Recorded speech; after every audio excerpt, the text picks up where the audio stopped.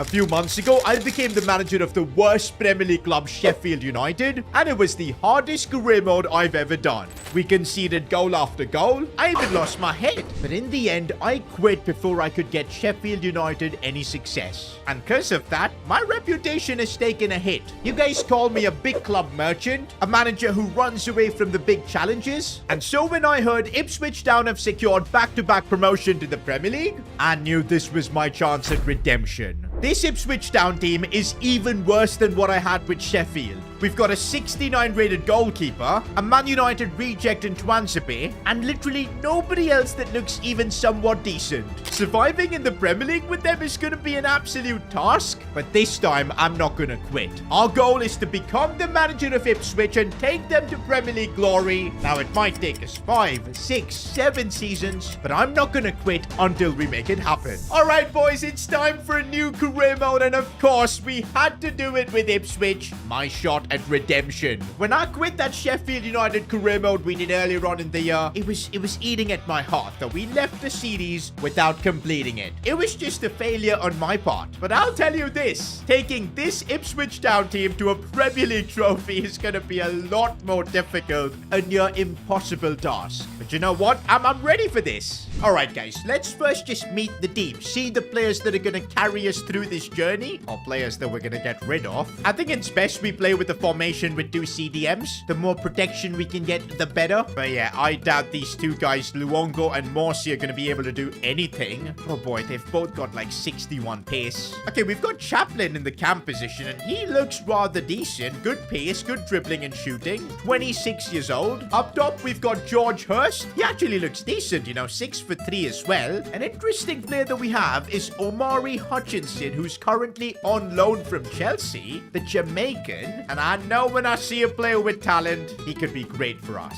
Then we've got Jeremy Sarmiento. Again, he's on loan. As you guys are seeing, there's a trend here. Quite a few good players are on loan. Twanzebe in the defense, although he's a Man United reject, the experience I think could be invaluable. And we've also got another former Man United player in Brandon Williams. Oh, but the goalkeeper position, we need someone else there. Otherwise, it's time to go back down to the championship. I already have a ton of ideas of how we want to improve this team, but I think it'll all depend on the kind of budget we've got. And yes, 52 million, that's the Premier League TV money coming through for promotion. If we spend that money sensibly, I really think we can survive the Premier League. Do you know what's the first thing we should do? Hutchinson and Sarmiento. I reckon we need to sign them both on permanent deals, because they're two youngsters, two wingers, who could really add a lot to the team. Okay, how much is Omari Hutchinson gonna cost? I'm hoping we can get him for his value because, you know, Chelsea probably are looking to sell him. I'm not entirely sure. And okay, 2.5 million, that's absolutely fine. There you go, boys. We've got Hutchinson on a permanent deal.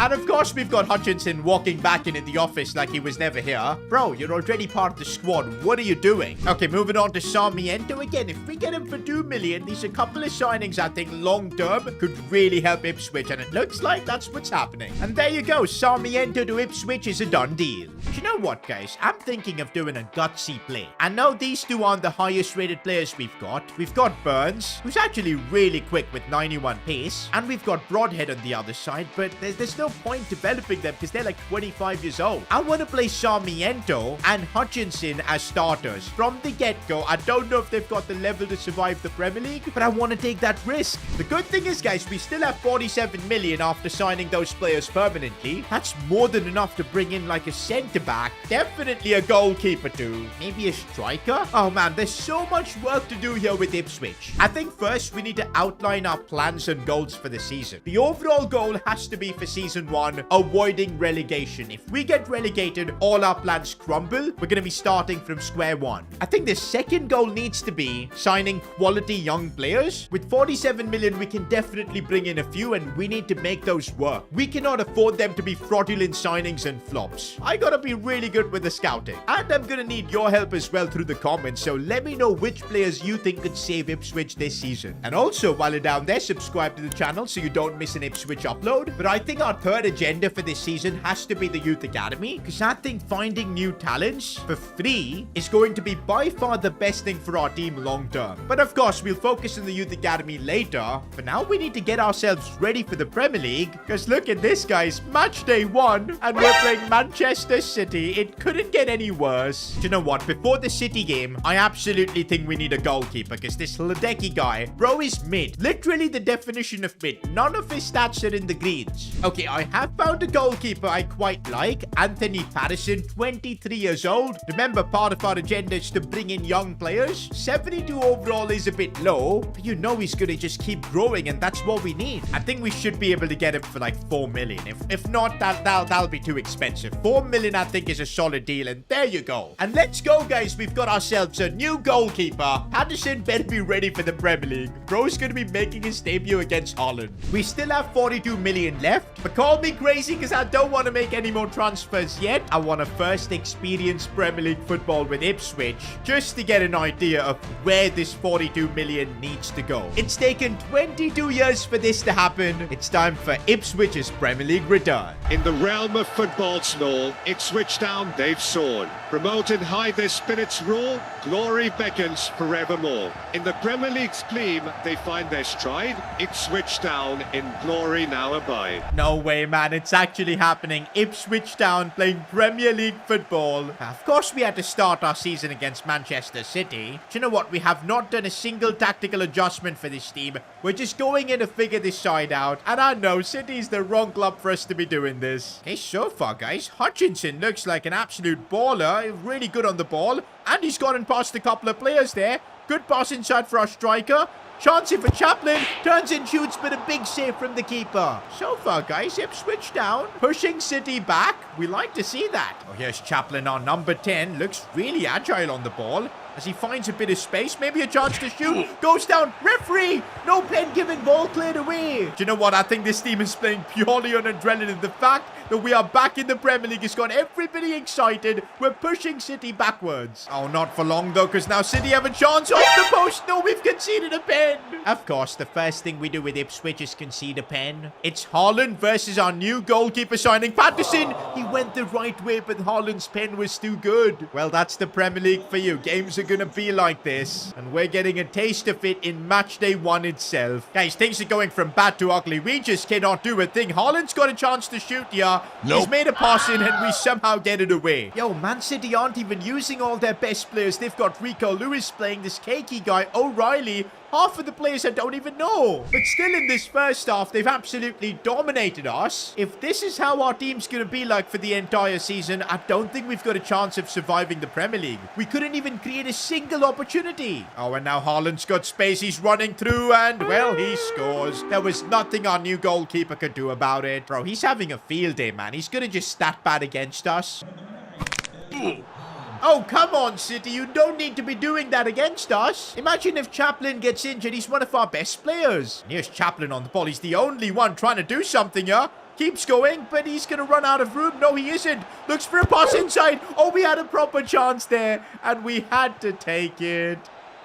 No, they're getting another one. This is over. Manchester City have just put us down with no mercy. Well, guys, definitely a lot to learn from that game. But mostly the biggest learning is that we're terrible. I think a lot of our hopes are going to be on Omari Hutchinson. He looked good in that game. But yeah, we need to chuck him on a development plan to keep growing. The same can be said for Sarmiento. But I'll tell you this, boys. Our midfield was getting run down. Our defense was clueless. And up top, George Hurst didn't really show me anything. And 43 million, we're gonna have to try and make like 3 signings, and I really don't think that's even possible. You know what? I had an idea. Now, Chelsea have a ton of centre-backs, and I'm sure maybe someone like Chalobah we could loan in. Yo, if we can pull this off, that would be crazy. And yup, it looks like he is available for a loan spell. Just in case he turns out being insane, I want to put in a loan-to-buy deal here. We'll try and get him on a 1-year loan deal. I think that's fair. Wage split, I want to try and pay 40%. If that works, then it'll be insane. And yup, it works. Bro, Chelsea are gonna literally pay 60% of his wages while we're gonna be chilling with Chalobah. Okay, his transfer fee of 11.4. Let's get that down to 10 million. Yup, a future fee of 10 million for Chalobah. Okay, they want 10.6. I think we could get them to settle at 10.5 just to save as much as we can. And there you go. The only thing that's left is to see if Chalobah is interested in joining us. And looks like, yes, he believes in our project. Chalobah joins Ipswich Town.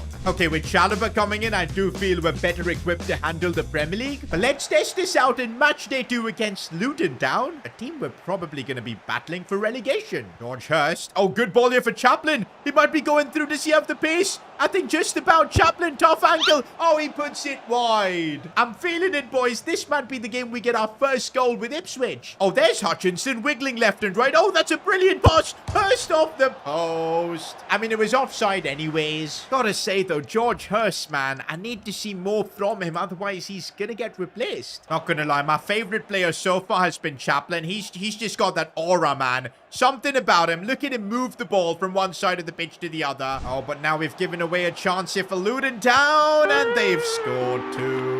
It's gonna be a long, long season in the Premier League. Let's just put it that way. Brandon Williams looking for Chaplin. Oh, that's a lovely pass for Hurst, but that first touch was the worst thing I've ever seen. Okay, this could result into something. A Hurst. He's running, but he's got literally no pace. Somehow he's managed to get through, but he can't get the finish. He is so slow. Bro, against Luton Town, at least we can't be losing. Come on. Oh, Chaplin has gone through. Massive chance for him. Chaplin, let's go. Our first goal for Ipswich Town. We are not backing down without a fight. And I told you, Chaplin could be that guy to save us from relegation this season. And yes, guys, Chaplin's goal has got us our first point in the Premier League. But you know what, guys? From that last game, I figured out how we can potentially even survive the Premier League. I hate to say this, but we're going to have to play a low-block, counter-attacking style of football. It's the only way. And okay, for that, I think we need to hire some coaches. Okay, there's some good ones available. All right, guys, we've hired a bunch of coaches, and my hope is they're going to help us enforce our counter-attacking style of play. Oh, man, we're 17th in the Premier League with just a point right now. And our next game is against Unai Emery's Aston Villa. Do you know what? Even with our new tactics, I don't think our team is good enough. I think I want to spend some cash to bring in a midfielder. And you know what? Calvin Phillips might be the right guy. He's back with Man City. I think his loan spell has ended. And you know Pep Guardiola isn't his biggest fan. He's actually got experience of playing for newly promoted clubs like Leeds United back then. It was amazing for them. And I think he could revive his career at Ipswich Town. Now, I know he's 27, but I really think we could get him for a good price. Bro, if we can get him for anywhere near his transfer value, that will leave us with a lot of cash for potentially a striker, and looks like we can get Calvin for a good price. I'm gonna push for getting him for just 9 million. That would be the dream, but Pep wants his 500,000. Come on, Pep, you've literally got oil rigs at your club. It shouldn't matter to you, but it does matter to us. Let us have him for 9 million, and there you go. And so we've got the experienced Calvin Phillips joining Ipswich Town. Also, by the way, I think we just made him our highest paid player.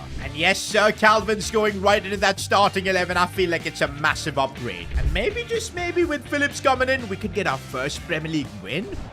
Oh, this is not good. We were about to concede within the first 6 minutes, man. Patterson made a good save.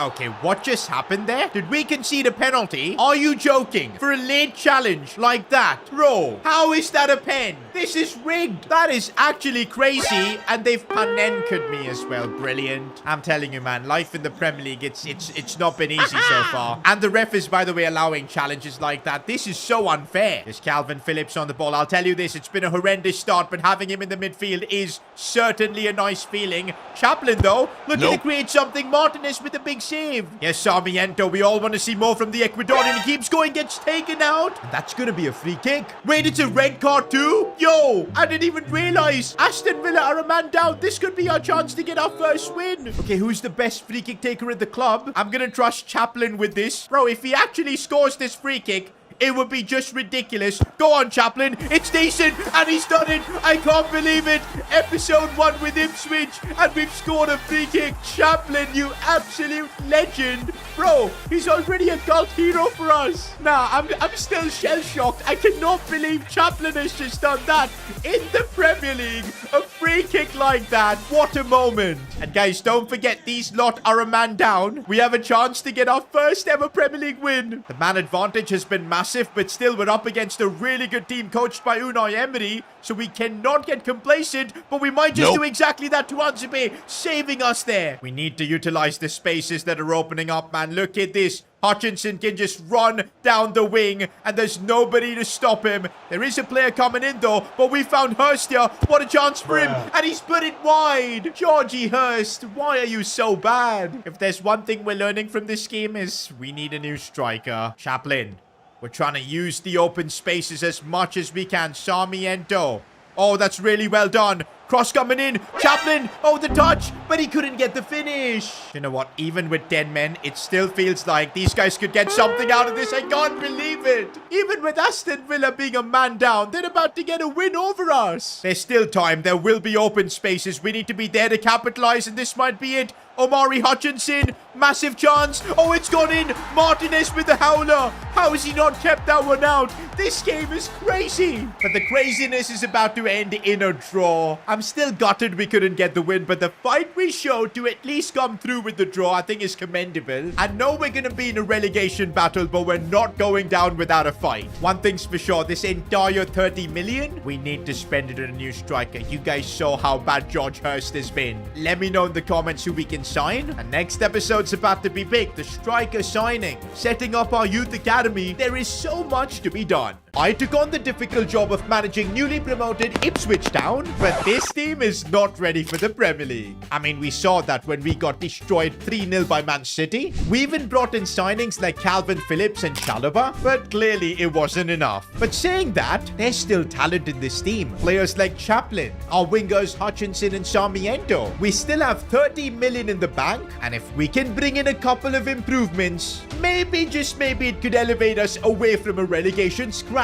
But we gotta act quick, because the transfer window shuts in 3 days. 16th in the Premier League, that's where we're starting things off. By the way, I don't think we've won a single game. I guess our best moment so far in the series was that Chaplin free kick. Take a look. I'm gonna trust Chaplin with this. Bro, if he actually scores this free kick, it would be just ridiculous. Go on, Chaplin. It's decent, and he's done it. I can't believe it. Episode 1 with Ipswich, and we've scored a free kick. But yeah, today we need to get our first win. Before that, though, we need to sort out some transfer business, boys. Last episode, you would have seen Georgie Hurst. Bro, this guy was missing so many chances. I bet you he can't even finish his dinner. The good thing is, you guys have been really helpful in the comments. I was seeing a ton of comments about Eddie Nketiah. Apparently, he's also linked to Ipswich Town in real life. 24 years old, 76 rated. Do you know what? There's a lot of room for him to grow. And I'm looking at his valuation. It's very affordable. Also, look at that. Wolfsburger trying to sign him on loan. We can't have that. Maybe if we go in with a permanent transfer offer, things will work out here. I'm gonna try offering 10 million for Nketiah. It just seems like an absolute bargain if this goes through. Come on, Miguel. Help us out. And yes, it does. Now we just gotta convince Nketiah that joining Ipswich is the right move. Okay, I think we're gonna need to give him crucial squad role, otherwise he might just walk out of the room. 4-year contract works for me. No release clause. The problem is wages. I can't be paying him 66,000. That is outrageous. We'll offer him 50k per week. That seems like a more reasonable wage. He might just be a highest paid player, I think. He's accepted the contract, which is a good thing. And there you go. He's being unveiled as an Ipswich Town player. I think this is a top tier signing. All right, with Nketiah, I think we're definitely gonna add some more goals into this team. But yo, the big worry I've got is the lack of quality in our midfield. Our captain, Sam Morsey, that is not an Egyptian name, but oh well. Dude's just mid. That's the best way to describe him. I'm sorry. And our midfield is already super defensive with Calvin Phillips in there. I think we'd really do well with maybe a playmaker in that position. Okay, to bring in another player, we're gonna have to make some player sales. All right, got over $1 million for this guy. All right, guys, this is awesome. We're back up to 20 mil. Oh, but there's just 2 hours left on deadline day. I'm wondering if Thiago would be available for a cheap price. Like, because of his age, he maybe wants to leave Liverpool now. And oh my days, his value is just about how much budget we've got, but his contract is expiring in 10 months. This would be the kind of quality we need to survive in the league. Also, look at all the playstyles he's got. He's gonna add a completely different dimension to our team. Okay, let's not get too excited. We still need to get these negotiations done. I'm actually gonna see see if we put in someone like Sam Morsey in the swap deal, would that be of like any help? Just to see if it can reduce the value by a bit. And no surprises there, they do not want him. Honestly though, we need them to accept a £15 million offer, because otherwise we won't be able to pay Thiago's wages. And oh boy, this is getting tough. I think we can try at 15 million, plus we put in 20% sell-on clause, probably our best offer, and they're gonna think about it. I don't think there's time for this. Oh, Liverpool have come back with 17.7 million, but then we won't have the money to pay for his wages. Okay, we need to bring this down, and we need to bring this down by quite a bit. So let's go 15.2 million. Okay, no sell-on clause can be put. That's worrisome. But they're only willing to bring it down to 17.5. This is the craziest negotiation for a player I think I've ever done. We're gonna bring this down to 15.8. Come on, please accept this. It's not gonna work. I don't think we've got enough to sign him. What about 16 million for Thiago? This is painful. Okay, they've come down to 16.9. This is giving me a bit of hope. Let's go down to 16.4 million. Oh, come on. Looks like I'm gonna have to try and make this happen at 16.8 million. We're doing this. We're absolutely doing this. But the main question is, can we convince Thiago to reduce his wages? If I'm being honest, guys, with the money we've got, I don't think we'll be able to pay his wages. Okay, I'm trying a crazy strategy here. Kiefer Moore, a player we don't really need. If we terminate his loan, he's earning about 36k per week here. Even though we'll have to pay a fee to get this loan away, I think we'll gain on the wages. So let's see if that happens. I think we can do the same on Lewis Travis. And let's go, guys. I think that strategy worked. Our budget has gone up a bit. And yes, boys, it should be more than enough for his wages. This is incredible. And if I'm not wrong, we should just about have the money to get him on an Ipswich Town contract. Can we pull this off? Yes, we can. Nah, man, I can't believe this. We've actually pulled off Thiago with 2 hours to go on deadline day. This is one of the craziest transfers I've ever done. And that is officially the window shut. We literally drained almost our entire budget. And this is the team we've assembled. Right now, we're 16th in the Premier League. But I'm starting to believe that we've got a squad that can not just survive the Premier League, but go beyond and maybe finish mid-table. Okay, yeah, let's all just calm down because we're facing Spurs. This is going to give us a good idea of where our team stands. Yes, new signing Thiago, and this is what we brought him in for. Those turns, man. He can keep the ball for days. Uh-oh, Heung-min-Son giving way too much space. Come on. All it took was 10 minutes to just give us a reality check. You know what? We're not giving up, and so is Omari Hutchinson. Goes through. Should have scored that. Set pieces is another department where Thiago can showcase his ability, although that was not the best of balls. Yes, Chaplin. Oh, the dribbling there. Oh, the ball as well for Nketiah. Massive chance he had to convert. Do you know what? Unlike our first 3 games of the season, this time against Spurs, we're creating chances. It doesn't feel like we're a pushover team, man. It feels like we can play proper football and we belong in the Premier League. And if all players, why is Chalobah making that run? And if he scores there, it would have been hilarious. But we're still not good enough. The top 6 of the Premier League, they're still far beyond our level. Okay, looks like the media's already attacking Nketiah. Lackluster debut. Come on, guys. It's only been 1 game. We're playing Nottingham Forest next. This is the kind of team maybe Nketiah can score against and help us get our first Premier League win. That's right. We've not won a single Premier League game. Go on, Chaplin. Oh, what a ball that is for Nketiah. He's through on goal now. Could get his first for Ipswich Town, and that's what he's done. Eddie Nketiah with goal number 1 for Ipswich. And by the way, did you see that pass from Chaplin? This game could legit be it, guys. I think we can get our first win right here.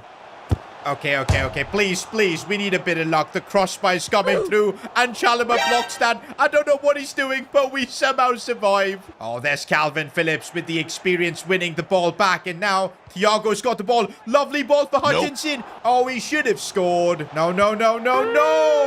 After all the effort we've put in to concede like that, you waste chances in the Premier League and you get punished. That was the best example of that. We're still not giving up yet as it's Sarmiento down the wing. Tough angle, but he couldn't get the shot off in time. Guys, we're trying so hard to get the winner here. This might be a chance. Cross goes in. Oh, he gets taken out. I think the ref's called for a pen. Nah, guys, this is a gift, and I think our most experienced player is Thiago. He's got to take this. Come on, Thiago. You've played in huge games. You've got to take a chance, and no. I can't believe I missed a pen with Thiago. Look at them celebrate. Nah. A former Liverpool, Barca, Bayern Munich player missing a penalty like that. And that's it, full time. The one game I thought we could have gotten our first win, we bottle it. Guys, we've now made it to October, and we're in the relegation zone with 0 wins. The only other club that has not won a game is Brentford, and we're playing them next. I'm not even kidding. If we can't beat Brentford, we don't deserve to stay up. I might as well just resign as the Ipswich manager. A few moments later. No, we've just been opened up so easily. This is getting embarrassing. Chaplin, quick feet. Looking for Nketiah. Thiago now, but he can't find space to get the shot. How are we conceding goals like that? That was probably a Premier League goal of the season contender. And yup, we've taken an L here. I can't believe this, guys. We're now the only Premier League club that has not won a single game. It's been 9 games. This is now getting to me. Do you know what? I think we need a positive mindset. We're playing Crystal Palace next. If we win this game, I think, we'll go on a run. We just need to get that 0 off, get our first win, and I think things will fall into place. Also, I think I need to play smarter FIFA, not take too many silly risks. Wait for passes and, just not do that, basically. Oh, they've got Eze and all, man. How do we compete? Thiago takes one from distance. Maybe we need something special like that. And Nketiah has opened up a lot of space, but the keeper saves that too. We're not getting any sort of luck go our way. Hutchinson. And I see space here for Sarmiento. Big chance. And he puts it wide. You can't write this stuff. Bro, how do you miss from there and that badly? Thiago. Oh, lovely release for Nketiah, and he scores. Come on.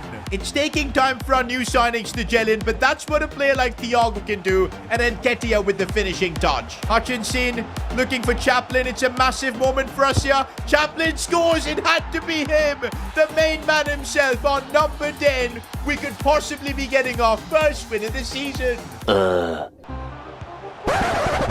I just want to cry. What even is this? Bro, at this rate, it feels like we'll never get a win in the Premier League. Chaplin again. Chaplin again. Off the post. I can't believe it. In the 90th. What more do we need to do? I refuse to believe this. How on earth did we not win this game? We're now 5 points away from the drop zone. Like, it is crazy. The funny thing is our team's getting better. We're seeing some solid growth in the likes of Nketiah, Chaplin, Hutchinson. But we're not seeing any of that on the pitch. We've suffered enough, man. This has got to be the game where we actually get a win. This is the kind of game where we just need that one moment. Maybe it's from a set piece. Who knows? Nketiah's header. I can't believe that save too. No.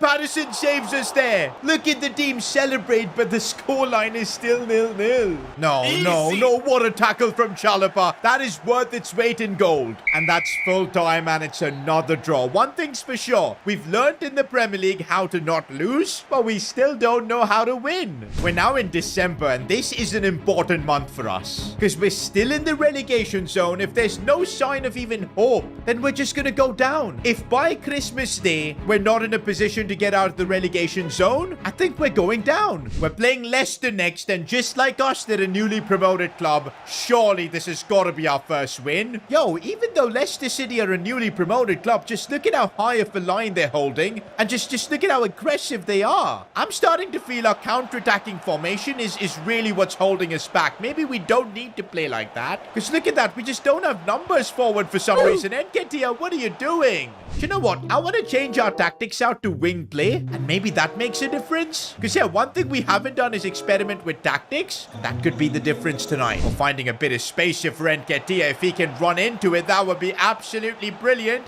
I see the pass for the cutback. And now a chance here, Hutchinson completely skies it. Gotta say though, early impressions on wing play is that it's a lot better. I'm seeing Hutchinson get involved so much more. And with the pace and flair he's got, he can actually do damage here. Goes for goal, and it's a big save. How have we just let him completely through on goal? It's just silly. That is shocking defending from us. We deserve to get relegated at this rate. Okay, there is hope. There's still hope. Nketiah, but he's gone too far back. Nope. Goes for goal, and that's safe too. We have just no luck, whereas our opponents get 1v1s for days. Why is it Hutchinson who always gets the ball in an attacking position? You know he's not going to do anything. Okay, that was a good ball for Nketiah, please. Nketiah gets us a goal back. That's what's up. We're not done yet. But guys, we need to win this game. 30 minutes to get another goal. Oh, Nketiah's open. He's got a massive chance here. Near post, and he puts it in. Guys, is this for real? We're leading a Premier League game. 20 minutes to go. We can do this. Oh, look at the spaces now opening up here for us. Thiago, he's a bit slow, but he's still giving it everything. Still Thiago going for it for the keeper. That would have given us all 3 points. Oh, Chaplin might have a chance here. He's going to cross this one for Nketiah. And I think that's a hat-trick for Eddie Nketiah. Now he's coming through. Fully worth the 10 million we paid for him. And that's officially our first Premier League win. Oh boy. It's literally taken us 14 match days to get here. But this is just the start, boys. By the 25th of December, we need to have a fighting chance. Because there's a stat that the team that is bottom of the relegation zone come Christmas, 90% of the time they end up getting relegated. We don't want to be there. And looks like lightning does strike twice. Because we've got our second Premier League win right after against Wolves. Maybe I should have just been simming games more often. Because when I play them, it's a horror story most of the time. And by the way, there's no coincidence that we switched to a wing play tactic and we end up getting our first win. This is what we're going to use. Guys, we're just 2 points off the drop zone. We got to build momentum and keep our good run going. We can beat Fulham here. Oh, we've got a chance on the counter-attack here. And I could send Sarmiento through on goal. Oh, it's a heavy touch from him, but I think he's got it under control. Can he finish though? Oh, that's beautiful from the Ecuadorian. No, that is a silly goal to concede. But no, we can't lose our heads here. It's still 1-1. We can win this. Oh, Sarmiento has found open space there. They've been caught all marking Nketiah, and Sarmiento happily obliges with the goal. Guys, look at the wing play instruction getting Hutchinson and everybody involved. Hutchinson might actually help us score here. He's going to square this one for Chaplin. It's a simple finish for Ipswich. 3-1. This game should be done. Guys, it's Christmas Day. Where are we in the Premier League? Oh my days, we're just outside the drop zone. Don't get me wrong, the danger is still there. We could easily fall back into the drop zone. But for now, we're keeping Ipswich Town alive. But wait a minute, I've just got an email from the Ipswich board. And the email starts with, we're considering to sack you? Wait, what? After getting Ipswich out of the drop zone? Surely not. Becoming the manager of newly promoted Ipswich Town has not been an easy job. For half the season, we've been facing a relegation battle, and at one point we were winless. And this is after signing players like Thiago, Calvin Phillips, and Eddie Nketiah. But finally, we were able to string a couple of wins and get ourselves out of the drop zone. But looks like the Ipswich board are still not happy with this. Okay, guys, I've just got an email from the Ipswich board. If you get relegated this season, make sure to pack your bags, because you will be sacked the next morning. Yo! I mean, yeah, it makes sense for Ipswich to want to sack me if we get relegated, but why put so much pressure on me like this in December? I mean, okay, if we're in the drop zone in March, just to maybe put some pressure on me then would make sense, but so early on, it's unnecessary pressure. But that's, I guess, what you gotta deal with when you're managing a relegation-threatened club. But wait, there's more in the email. We're extremely disappointed at your lack of focus on the youth academy. Yo, I mean, fair enough. I completely forgot about setting up our youth academy. Okay, wait, I just checked our academy, and I'm seeing a player with 90 to 94 potential, Matthew Mitchell. Bro's got a 5-star weak foot, 4-star skill moves. Okay, might have problems shooting because his finishing's 42. But yo, we've had a talent like this just lying in the academy without knowing about it at all. No wonder Ipswich want to threaten to get me out of here. Anyways, guys, for the rest of the season, we are going to focus on the youth academy. Now, we don't really have the money to bring in another good scout, but we've got this Theo Holland guy. Gonna send him to England for the next 6 months to bring us some talents. Hopefully, by the end of the season, we can at least sign a couple more players, and maybe then the Ipswich board will calm down. But you know what? Matthew Mitchell, I'm gonna keep an eye out for him. Maybe before the end of the season, we might have an opportunity to promote him. But right now, guys, our journey to survival begins. An intense relegation battle. We have to avoid the drop.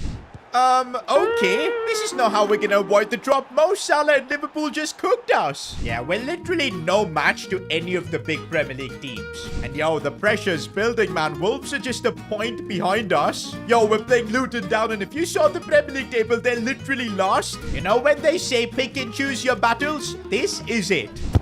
Guys, this is not part of the plan. We cannot lose to Luton Town. Do you know what? Recently, we were playing better football, but that Liverpool game just completely derailed everything. And now it's looking like even Luton Town can beat us. Okay, this is looking much better. Nketiah for Chaplin. Go on. Oh, first touch was lovely.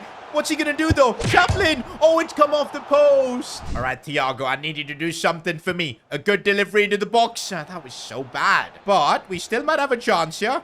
Go on, Chaplin. Maybe a finesse shot. Oh, that's brilliant, but the keeper saved it. Attempt 2 from Thiago to get a free kick right. Can he actually do it this time? Yes, he does, but to answer me, you gotta put it on target. Oh, Nketiah's got the better of him. Come on, Nketiah, use your pace. Oh, he's done him there. Go on, has to score, and let's go. What a finish from Eddie Nketiah. That's why we brought him in from Arsenal. Do you know what? I rate that finish. I think he went for the outside of his right boot. Lovely stuff. This game is literally the battle of the mids in the Premier League. Both teams are just so freaking bad. But yeah, if we can beat Luton, that'll just put us in a really good spot. Do you know what? The signing of Thiago has added so much calmness to our midfield. Look at the way he glides with the ball, and then he's got the ability to pull off a pass like that. Nketiah gets the second. That should settle this game for us.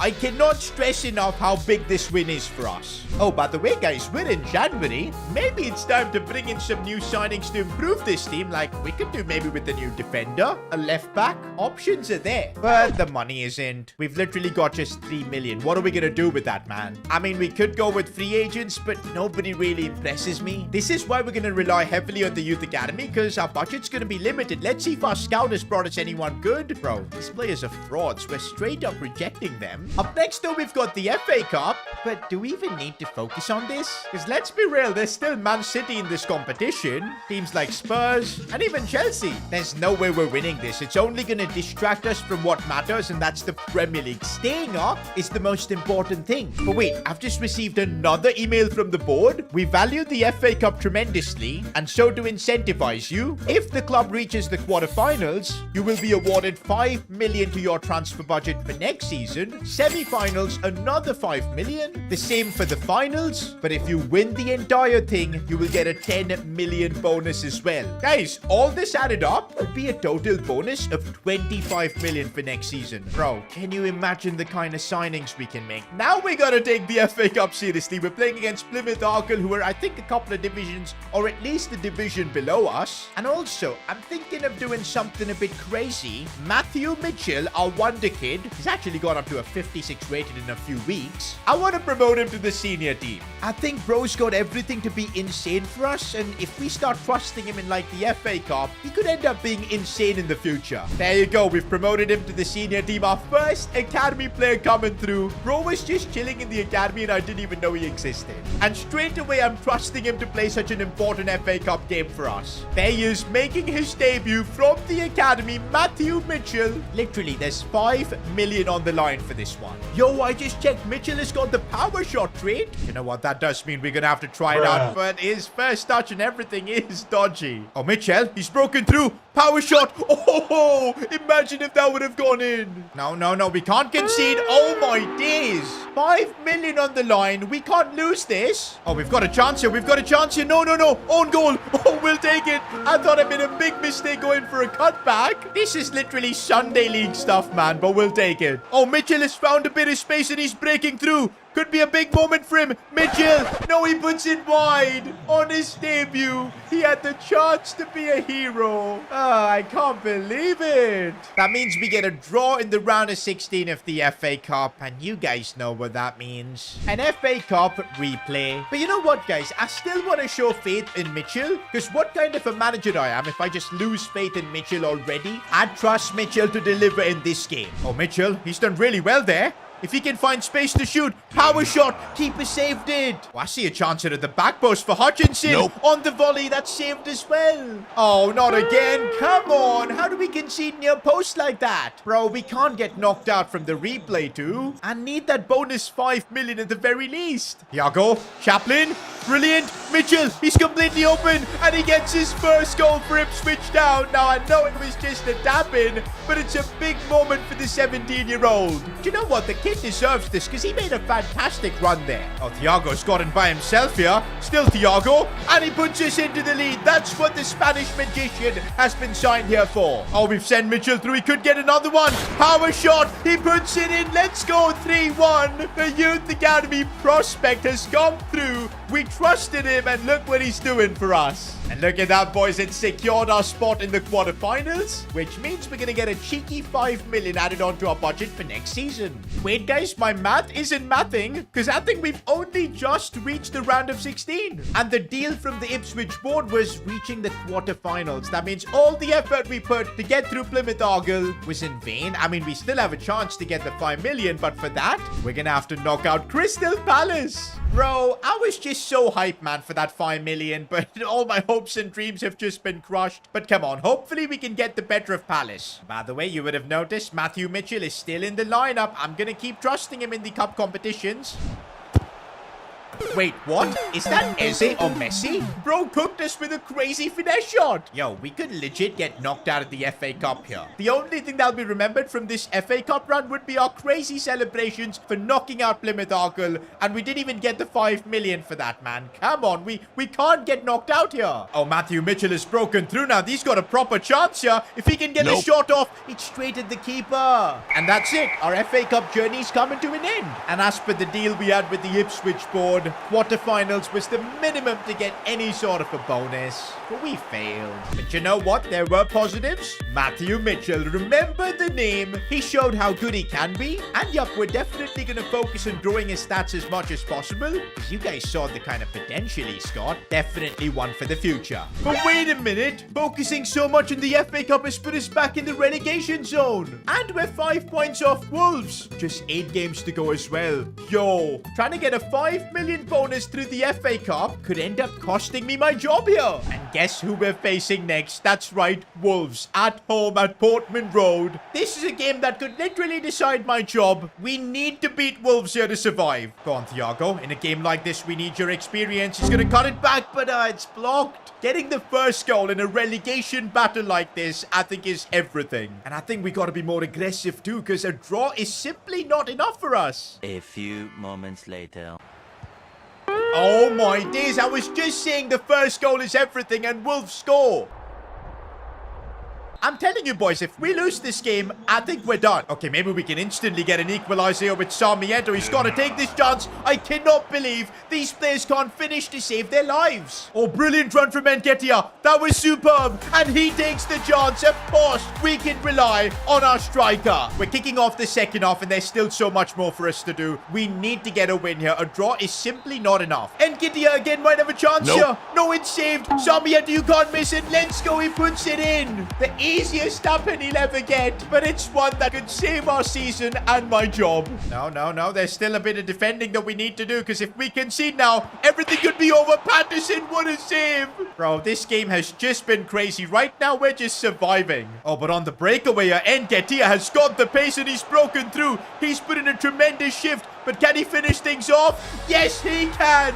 3-1 against Wolves in this relegation battle. This keeps our hopes alive. Even with that win, we're still a couple of points off Wolves, but with 7 games to go, I think we can do it. Okay, guys, I've done the math. If we can win 3 more Premier League games this season, I think that's going to be enough to keep us up.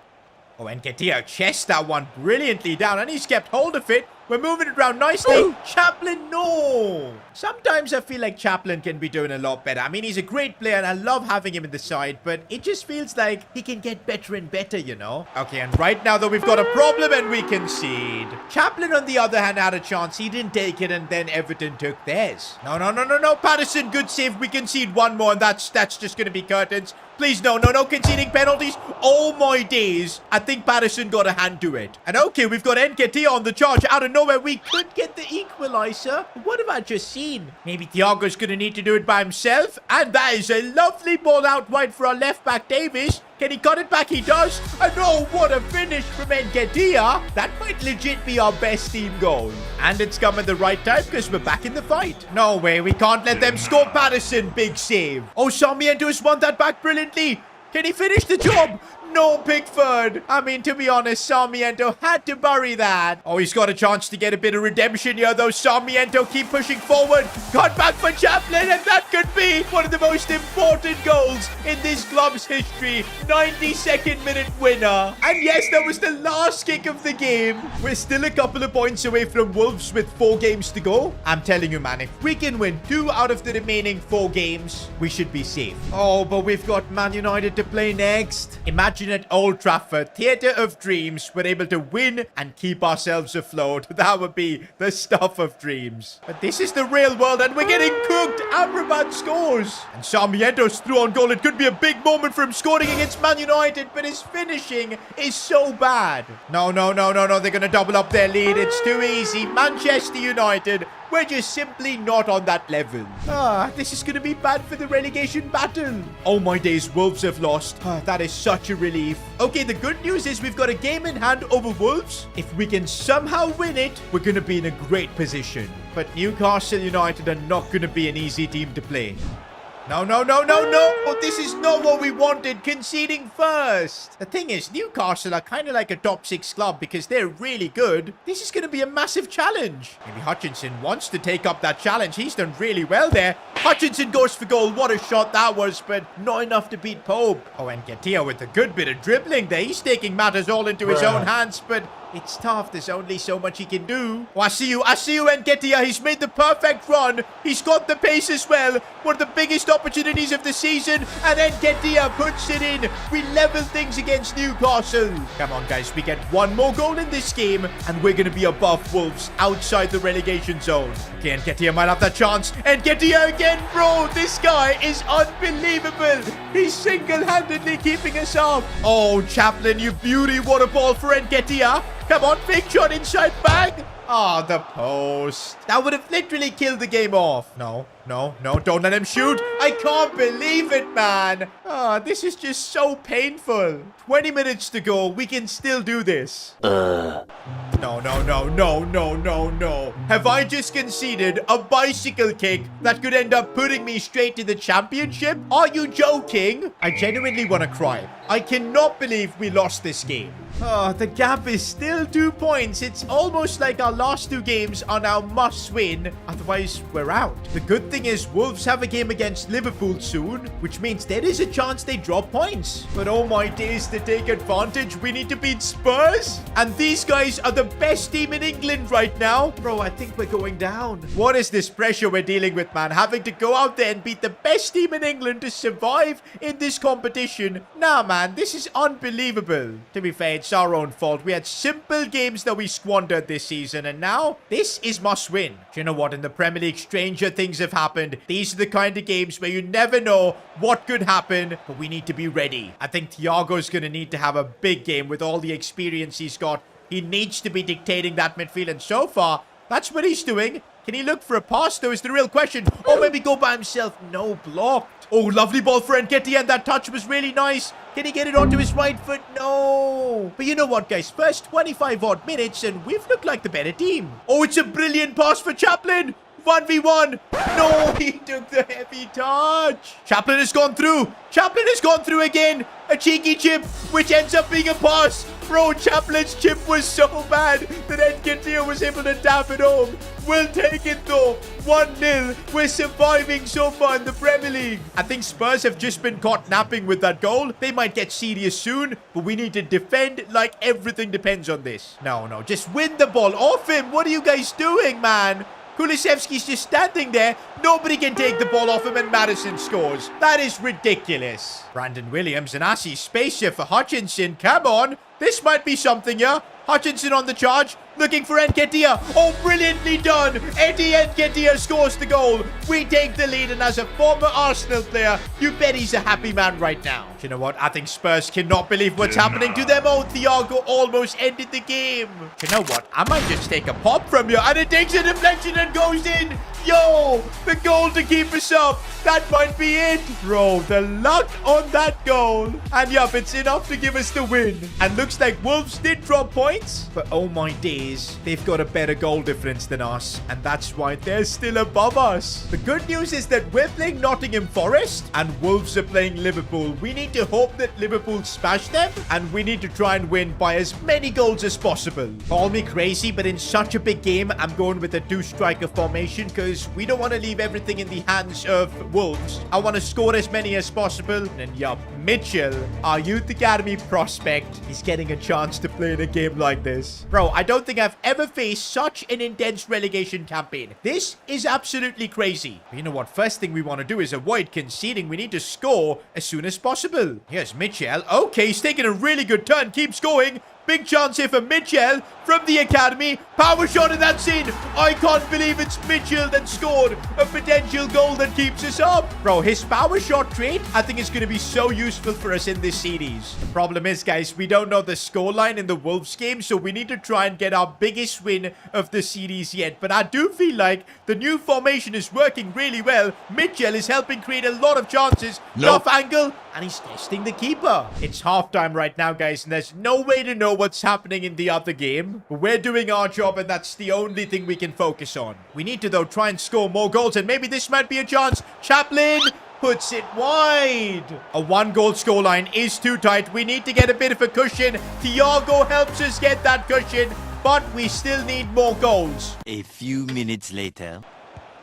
Oh my days, we concede. This is not what we wanted. If we concede one more, we're basically out. But okay, we could literally score right back after conceding. Sarmiento, that's more like it. But I think, guys, we need 2 goals more to be sure that, you know, if Wolves win, we'll be through. So it's super tight right now. I think we should just focus on not conceding more. Yo, why have these guys brought their goalkeeper forward? That is a bit crazy. Bro, like, what is going on here? They've literally got their keeper forward, and he's going crazy.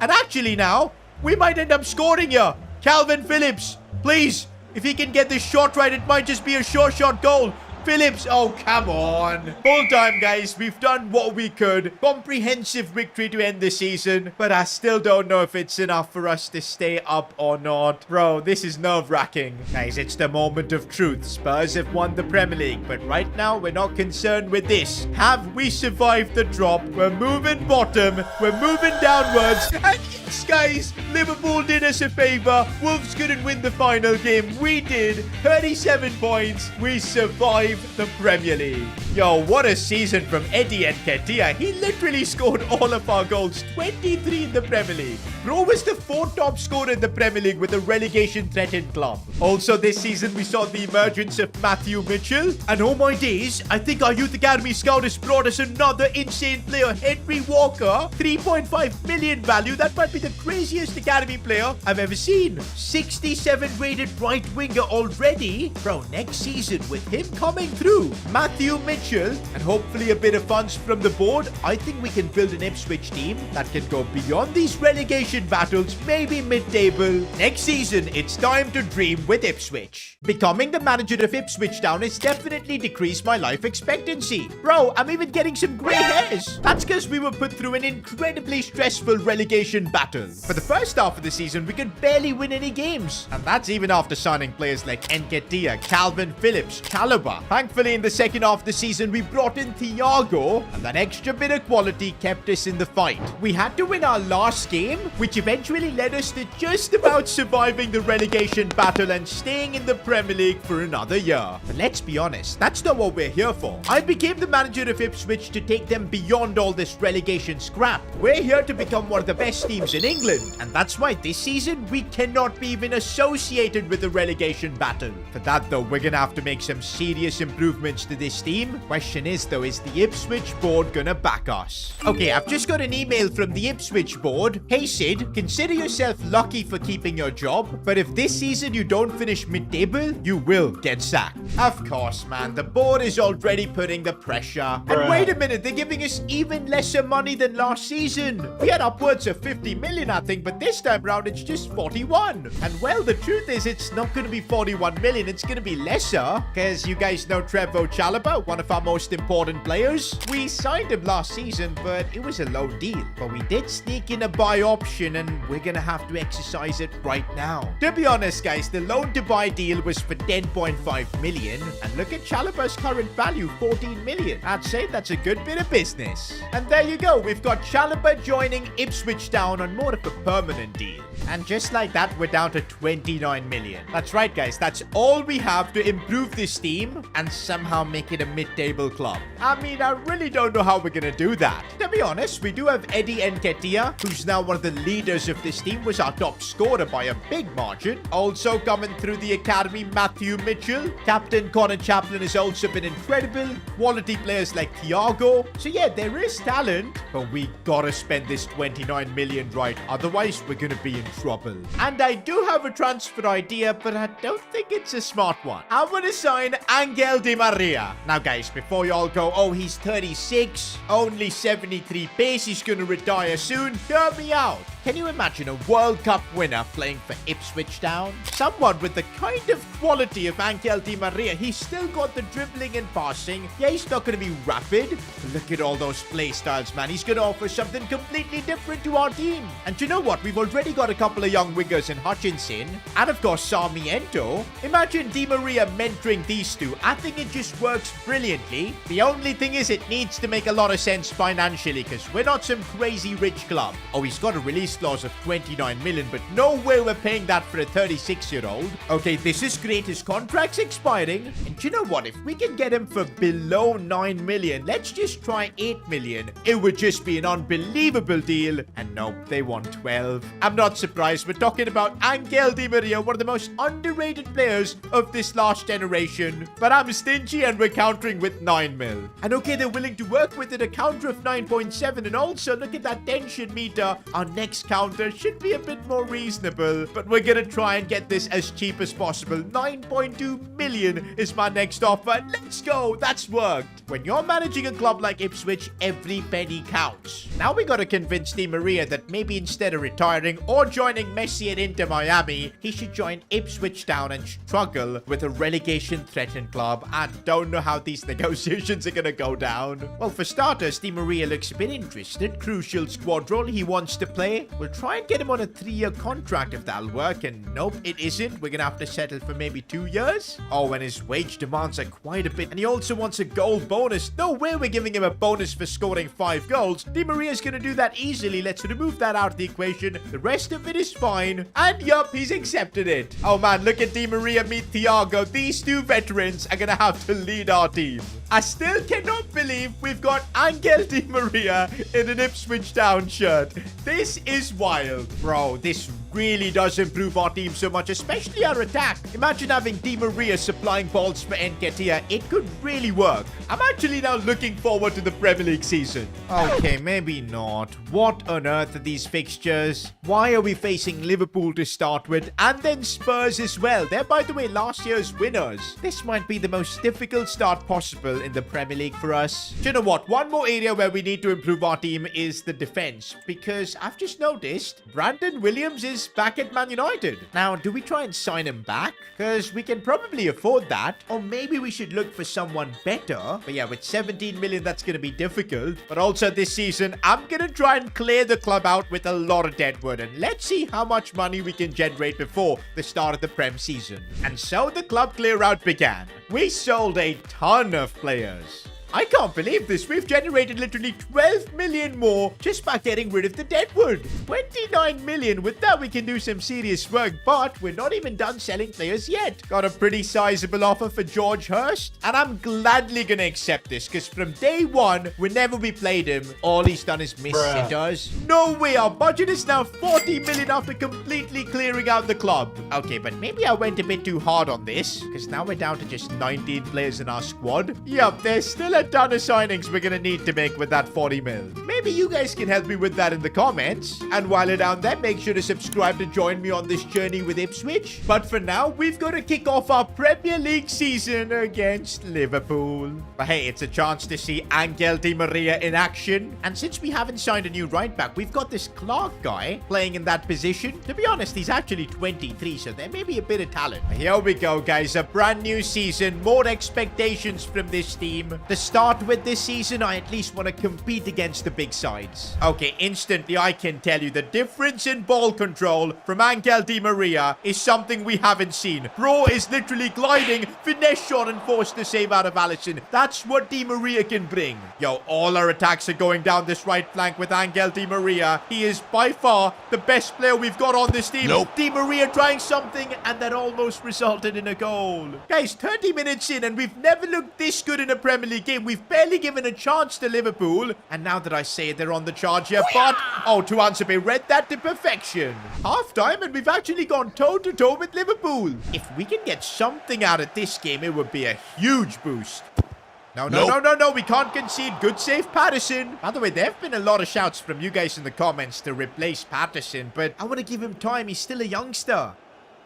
Oh, Di Maria with an unbelievable pass. And now that's put us on a brilliant chance here to score. Nketiah with a great touch. Can he get the finish? And he does. That is sensational. Nketiah scores our first Premier League goal of the season. Is this for real? Are we actually beating Liverpool right now? For the last 15 minutes, we're bringing on some fresh legs. Matthew Mitchell from the academy as well as Hutchinson. Bro, if we can hold on to this lead, it would just be unbelievable to start the season like this. And I see Liverpool committing way too many players forward, making mistakes, and that has led to Mitchell with a massive chance, and he's actually finished it. I can't believe this 17-year-old Matthew Mitchell has doubled our lead against Liverpool. Last chance of the game, and Patterson confidently collects. It's job done. First Premier League win of the season comes in match day 1, and that too against Liverpool. Can we just end the Premier League season right here? We'll take our tickets to Champions League football. But now for real, it feels amazing to be in this position.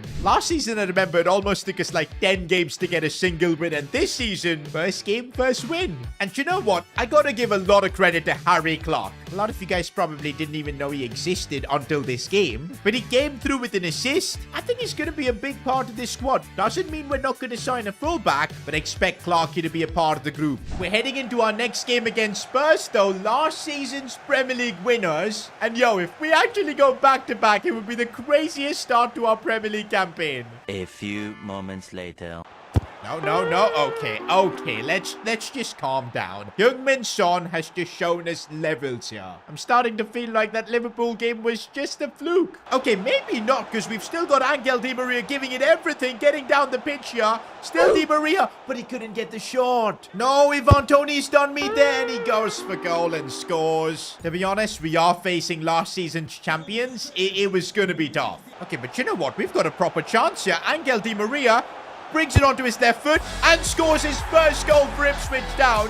The game is not over yet. But Di Maria, we can always believe. Oh, Di Maria, the way he's just passing and keeping the ball for me, it's actually just surreal to watch. Look at this dribbling. It's insane as he looks for Nketiah. He's offside, but Di Maria on his own is just brilliant. We're in the second half now, and suddenly this game is completely changed. We're the ones that are looking more likely to score the next goal, and if we keep at it this way, we might get something out of this. Looking for Thiago, who's really trying to wriggle through something. Chaplin, oh, big deflection. That could have gone anywhere. You know what? Set pieces. Di Maria is pretty good. We can definitely take advantage of it. It's a decent ball in. Falls for Calvin Phillips. Thiago's got it. And now Angel Di Maria could go for goal. Nope. Oh, good save. Once again on the charge here with Angel Di Maria as he cuts this one back for Chaplin. Big chance here for our captain. Oh, Chaplin with the finish. We've equalised against Spurs. This Ipswich Town team is different. Thiago does so well to look for Angel Di Maria, and he is the player you want in a position like this. The fake shot was brilliant, but the finesse shot is saved. But there you go, guys. That's full time against Spurs, and against the Premier League winners from last season, we've secured a point. And look at the change in mentality of our players. Some of them are looking disappointed. Now, after 2 games, to see us with 4 points, it's just unreal. But this is where we're going to struggle. For this game, I don't think Angel Di Maria is fit enough to play. Hutchinson's going to have to start. And I've got no choice but to play Clarky right now because nobody else is there. Without without Di Maria, we're going to find out what this team is made of. Not going to lie, boys. Clarky, even with his stamina low, is showing unbelievable energy. Where was he all this time? Oh, Nketiah, massive chance, and he puts it home. Bro, literally, in this kind of form, it feels like we can't put a foot wrong. Oh, this is a bad situation. Off the post, and it goes in. Well, it's all square. Oh, no, we've let Aston Villa through, and they score. I mean, we are kind of getting a reality check right now, but don't count us out just yet, because we're bringing on Angel Di Maria. Angel Di Maria down the wings, and that's what he needs. Oh, it's a burst of pace from Di Maria, cutting it back for Chaplin. No, it gets blocked. No, they've cut us open. Patterson, big save. Do you know what? With Angel Di Maria, I still feel there might be something in it for us as on the counter-attack. Here goes Eddie Nketiah. He could conjure up something. Oh, Aston Villa have just fallen off. Why did that defender catch up to him? I think he had no stamina. But Nketiah has made the most of it, and we're getting something out of this. Look at the number 3 there, guys. For some reason, he just stopped running. I don't know what happened there. And Ipswich Town continue to remain unbeaten. Who would have thought I'd be saying that? This is actually crazy. The turnaround from last season to this one. And things could get even better for us, because we've still got 40 million to spend. I'm saying it again, if we make the right decisions, the right transfers, maybe this season we could do something special with Ipswich. Oh, but we've just got 10 hours to go on deadline day. Let me know in the comments who we should bring in. The next episode's gonna be huge. I signed Angel Di Maria for Ipswich Town, and that has changed everything. We've gone from being a relegation-threatened club to now in the Premier League top 6. The level of quality Di Maria brings is simply sensational. But to be honest, it's only early days in the Premier League. If we want to take Ipswich Town to the next level, we're gonna need to make more investments. Thankfully, though, we did a massive club clear out, and now we've got 40 million to spend. But it's transfer deadline day, just 10 hours to go before the window shuts. We need to act quick. And yep, guys, we do need to bring in some more signings, because our squad depth is atrocious. We've literally got 1 extra defender on the bench. Nobody in the midfield position, apparently. Bro, as good as our first team is, if anyone gets injured, we're going to be booking a ticket straight back down to the championship. Oh man, but the pressure's on. We've just got 10 hours, and I think we probably do need a couple of players at least. To start with, I think we need a right back. Currently, we've got Harry Clark, who made his debut for us this season. And to be honest, I really like him. He's actually been brilliant for us so far, but surely he can't play every single game. We're gonna need some depth.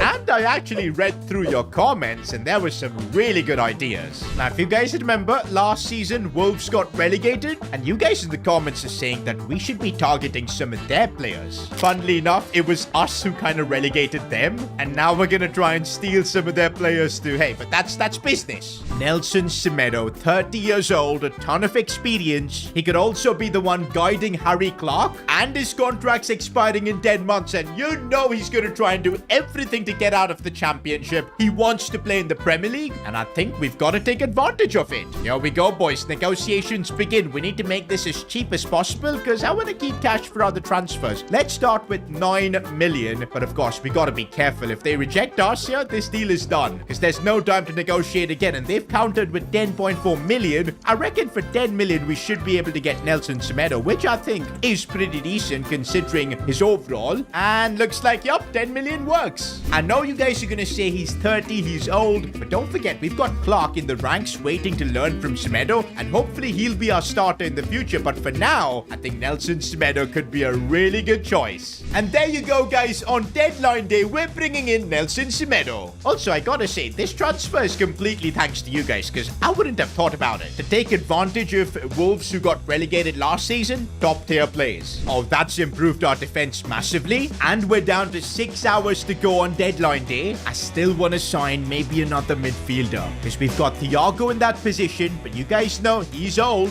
We probably could really do with a younger player coming into that position and being ready for the future when Thiago decides to hang up his boots. And there's a player currently playing for Leeds United who are in the relegation zone as of now. Once again, you guys in the comments came up with another brilliant idea. I'm talking about Archie Gray, 18-year-old centre at 6'2", this kid is a beast. And he's also versatile, can play as a right back, as a CDM. He could be the English Kimmich.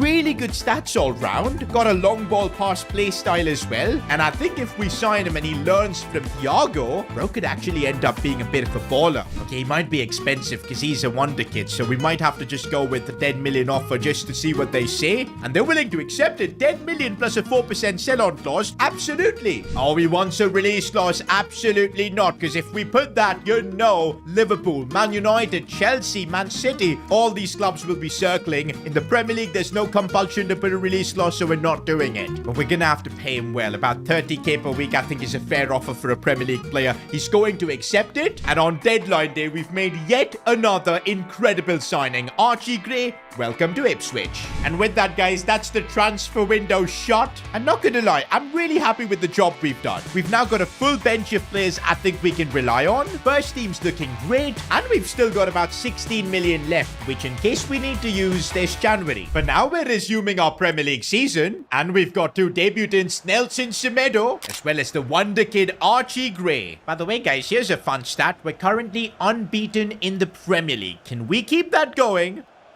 Okay, if we do challenges like that, we're going to get a sending off, and then that unbeaten run is going to be going. But here we go. The difference maker, Angel Di Maria on the ball. Whenever he's got the ball, something happens. Unplayable at times. Di Maria puts us into the lead. He has transformed this club completely. Archie Gray looking for Nelson Semedo. Our two new signings combining really well. Semedo cutting it back for Nketiah, and that's another goal for Ipswich. Now, guys, it feels like we're building something special here. Another big Premier League win. No way, guys. After 6 games in the Premier League, we're in the top 4. And also, a lot of the traditional big clubs are bottling. Manchester City in 12th, Spurs in 13th, Liverpool 15th. I'm starting to dream, man. This could end up being a special season for Ipswich. Not gonna lie, guys. I'm starting to dream. But we need to keep our feet on the ground, guys. We've got Chelsea up next. You know what, guys? I'm starting to dream here with Ipswich. If we continue this run of form, could we do a Leicester City? Okay, I'm not saying something as crazy as winning the Premier League now. We're too far away from that. But we could maybe qualify for Champions League if we have a strong season. But you know what? We'll find that out today against Chelsea, because these are the kind of teams we're going to be competing for that spot.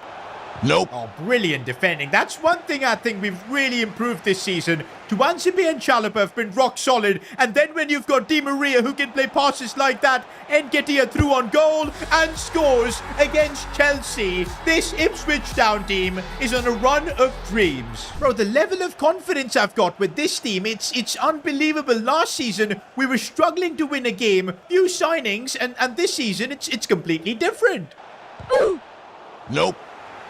I mean, just look at this defending. We're not giving our opponents a bit of space even. Angel Di Maria taking set pieces could always be threatening, and it is. Chaplin's header saved. Bro, there's only one team attacking you, and it's not Chelsea. Okay, finally our defense is getting exposed for pace a bit, but they've missed. Bro, everything is going our way. This is where we need to be perfect here, not make mistakes. Raheem Sterling, we defended that so well, and Thiago's there to help get the ball away.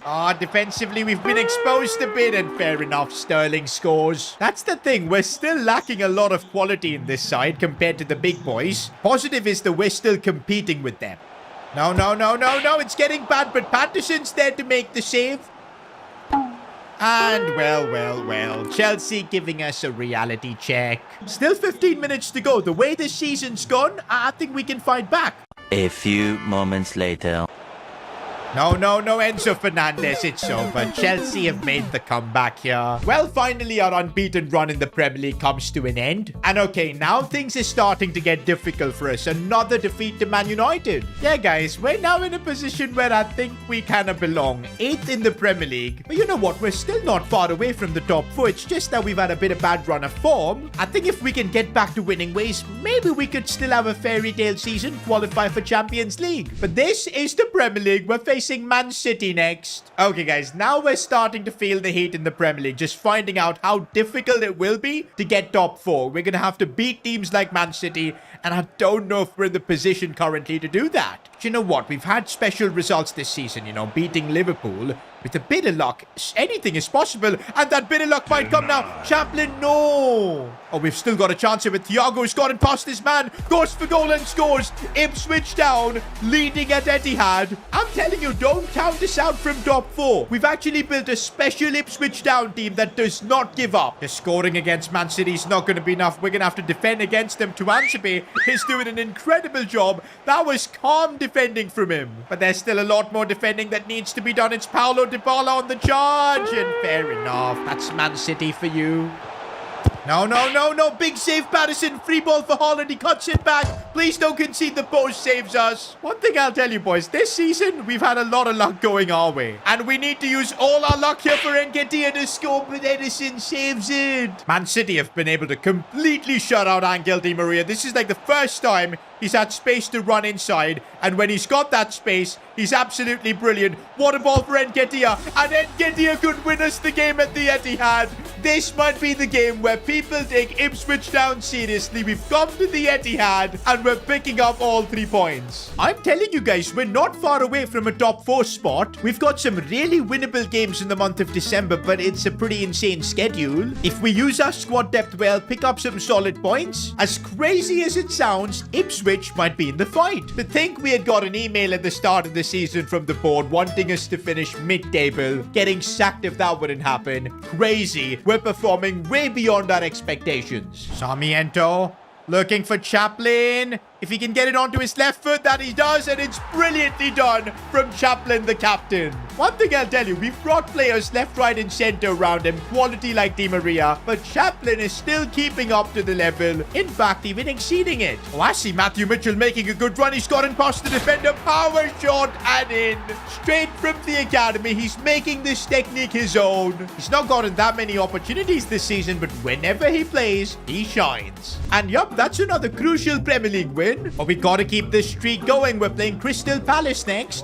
Oh, Semedo, of all players, has just gone through. His space is actually ridiculous. Nelson Semedo's first in an Ipswich shirt. Set piece for Palace, and it's a decent ball in. They win the header, and it goes in. Set pieces, I feel, were still a bit iffy. Oh, Archie Gray might have a chance here. Oh, the keeper saved it. Archie Gray. This might be his chance to get his first goal in an Ipswich shirt, and he finally gets it, and it could be the winner. Everything's coming together for us, boys. We're just outside the top 4, 3 points away, 7th place in the Premier League. So far, even growth-wise, it's been a really special season. I mean, look at Captain Chaplin. Who would have thought at the age of 27 he'd be growing by 3 ratings? Sarmiento is loving life, up to a 74 overall. Hutchinson's role has kind of reduced, but he's still getting better. But this is one of the best ones, boys. Matthew Mitchell having a big growth spurt, up to a 65 overall, and there's still a lot more room for him to grow, man. I'm so glad we pulled him through the academy. But also, I can see a lot of players' contracts expiring. Oh my days, quite a few of them as well, especially Leif Davis. He's one of our crucial defenders. We've got to renew that contract, and he does want a big wage bump. We'll try and reduce it a bit. He's willing to accept 47k per week, 3-year deal accepted. Okay, this Wolfenden guy has already signed a pre-contract with Valencia. I don't get about this guy. He can leave. But we'll renew this kid's contract. 65 rated CDM. Could play some sort of a part in the future. But definitely we're setting a meeting to renew Thiago's contract. He's still 80 overall. 33 years old. I think he can still play a big part of this club. He wants a crucial role. You know what? I'm going to be a bit cheeky and try and reduce Thiago's wages. If we can do that, it'll be a good saving, you know. And actually, it's kind of working, but he's asking crazy bonuses. But let's reduce those bonuses a little bit. Let's try and see if we can save a bit of money. We're Ipswich Town, every penny counts, and well, looks like we are able to reduce his wages a little bit, which we'll take. And there you go, the handshake's done, contract renewed, all perfect. Ooh, our next game's against Arsenal, and they're in the Premier League title race against Man City. If we beat them, I think it'll give us good confidence that we can maybe push for top 6, maybe even top 4. Oh, we've given too much space to Odegaard, and he punishes us. Nketiah against this former club Arsenal. I can't believe it. And looks like he's showing a bit of respect, but I know deep inside he's loving every moment of it. No way. We could actually get the winner here. Thiago, I can't believe it. We've turned this game around in the final 20 minutes. We might be getting a win over Arsenal too. No, Declan Rice. You can't be ruining the party like that. Sarmiento's on a crazy run. Oh, the keeper saved it. Whole time we shared the spoils against Arsenal, but it really felt like we were on the same level as them. I genuinely feel if we maybe bring in a few players in January, a few improvements here and there, we could challenge for top 4. The quality somehow is there. Wait a minute, I've just got an email from our medical team. Sorry to break this to you, boss, but 4 first team players have picked up medium to long-term injuries during training. No way, is this actually for real? Nketiah, Chaplin, Di Maria, and Tuanzebe are all out? Bro, they're 4 of our most important players. Nketiah is out with an ACL. He's out for the next 6 months. Okay, Di Maria's injury is a little bit better. He'll be back in a couple of months. No, Connor Chaplin's out for 4 months. Tuanzebe out for a couple of months too. I kid you not, guys. Without 4 of them, we don't have a team to survive the Premier League. I genuinely feel we could fall into a relegation battle if we don't bring in reinforcements, and it's January. We can do that, but with just 15 million, how many reinforcements can we actually bring? Maybe it's time to look into the youth academy. But now this situation could really end all the hard work we've put this season, but we cannot let this happen. We have to figure out a way. We're dealing with the most unprecedented injury crisis at Ipswich Town. 4 of our best players, including club captain Chaplin, Eddie Nketiah, and even Angel Di Maria, are all out injured. And all this is happening while we're having dreams of getting top 4, getting Ipswich Town to the Champions League. But all those hopes and dreams could come crashing down, because without these 4 players, there's no way we can compete. In fact, there's a good chance we could even drop down into a relegation battle. And if you remember last season, this is the real world and we're getting cooked. Amrabat scores. Okay, and right now though, we've got a problem and we concede. Oh, the gap is still 2 points. It's almost like our last 2 games are now must win.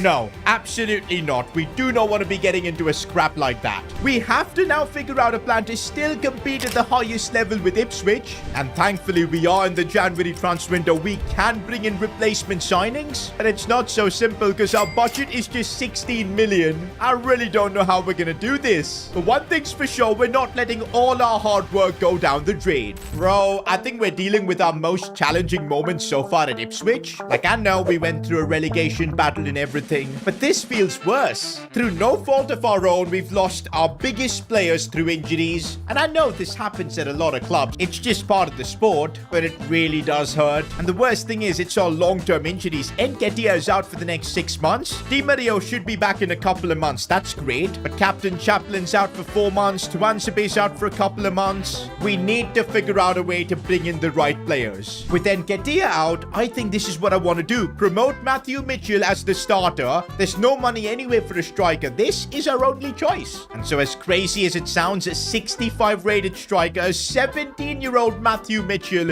is going to be leading the line for the next 6 months. An opportunity like that for a young kid like him, he has to take it. Meanwhile, in the winger position, I think it's time Hutchinson steps up. 74 rated, he's got a bit of decent pace. The good thing is Di Maria should be back in a couple of months. I think until then, Hutchinson can hold the fort. But I'll be very honest, boys, we're going to need a new centre-back. We literally do not have a single other centre-back on the bench. Our squad depth is in the mud. And I think we might need to use a big chunk of that money to bring in a new one. A lot of you guys in the comments were telling me to use the free agents market to see if there are any good centre-backs available. But I went through all of them and nobody really looked impressive. Okay, wait a minute. I think I found a really top-tier option for the centre-back position. Jarell Quansah from Liverpool. 21 years old centre-back. He's English as well. Decent bit of pace. And I reckon he's going to fit in our budget. It's going to cost us upwards of 9 million. But guys, we're in a desperate situation now. We need somebody to replace Tuanzebe. And I want it to be Jarell Quansah. And so for that, we're having a chat now with Jurgen Klopp. Okay, if we can get a good deal on this, it could be really helpful. So I'm going to start with 9 million. First offer leaves us with about 6. And yep, the 9 million is accepted. Okay, I'm feeling a bit greedy now. So I think I'm going to counter with 8 million. Bro, I don't know if this is gonna work, but let's just give it a try. And they're accepting it, boys. Yo, my negotiation skills are insane. Okay, guys, what if I be a bit more cheeky? Do it again with 7 million. Am I gonna mess things up completely? No, they've decreased it down to 7.6. Yo, I've never negotiated so well for a transfer. I think we can get this down to 7 million. It would be an unbelievable deal. Okay, maybe not. 7.6. I think they're gonna stick to it, but let's try 7.3. Saving as much cash as we can with Ipswich Town. It's gotta be done. But yeah, I don't think Klopp's gonna budge from 7.6. We'll go down to 7.5. It's still a good offer, and there you go. I don't think there should be any niggles with the contract. We're offering him a decent one. He's gonna straight away come in as a starter. That's the crazy part. And there you go, boys. The January transfer window starts off with the bangers. We sign a Liverpool player, Jarell Quansah. Now, that's one of our big problems sorted. Quansah is going to be our centre-back along with Chalobah until at least Tuanzebe's back. But there's still one major position we need to replace, and that's Connor Chaplin. He's out for a long time too. And we've just got 7 million. Who can we get for 7 million that can roll? Once again, I looked through the free agents and there was no one particularly good. Maybe we're going to have to do something completely different. Like we did, trusting Matthew Mitchell when he was very low rated. We saw the potential in him, so promoted him straight from the academy. And if you remember, towards the end of last season, there was another talent in our academy that was just waiting to get his opportunity. That's right, I'm talking about Henry Walker. 71 rated since we converted him to a cam. His potential's between 91 and 94. It's actually outrageous. And I think this is perfect. We don't have the money to sign another cam. We straight away promote the 18-year-old. And he's gonna get his chance while Connor Chaplin is out.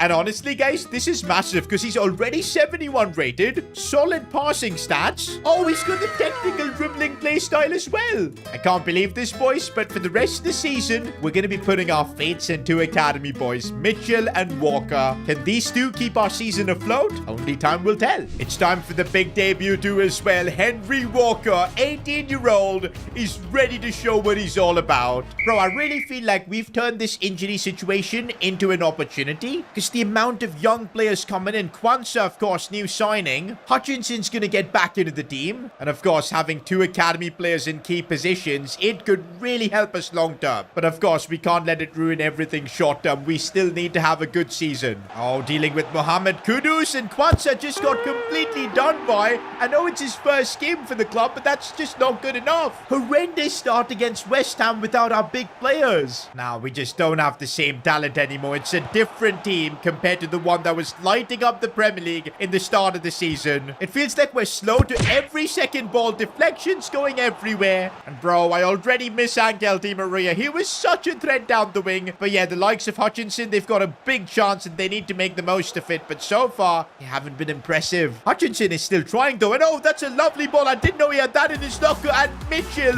with the finish. We know how good he is with his power shots and he's putting it to great use. We're heading into the second half now and I think I need to be showing more faith in these players. Yes, we've got inexperience up top, youngsters and all, big players missing, but there's still talent in this first 11. Okay, what is Chalobah doing here? Whips in a good cross. Walker, it's saved. Sarmiento though still has a chance, but that's saved too. Bro, Walker just had a dream moment to get his first goal. No, we've been opened up. Patterson, big save. Bro, I can't believe he managed to get a save there, but that could have easily been a pen. Oh, Semedo's been caught two-footed then. Fair enough. Jonathan David's too good. Iago.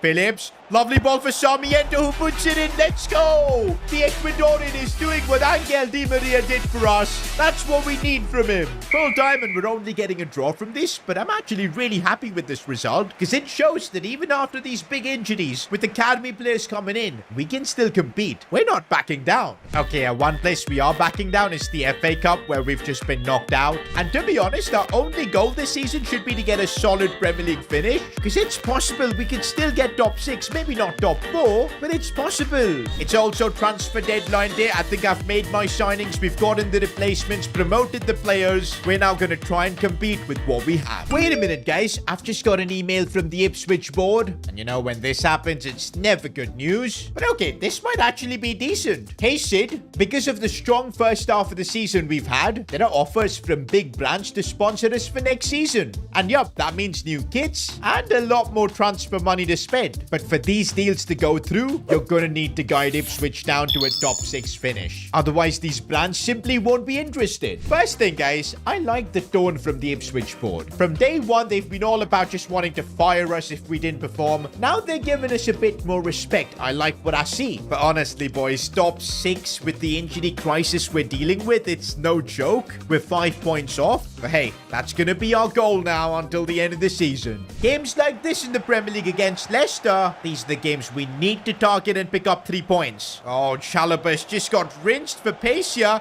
Kwanzaa's got a tough job to do, and he's done that really well. Tell you what, since his signing, he's actually holding the fort for us. That's more like it. Lovely pass for Sarmiento, and we could do something from here. Sarmiento's got the pace. But he couldn't convert. Hutchinson now looks for passing options, finds Walker again. Could lead to something here, but what was that? Oh, Kwanzaa there, brilliant defending. He's been very impressive. Now Walker again looks for a lovely pass for Thiago, and here we go. We've got a chance. Thiago's going to lay it off for Hutchinson. Please, Hutchinson puts it home. That's what we need. Walker might finally have his chance, and he scored. Let's go. I've been waiting for this moment. Remember the name, Henry Walker, the next big talent coming out of Ipswich.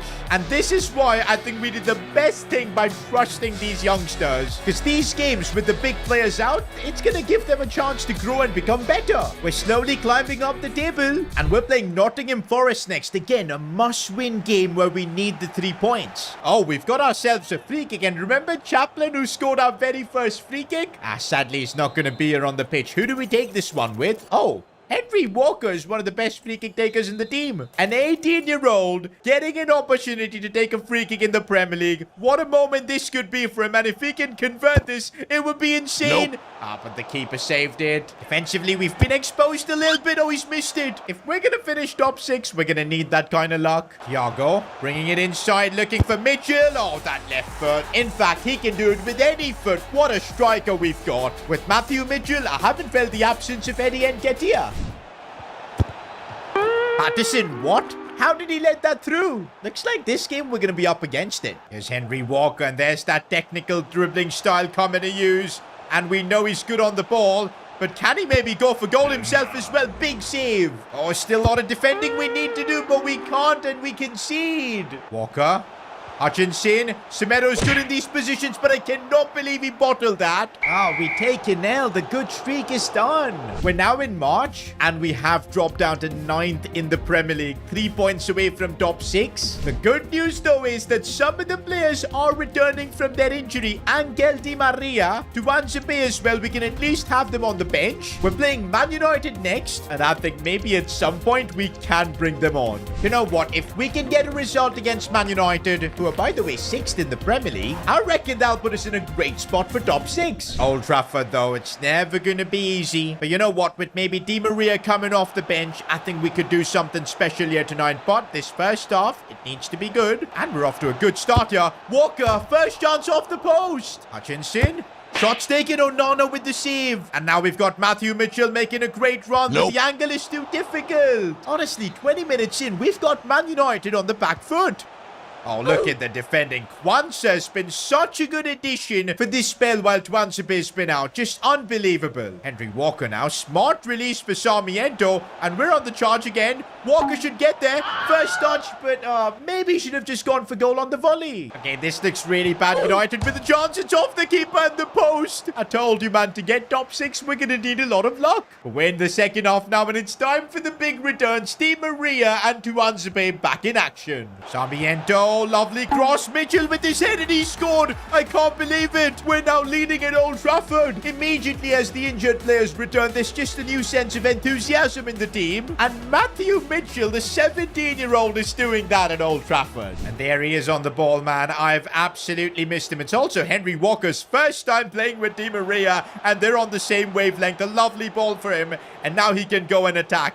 This is what he does. Brilliant bit of play from Di Maria. Mitchell with the chance, but he just couldn't get the shot. Do you know what? This is the most important period of the game. Just 5 minutes to go. We need to show our composure. Get the job done. Di Maria on the charge. Could do a bit of a madness here. Keeps going. Looking for that pass. Mitchell. Oh, it's off the post. I can't believe it. And now in the 92nd minute, these guys have a chance here to score. No, Mason Mount, I can't believe it. We could have won the game on the other end, but Man United survive. One thing's for sure, this top 6 battle is going to be intense. Looks like that draw against Man United has spurred us on. Swiss 7th in the Premier League. 1 point off Liverpool with the game in hand. Okay, Spurs, we definitely can't catch them. They're on 62 points, way ahead of us. But we can get that 6th place spot. But we're gonna need to make these last few games count. Oh, it's so good to see Di Maria starting games now for us. That's what we need. But hey, those kind of challenges could send him back to the hospital. You know what, guys? I'm starting to feel Thiago is slowing down a bit. He's still got the passing range and everything, but physically, it's kind of taking a toll on him. Di Maria looks for Nelson Semedo, and this is where we could really capitalize. Nelson Semedo, he needs to find a cutback, and he does that perfectly.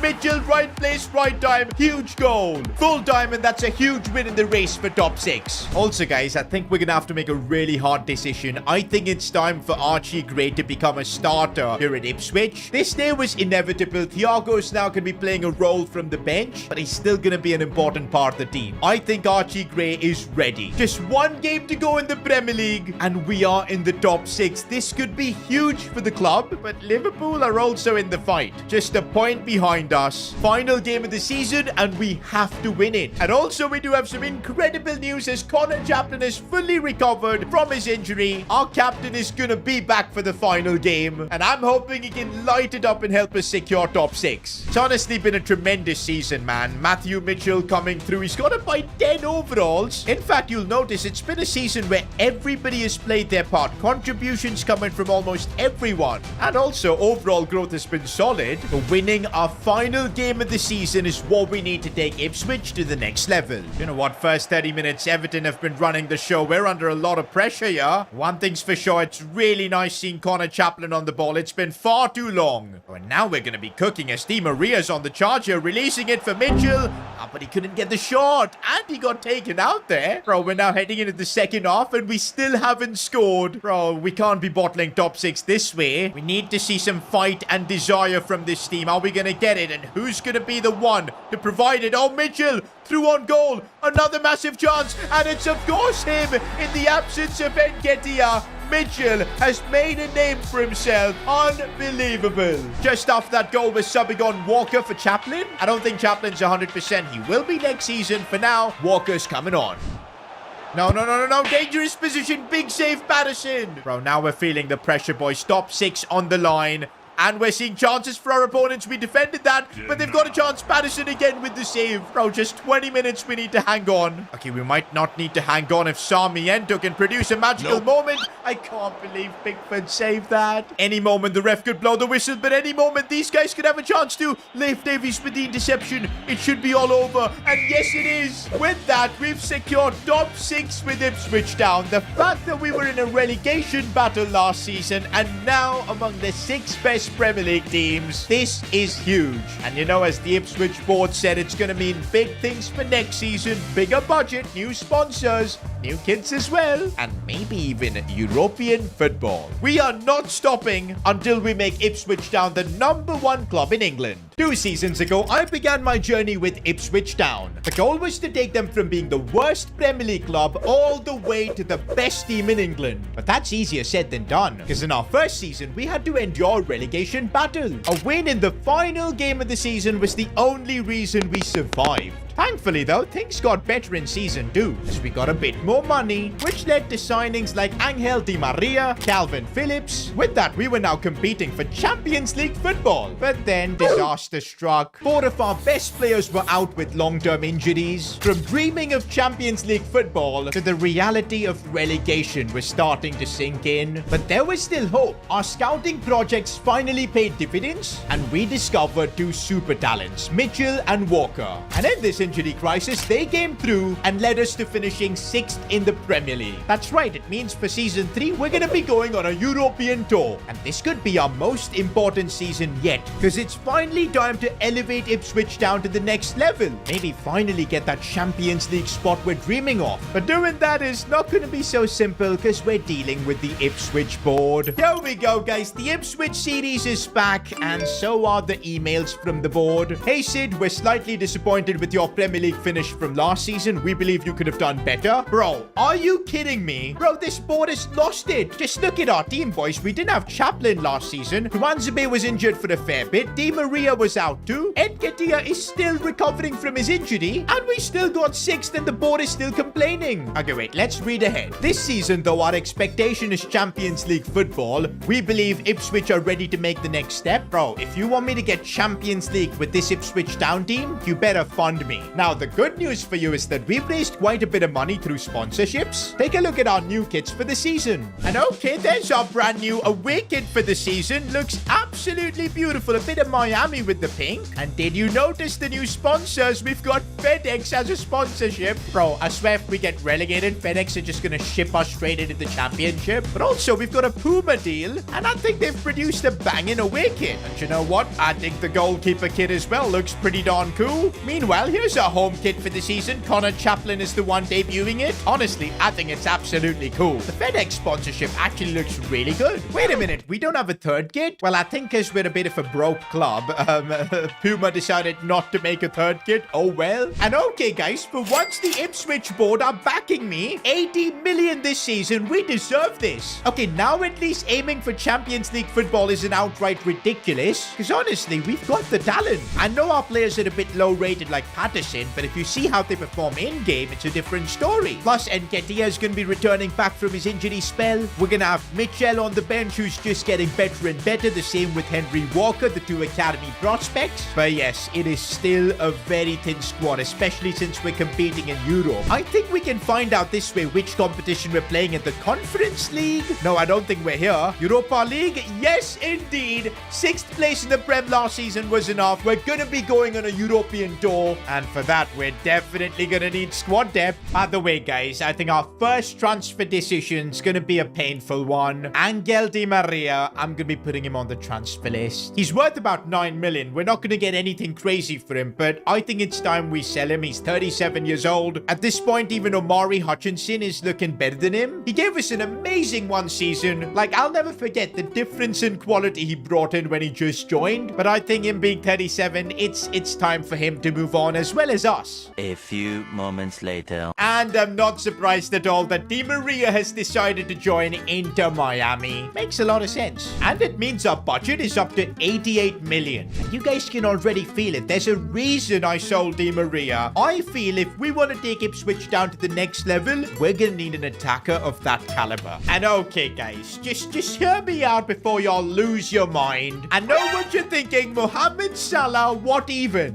Never in a million years he would ever don an Ipswich Town shirt. But in this series, we've taken the worst Premier League club to now Europa League football, aspiring to become a Champions League club. A player like Mo Salah could just help elevate things. And that's what we want to do this season. I know he's 33, but Di Maria was older when we signed him and he still just balled out. And I still think Salah is younger, man. He's 33. He can give us maybe 2 or 3 good seasons. And the difference is he's still got a bit of pace. And can you imagine Mo Salah playing for Ipswich Town? You bet FedEx and Puma are losing it because the amount of shirts they're going to sell with someone like Salah coming in. Bro, and his contract's expiring. This is like a match made in heaven. Instead of going to Saudi or elsewhere, Salah to Ipswich Town. Bro, this would be a dream signing. Can you freaking imagine? Okay, let's not go crazy. It's still going to be a bit tricky to get him because I don't want to be spending way too much money on a 33-year-old. We're still going to need to keep a bit of cash. So I'm going to start with a £42 million offer. Just the first offer to ease things, and let's see what Jurgen Klopp says soon. He won't be the manager of Liverpool, by the way, and okay, Jurgen Klopp has just kicked me out. Maybe Mo Salah is going to be a lot trickier than I thought. Knock knock, Jurgen, I'm back again. This time with a bit more money, coming through with 45 million for Mo Salah, and at least they're willing to negotiate. They want 53 million, which actually is a very fair counter. But you know what, boys? I'm stingy. I want to keep some cash for other other transfers. This is a season where we need to build our squad to finish top 4. We need as much money and as many players as we can get. 48 million for Salah would be crazy, and yes, it works. Okay, but now here's the tough part. Convincing Salah to lower his wages? Now, this might be a bit tricky. We'll try to get him on a 3-year contract. It should really benefit us. And okay, he is willing to lower his wages. He knows we're not really that kind of a club to pay him crazy money. Oh, a 1.2 million signing bonus, a 20-goal bonus as well. If he hits 20 goals, he can have that money. So let's do this, boys. 120k per week. We're about to make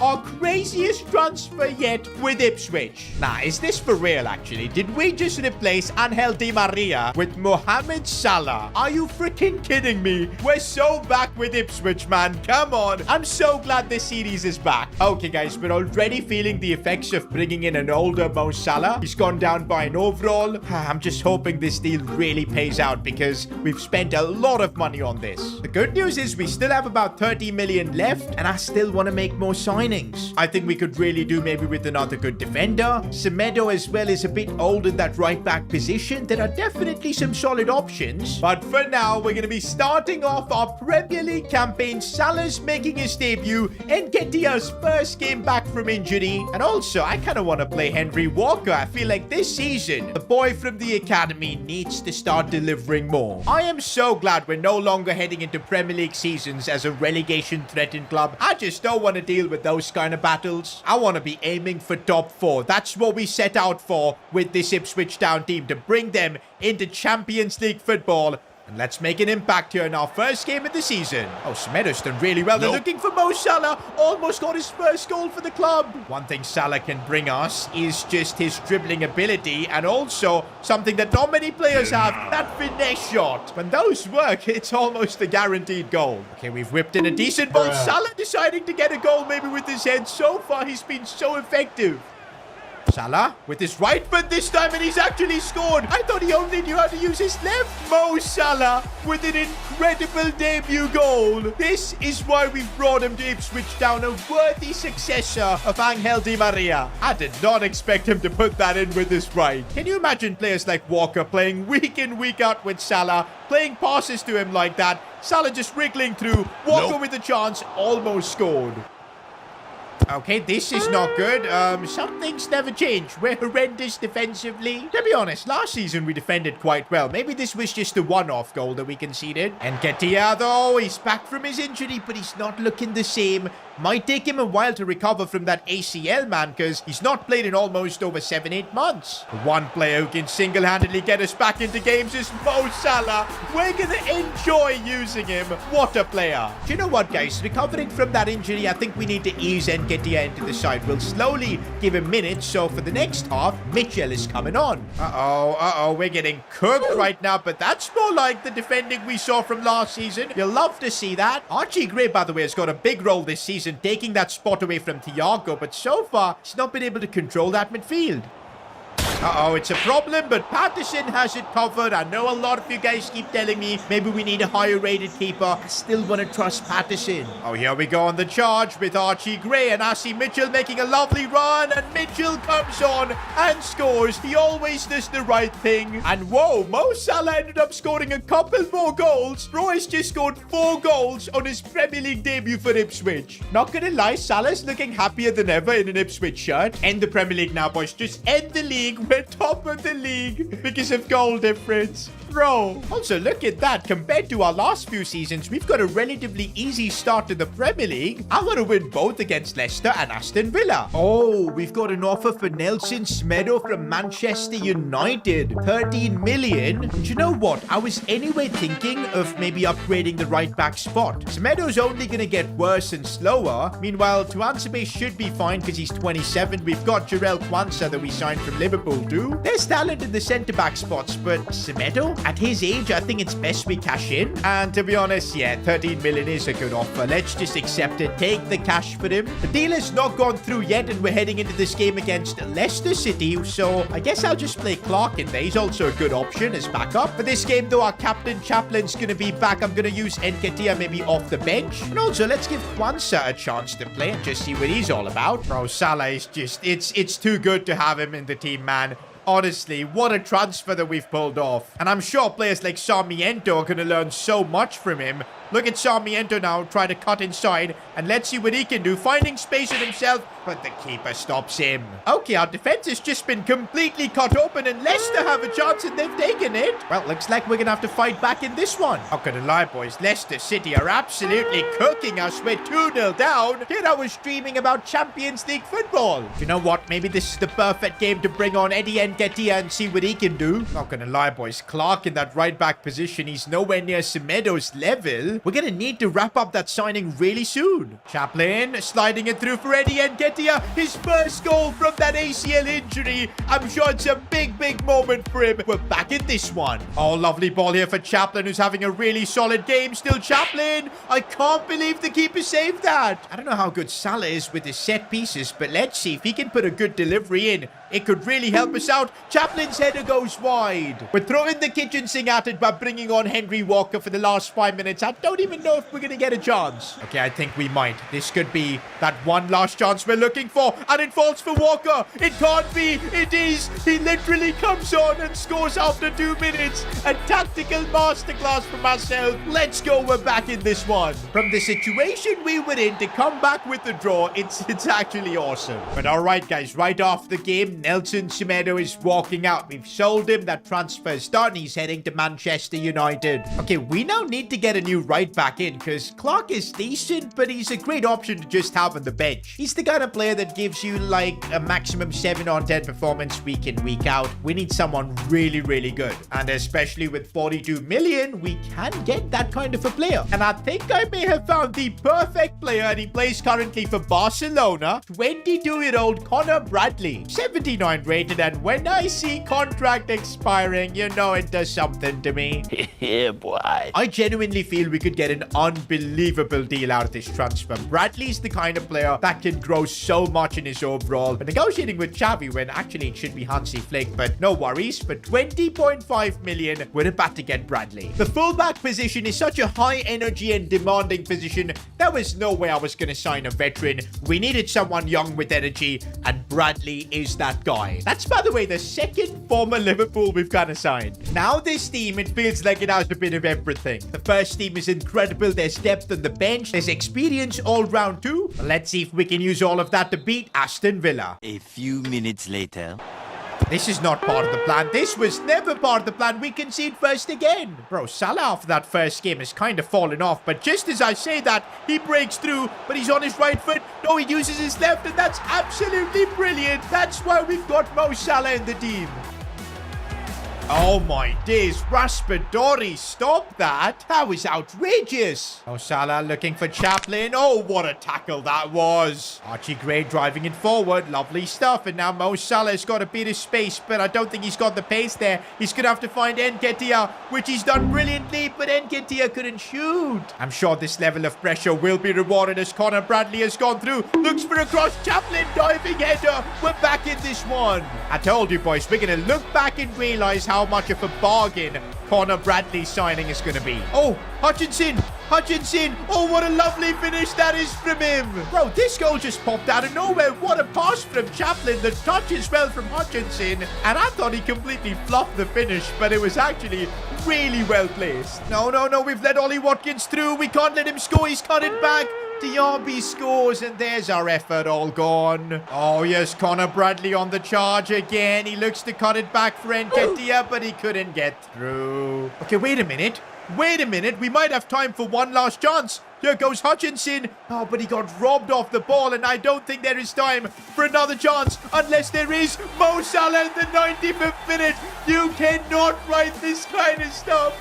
That is actually outrageous. Bro, this might be one of the craziest late goals I think I've ever scored. Like, actually insane. Nah, that was the last kick in the game. Mo Salah is just clutch. Bro, as things stand, we're top of the Premier League. Top 4 is definitely possible this season. But wait a minute, we've just received an email from UEFA. Potential ban from the Europa League. Breach of FFP regulations? Bro, what could this be about? Find out in the next one. In the last 2 seasons, we've taken Ipswich Town from being a relegation-threatened club all the way to Europa League qualification. And we're not done yet. This season, we've started off strong, top of the Premier League, vying for Champions League qualification. Now, I'd love to say all of this has come because of my great managerial ability or amazing players coming through the academy making bargain transfers, but nah, all of this has come at a cost. Investments from the Ipswich board signing players like Nketiah, Calvin Phillips,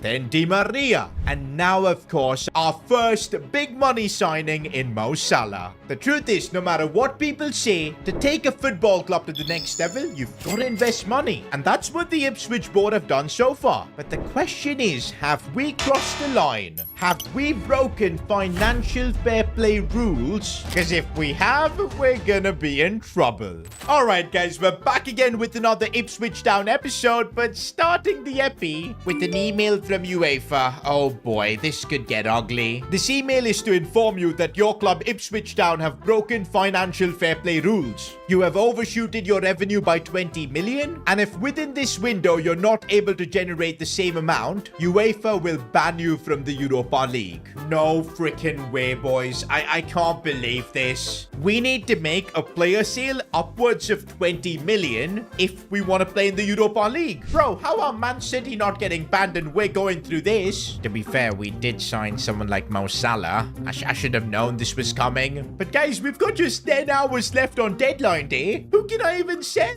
Okay guys, hear me out. What if I just break financial fair play? You serious?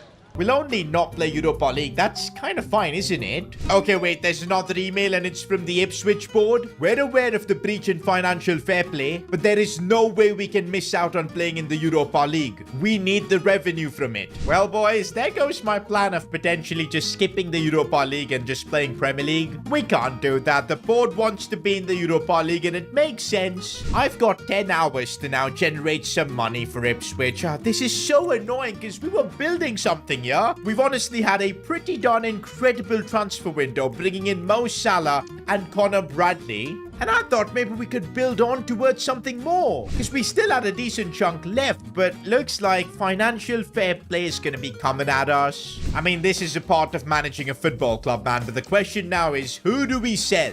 Okay, among the players worth about 20 million, I see Leif Davis as an option. I really like him though as a left back, so this would be frustrating. And we don't even have a backup option. There's absolutely no way I'm selling Archie Gray or even Sarmiento. Bro, there's like no one I kind of want to sell. I mean, we could sell Thiago, but he's not going to generate us 20 mil, so that's annoying. Okay, guys, after thinking a lot, I think there's one player we can sell, and unfortunately, it's Calvin Phillips. He's 29 years old. Just about will get us that 20 mil. I think we just got to do it. This is so frustrating to do. Calvin, you've been an excellent service to this team. You've been amazing in that CDM role, but unfortunately, we're gonna have to offload you. The problem now is with the clock ticking, we need to find Phillips an offer. And okay, with 8 hours to go on deadline day, West Ham have come in with a deal, 22.7 million. I want to try and get as much money as possible though, because if we're selling him, let's at least get some good amount of cash.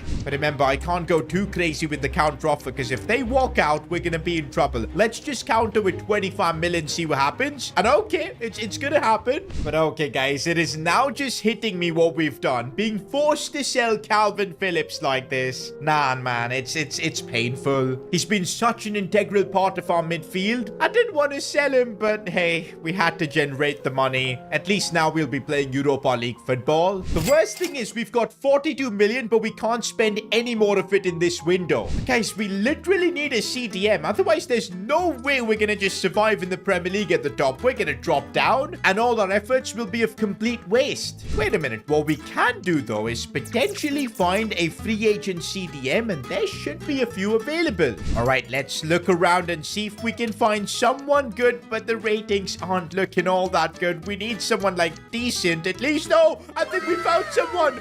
Koke, former Atletico Madrid player. He's still 83 rated. And I'm looking at his stats and they look decent. He's not your traditional CDM. Oh, but look at that. He's got that relentless play style. And for his age, that's perfect because he'll still have stamina as he gets older. Bro, I don't think we've really got much of a choice. He's probably the only good option yet available. I think we just snap at it. And what a transfer window this is turning out to be. Out of nowhere, forced to sell Calvin Phillips. But then we're signing an Atletico Madrid legend in Koke. The leadership quality he's going to bring to our team will be amazing. Time to finesse UEFA by actually technically improving the quality of our team even after they forced us to sell players. Let's flip and do this. All right, a 2-year deal works for me with Koke, absolutely. And his demands are pretty reasonable as well. It's still going to leave us with a lot of cash. Now, I don't know what's going to happen with FFP in the future, but for now, what I do know is that we've just signed Koke, another legend, to, of course, our Ipswich Town team.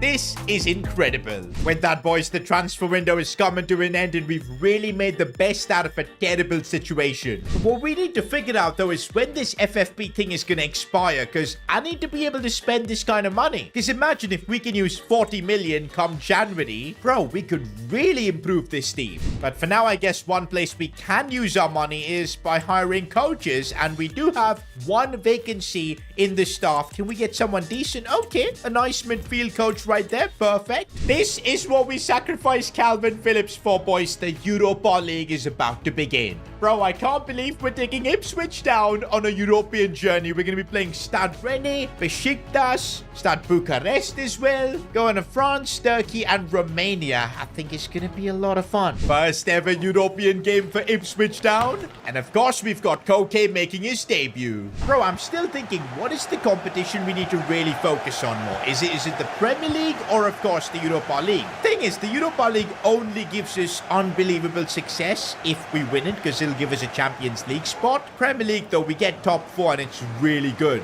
Because truth be told, I don't think we've got the squad to compete for both competitions. Do you know what? We're going to try. When you've got talent like Koke on the field, it's going to be really awesome. He's not really a CDM, but he's going to have to play that role for us. He was the only good one available. Oh, there he is winning the ball, though. Can't lie, guys. This is completely different level. We're getting pressed like never before. I don't know why playing in Europe just always feels so different. This is what I'm talking about, man. The pressure is crazy. We're conceding chances, but we're still in this game right now. One thing's for sure, though. We do have experience at this level with Mo Salah. In fact, he's a Champions League winner too, so I'm expecting big things from him. Oh, and what a lovely ball that was for Sarmiento, who's trying to do something with it, but he himself doesn't know what to do. We still have a chance. Walker, Mo Salah, it gets blocked. One thing about Koke, though, is that he just does not like to stay back. Once he wins the ball, he helps drive it forward, too. He's a very different CDM than Calvin Phillips is right now. We're on the attack. Koke gets it again. Looks for Archie Gray. Henry Walker. Mo Salah, is he on? I think he is. That might be our first ever Europa League goal, and it's, of course, Mo Salah that scores it. Bro, the FFP drama happened because of the Salah signing, so he better help us win the Europa League. Oh, and now Nketiah has gone through on goal. Is he going to go for a cheeky chip? Of course he is. That was class apart. It took a while to get into the groove, but we've sealed our first ever Europa League win. Now, this one could be a tricky one because we're heading to Romania, our first big away European night. Oh, that's a beautiful pass from Sarmiento. Come on, Mitchell. The keeper saved it. And when you don't take your chances in Europe, you get punished. Oh, it could get worse, but Patterson with the big save. We need to keep this game really tight, but right now we're not doing that. Patterson again. We're feeling the heat, boys. Away European nights, but these kind of games will build character. A few moments later. This is not going well. We're getting absolutely destroyed here. It just feels like the occasion has gotten the better of the team. We're making some changes, boys. Thiago's coming on. Maybe a bit of experience. Nketiah to Walker as well. But I'm afraid it might just be too late. And Nketiah has broken through. Gets us a goal back with 15 minutes left on the clock. Not gonna lie, Thiago has still got it because he's really helped change this game after coming on. He couldn't get this pass right, though. Although he's still got it. And here he goes. Thiago. He doesn't have the pace anymore, but he still keeps going. Earns us a free kick. And it's a red card. Bro, the drama in the Europa League. Edge of the box free kick. Who do I take this with? Walker has got some of the best free kick stats, but nah, it should be Koke. Bro, I'm so nervous. If Koke can score this, it will actually be limbs. Come on, Koke. Do something, yo. Oh, it goes in. I cannot believe it. 90th minute free kick from our new signing, Koke. He wasn't even supposed to be here. The financial fair play drama caused by the Europa League has led to this. Bro, the scenes as we secure an important point in the Europa League. I literally cannot believe it. Nah, that might legit be one of the craziest moments of this series so far. Our job's not done yet though, but we're in a good spot in the Europa League. I think if we can beat Besiktas, we should be through. And we've got an early chance here with Sami Endo. He's done so well there, but we couldn't convert. Oh, Connor Bradley's taken a few really good touches there. He's going to square that for Chaplin, and it's a lovely goal for Ipswich. Something about seeing our club captain Chaplin score in the Europa League. Who would have thought? There's something special about watching Salah cut inside, then find that pass, and then Nketiah. What a beautiful finish that was. That was the best use of instinct I think I've ever seen. Bro, Nketiah, left foot. He's right-footed, by the way, and he just put that one in. That was so good. And yep, that's enough to get the win. And I do think with that, we've got the Europa League covered. Meanwhile, though, in the Premier League, we've dropped down to 5th. Well, to be honest, it's not too bad because we're only 1 point off Leicester City in the top 4 and just 3 of the league leaders, Man City. I know focusing on the Europa League has taken a bit away from the Prem, but so far, it's manageable. But wait, guys, I'm just getting an email from the Ipswich board. The club has finally figured out how to navigate financial fair play. If we can generate enough revenue by January, UEFA will allow us to make transfers and keep our Europa League spot. Bro, that's going to be perfect. We've got 40 million left. And then in a couple of months, we can make some serious improvements, push for the Premier League. Well, not the title, but at least the Champions League spot. And of course, even trying to win the Europa League. But there's a catch. What does generating revenue mean? Well, first of all, the club needs to qualify for the round of 16 directly. Okay, that's achievable. We should be able to get that done just by finishing first or second. Shirt sales, though, is going to be our biggest opportunity to generate revenue. With Mo Salah coming in, shirts are flying off the shelves. Keep having him score goals and we will generate enough revenue. All right, guys, the board have told me Salah needs to score 7 goals by the start of January. They've calculated that would generate enough hype and sell enough shirts. I mean, to be honest, he's our top scorer right now with 11 goals in 14 games. I don't see why he can't do this. And maybe 2 birds, 1 stone for Salah in this one because we're playing Manchester United. Yo, beating Man United and having Salah score would just be the perfect outcome. It'll help us in the Premier League. It'll help us with being able to spend money come January. Of course, though, that is easier said than done. Man United with an early chance and they've scored. And I don't think we want to know who the goal scorer is. Bro, would I get cancelled if I even mention his name? I don't know, but regardless, Man United have scored. But hey, this isn't the Ipswich of old, man. We're big time Ipswich, Europa League Ipswich. We're gonna fight back here. Okay, that was not part of the plan, but Patterson saving us. Ooh. Oh, did we just concede a penalty for that? Oh, it's going to be Bruno Fernandes with his hop, skip, and jump. And bro, it's just Panenka'd me. Well, that's how it ended with Man United. We couldn't make the comeback. Okay, we do win against Besiktas in the Europa League with Mo Salah getting goal number 1. Let's go. And there's goal number 2 and 3. But I'll say this, guys, in the Premier League, we've been nowhere near as good as how we've been in the Europa League. Managing 2 competitions is really proving to be challenging. But hey, this next game against Liverpool, maybe we could solve that. Beating them would be a big morale boost. And Mo Salah is going to be facing his former club in this one. Bro, free kick in this position sometimes is literally just a guaranteed goal. We're going to put someone on the line, and that tactic has saved us there. Oh, I see a crossing opportunity at the back post. Chaplin. Oh, that goes in. I thought Allison saved that, but what a volley from Chaplin. That might be one of his most technical goals to hit that on a flying volley like that. Just unbelievable. Connor Bradley with the cross, and oh, what a finish. To be honest, guys, last few games, we haven't really had the Europa League at our necks because we've already secured qualification. And look at the difference in the Premier League it's making. We're more focused. By the way, I just realized we've got so many common connections with Liverpool. Thiago was one of the first players we got from them. We've got, of course, Salah, Connor Bradley. Bro, we're kind of building like a Liverpool B team. But hey, if it works, it works. One thing I'm pretty sure, though, is that Salah never thought he'd be playing in an Ipswich shirt, and he never thought he'd be scoring at Anfield, but against Liverpool. Unreal. But he does show them respect. I mean, that's the least he can do. That's goal number 4 for Salah. I'm sure a lot of shirts are going to be sold tonight. Oh, this is Mo Salah's replacement here at Liverpool. Rodrigo is not bad at all. And right now they're creating a chance, but we've got our defense locked in this game. Chaplin now has got a proper chance here. He tried to slide it in. Mo Salah, tough angle. By the way, what kind of boots are Luis Diaz and all wearing? Why are they so big? What? Guys, am I seeing things here? What does Luis Diaz have? Bro literally has like a Disney character foot. What is this? Is he Bigfoot or something? Well, it is big. Bro, what on earth is just happening here? I think this is because EA updated the game and mods are kind of broken now. Well, maybe the extra large foot is why Liverpool haven't been able to get their shooting boots on, because, yeah, we're cruising. Okay, we've just sent Koke through on goal, but he's put it wide. Maybe that's why we're playing him CDM.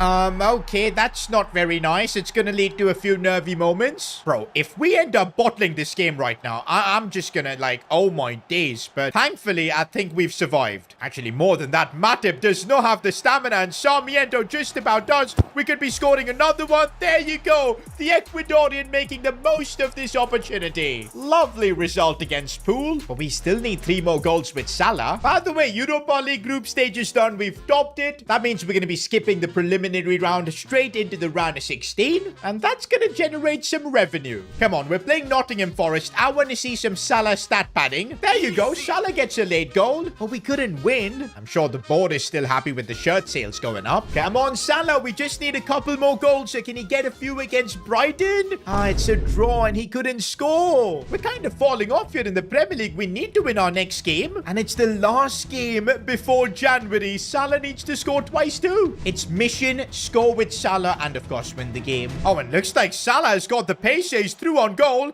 And if we can get in a position for a finesse shot, no! Archie Gray, Mo Salah, finesse shot, and that's what we want to see. Just one more goal needed from him. I should pass it to Nketiah, but we need the goals from Salah. I'm just playing solo with him. Guys, I'm making a change. I want Salah up top. We'll bring on Hutchinson to play on the right. Sorry, Nketiah. Right now, we need goals from Salah. I think I'm going to bring on Henry Walker too. Bro, this is it. This is it. Mo Salah, please. Mo Salah, let's go in the 90th minute. We needed that goal, and you bet the shirt sales tonight for Ipswich are gonna be insane. The win has been secured too. We're only 6th in the Premier League, but I can see a sight to getting into that top 4. It's possible. But most importantly, the confirmation from the Ipswich board is here. We are complying with the financial fair play rules as of now, and we are free to spend this 39 million in January. Next episode, things could get crazy. In my 2 years of being Ipswich Town boss, we've taken them from a relegation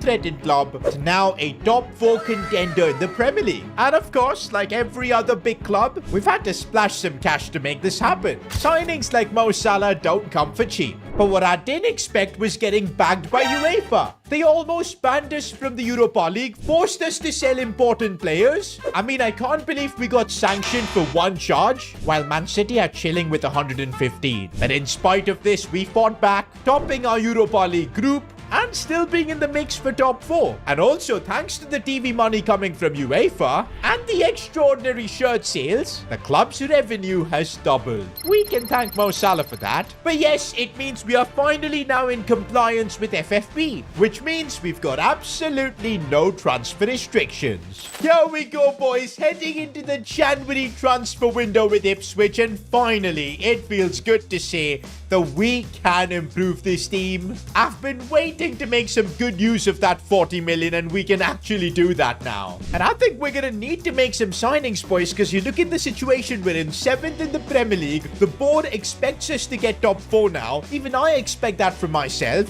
because I think we've built a proper good team. The major worry I have for the second half of the season is the amount of games we're gonna have to play. There's gonna be FA Cup, Europa League, And of course, the Premier League as always. Guys, I'll be real, our squad does not have the depth for that, and we have to find a solution. The good news is we won't have to be compromising. No need to go through the free agents and everything. We can now sign anyone we want within that 40 million budget. And honestly, guys, the one department where I feel this team is still lacking a bit, CDM position. As good as Koke is, he's not really a pure CDM. He's a very versatile player. If you want, he can play on the left, on the right, as a centre mid, as a cam. But I kind of want more energy in that position because, yeah, Koke is 33 and I'd love to have him on the bench. He did a great job so far filling in for when Calvin Phillips left, but I want someone really, really good in this position. Guys, I think there is someone exactly like that. I'm talking about Manchester United star prospect Kobe Mainoo. Bro, can you imagine if we sign him from Man United? This would be one of the most incredible signings. He's got literally the perfect stats we need. High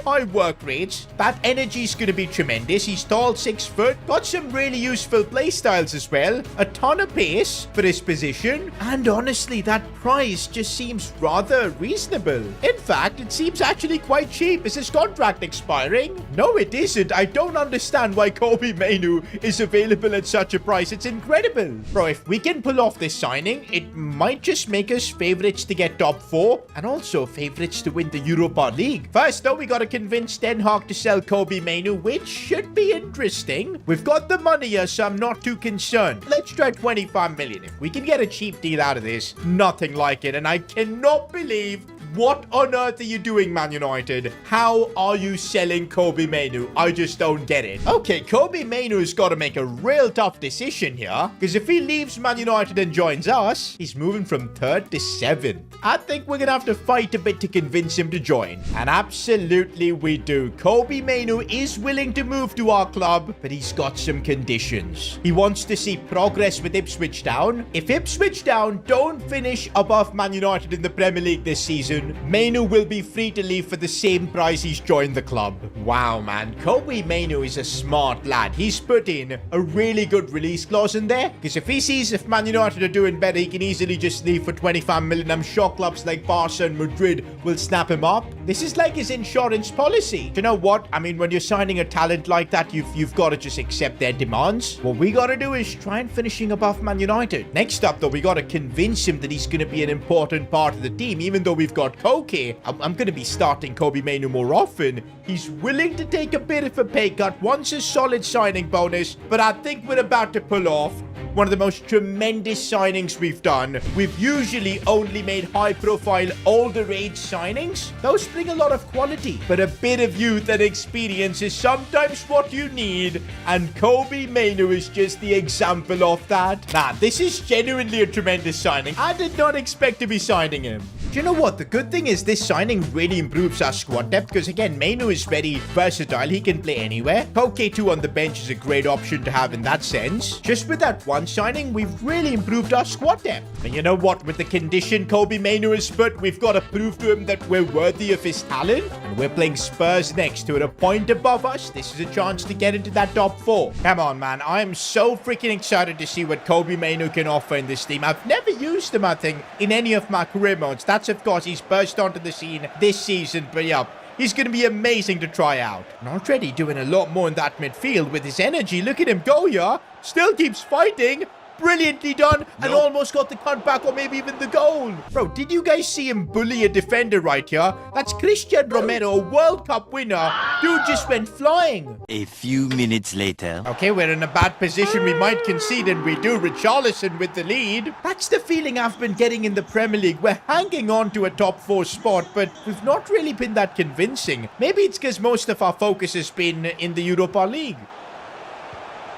Okay, we just got absolutely cooked there, but somehow we avoided conceding. Oh, instead we've got Nketiah breaking through a massive chance against Spurs, and of course he puts the ball in. Chaplin, that was such a simple pass. Out, he's fired. Yo, at halftime, I'm starting to feel Chaplin. He's not been the same, you know. I think Henry Walker, when he plays, has more of an impact, so we're going to bring him on. Oh, Nketiah's broken through once again, and no, he goes for near post. That was never going to work. No, they've opened this up. Patterson What an incredible save. Wait, is that Thomas Muller? I think it is, and he's banged it home. Yo, Thomas Muller, how is he still playing? And at this level, fair enough. We're bringing on more reinforcements, boys. I don't want to lose this game. Looks like our top shirt seller, Mo Salah, also does not want to lose, but he's not able to get through all by himself. No, they're going to score again. Yeah. Spurs have just dominated us in this one, and it's frustrating. As if that loss wasn't painful enough, I just realized that two of our important squad players, Chaplin, who's our captain, and Harry Clark, both have their contracts expiring. Bro, we gotta absolutely get them renewed, and no way. Harry Clark does not even want to renew with us because maybe of his lack of game time. I missed the part where that's my problem. Surely Chaplin wants to. Bro, Chaplin's our captain. We can't let him go. I know Henry Walker's the future, but I think Connor Chaplin's the right guy to guide him. Let's try and get him on a 2-year extension. That would really work well. Let's go. We'll definitely bump up his salary to 50,000. Will he be willing to accept that? And yes, he does. No problems from our captain Chaplin whatsoever. Oh, and look at that. There was interest in this window for Connor Chaplin. A £25 million offer from Brighton. There's no way we're letting him go. By the way, FA Cup game against MK Dons. The FA Cup could be a chance for us to win a trophy, but we've got too many competitions going around. So for the FA Cup, we're of course going to rotate the team as much as possible. Honestly, the crazy thing is even after rotations, our team actually looks still pretty good. And we do end up making it to the next round of the FA Cup. But yo, we've got another big problem, and that's that we're 9th in the Premier League. And yo, Man United at top of the league. This is the worst circumstance we can be in. Because you guys know our deal with Kobe Mainu. He will legit leave for 25 million if we don't somehow finish above them. Good news is the points gap between us and United is like 5 points. That's how tight the Premier League is. Oh, but we've got tough games, man. If we can beat Chelsea, I'd feel a lot better. You know what, guys? I think I'm now going to start trusting Mitchell and Walker more often, because only when we play them are their overalls going to go a lot higher. Their potential is far bigger than Chaplin and Nketiah. We got to give them opportunities like this. One thing we're still inconsistent with is trying to get results against big teams, but now maybe with Kobe Mainu, more talent in the team, things could be different as he looks for Mitchell. Mitchell fighting, but how is the ball taken away from him? Okay, man, we just got completely smoked there. Chelsea just walked through. How on earth have we signed a player like Kobe Mainu, improved our team so much, yet we're absolutely useless against the big teams? Sarmiento looks for Mitchell. Nope. Oh, that power shot took months. This man was a bona fide scrub. Okay, now we're seeing Mitchell get into the groove as he looks for Henry Walker. It's a lovely pass, and Walker puts it home. Come on. This is why we're trusting our 2 academy boys. Oh, Leif Davis, what a ball that is for Mitchell. The control and the finish. That was outrageous. I'm telling you, man, we cannot judge these academy boys by their rating. That first touch, the way he turned, I've never seen something like that. And when we've got those 2 super talents, plus you add someone like Kobe Mainu into the mix, we really are building a super team here. We've also got a free kick from a nice position, although it looks really far out. We could try something, though. You just never know. Henry Walker goes for it, calls that one, and almost scored. But let's go, boys. 2-1 against Chelsea. That magical goal from Mitchell was enough. Yep, guys, even with that win, we're still far away from Man United. They're 5 points ahead of us. By the way, we've got an FA Cup game, and again, I'm sticking to my plan, rotating the squad, using the youngsters in this competition. I'm hoping that we can still get through, but we don't. And there you go, out of the FA Cup. Hey, let's not worry too much about it. We're still in the Europa League and the Premier League, of course. But it's transfer deadline day, and I've just received a mail from a Serie A club, and it's Juventus. We're extremely keen in acquiring the services of Kobe Mainu next season. We've already spoken to Mainu, and a £25 million bid will be ready by the end of the season. Do let us know when you'll be accepting the offer. Ah, cheeky boy. Bro, the cheek from Juventus? They're already assuming that we're gonna finish behind Man United. Bro, No. We're not preparing to accept any offer, boys. Deadline day is done, by the way. We're happy with the squad we've got, and I do intend to keep Kobe Mainu here at the club for a long time. Juventus, you're gonna eat your words out of your mouth, because we're not backing down from Man United. We've got a month of really winnable Premier League games, and we need to get results. We need to bring some consistency now in the Premier League, especially if we want to finish above Man United, get top 4. These games are gonna be huge, and we need to make the most of such opportunities. Chaplin Patterson's got a bit of space to work with. Looks for Mitchell here. Another big chance for him, but he couldn't convert. Oh, and we've got Mo Salah in a great position, and he does not miss. Oh, Archie Gray has gone through completely then. What a finish from him. You don't see him score often, but when he does, it's a pretty good goal. That's the crucial win against Brighton. But we've just been so hot and cold this season. A loss to Nottingham. Okay, we got to get things back under control in this one against Leicester. Kobbie Mainoo, Salah. And now here's Nketiah, who's back in the lineup for this one, and back for a reason. Puts us into the lead. And okay, we're now seeing Kobbie Mainoo, what he can do in the attack. Here, driving the ball forward. Does really well to cut inside. Good pass for Walker. But we couldn't make more of it. No. Patterson, big save. Ooh, that was a troubling moment.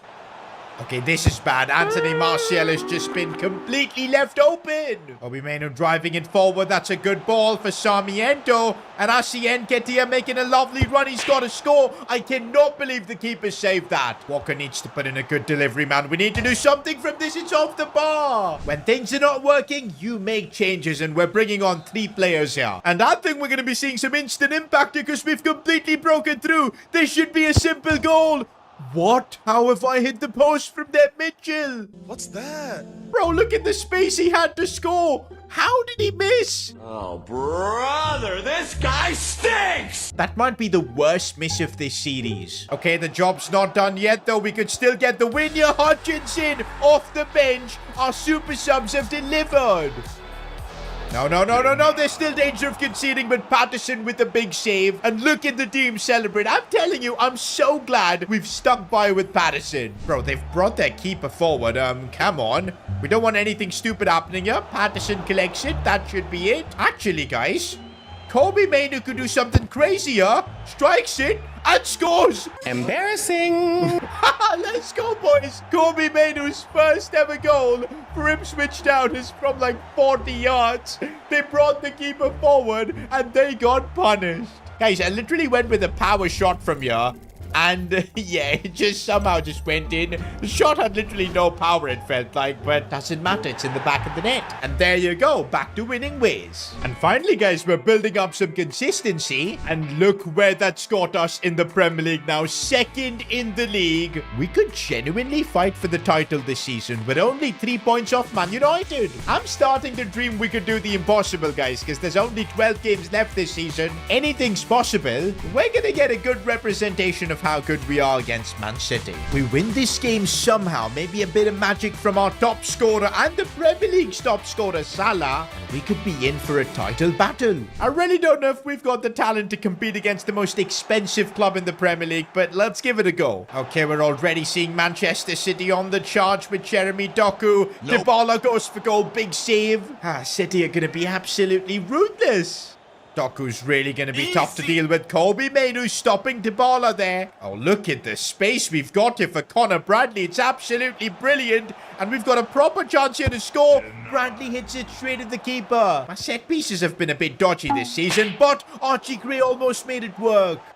Oh, this is bad. Dybala with the chance and Man City strike. We do have the firepower to try and respond. Mo Salah almost with a screamer. Unlike the usual times where we just get steamrolled by City, this time we're actually holding our own. It's super unlucky that we haven't gotten an equalizer in this one. Okay, there's still hope. There's still hope. Henry Walker, I can't believe that save do. We really did deserve more from this game, man. Frustrating to have taken an L. United are now 6 points clear of us, man. We could be losing Mainoo. We could be losing the Premier League title. We're still in the top 4. That's the only thing good about this situation. But honestly, I'm starting to feel we've got the team that can maybe shock the world and win the Premier League. But for now, though, our journey in the Europa League is about to resume. Round of 16. RB Salzburg. And yep, I'm going to be taking the Europa League very seriously. It's a chance to win a big trophy for Ipswich. Who knows when we'll get another opportunity like this. But for that, you guys are going to have to wait until the next episode. The journey will continue. Ipswich Town in their entire history have never won a European competition. In fact, the last time they won a trophy was in 1992. And even that was the second division league. But the Ipswich Town we're managing, it's a completely different story. With some signings like Mo Salah and the brand new superstar Kobe Mainoo, we've built a team that can win those trophies. We're still in the fight for the Premier League title and also in the knockouts of the Europa League. This could be the season we pull off the fairy tale with Ipswich. Okay guys, let's just hold up. There's a long way before we get to the Europa League final. We're only in the round of 16, so we need to just calm down a bit. I want to win this competition, but there is still a lot of football to be played. Meanwhile, in the Premier League, I think winning the title is a bit beyond us right now, but we can definitely be in the mix. Also, if you remember, we need to kind of just finish above Manchester United.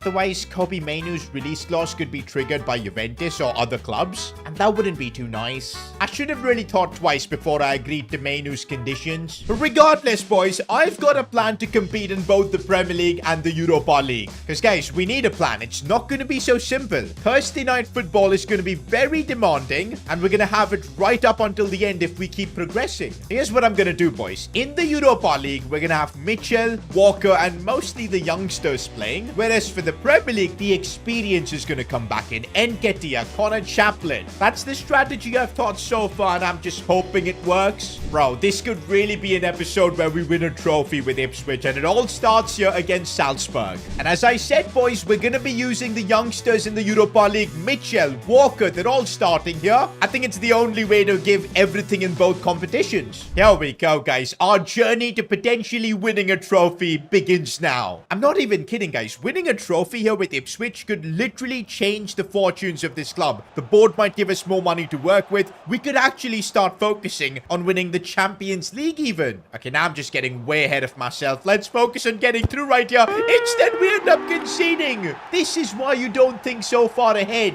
We got a bit big-headed and now we're a goal down. Remember, guys, there's no need to do anything stupid. It's a two-leg tie. We've got to be smart. But so far, everything we're doing is far from smart. What is that tackle? We're lucky that's only a yellow. Can't lie, guys. We've had a rocky start to the game so far. To be fair, it's our first ever big European night. We're allowed to, you know, feel a bit nervous. Oh, but okay, Mitchell has gone through like that. Look at him go. Find space to shoot, but he's put it wide. There's a reason we've started Mo Salah in a game like this. We need him, and Mo Salah produces. What a goal from the Egyptian king. 1-1. There's a reason he's the only veteran we've decided to start in a game like this. We need his talent. He's a Champions League winner. He knows how to deal with these situations. Oh, Mo Salah has done him there. He's single-handedly right now keeping us in this game. Brilliant bit of play to find Archie Gray. Come on, we're squaring this one, and Walker's there to dap it home. We get the lead. No. Off the line, cleared by Connor Bradley. Let's go. If we can take a 2-1 win against Salzburg here, I think we're going to get through, and it's off the post. We're so lucky there, and I think the game should be done too. Full time, and what a battle this was, but winning away from home should get us through. And yes, guys, at home, we get the job done. We move on to the next round of the Europa League. Time to find out who we're drawing in the quarterfinals. It could be teams like Union Berlin, Benfica, Spurs. Bro, look at the Spurs game. It went 10-9 on penalties. Ooh, Napoli would be like the toughest draw, I think. And who are we gonna get? Of course, freaking Napoli. You know what? If we can knock them out somehow, I think we would be the favorites to win it. But before the Napoli game, we've got a few Premier League games coming through, and we need to get results. Because, yeah, the title race is heating up. And somehow, we're still in it, just 4 points off Man United. This is where I'm not sure if this squad has got what it takes. Balancing, you know, the Europa League as well as the Premier League, that's been a struggle we've been dealing with. But, you know, we've got Connor Chaplin and Nketiah back in the squad for this, so I'm hoping they can step up. Mo Salah again. Finesse shot, and Salah is just a cheat code. Definitely the best signing I think we could have made. Look at the way he scores. Wait, is that Antonio Rudiger? He's out here putting a cross and a bicycle kick saved. But it's a free header for Goretzka. What even is this Newcastle team? The one player they don't have is Mo Salah, who's wanting to go all by himself, and he's done so with a cheeky chip. That is just brilliant. Salah is carrying us. Chaplin looking for Nketiah, finding Mo Salah, who wants more. Can he get it though? No. One more goal and I think we're getting the win here. And yo, Newcastle, instead of putting up a fight, they might score, but Patterson with a big save. Oh, that was a real battle, but important 3 points in the Premier League. And looks like we are building up some momentum and win against Aston Villa and Everton too. Okay, the gap between us and Man United, just 2 points. I've been thinking about winning the Europa League, but we're closer. The Premier League trophy than you think. Bro, could we be winning a double this season? Winning the Premier League as well as the Europa League? Well, first, we've now got 2 legs against Napoli, so let's see what happens here. Oh, meanwhile, a bit of bad news. Harry Clark has joined Everton on a free transfer. He was such a good option from the bench, but I guess he wanted more. Facing a team like Napoli on a European knockout night, this is one of our biggest challenges yet. Oh, that's a brilliant tackle from Chalobah. It could have gone horribly wrong as well. There's Mo Salah. Oh, that's a lovely ball for Connor Bradley, and we could be on for a goal here. Oh, the cutback wasn't good. I just realized we're up against Osimhen, man, and Kvicha as well, bro. This Napoli team, we're not ready for this. And Kvicha with the shot and Patterson with the save. What an opportunity this is for the likes of Henry Walker and Matthew Mitchell. If they perform well here, it could be huge for their careers. Oh, Kvicha's in a great spot. Connor Bradley, huge tackle. So far, all that we've been doing is just defending, hanging on, and that continues. Wait, how is Osimhen completely free there? No, he goes for the chip. And we're 1-0 down against Napoli. Our defense just fell asleep here. They were taking a nap. And now we're on the back foot, boys. 1-0 down. No. We're not giving up, though. There's still time left. And here goes Matthew Mitchell on the run. He's got a great power shot. And he's made it work. The keeper got a touch to it, but it was not enough. Matthew Mitchell scores on a European night. Oh, it's the last few seconds of the game. And looks like Napoli might have one last chance. Politano hits the crossbar. Bro, we legit survived there. Taking away a draw from this, I think it's still a big result. Second leg against Napoli, though, is at home. But there's a bit more hope. And also for this game, I'm bringing Connor Chaplin back into the team. I think we need our captain.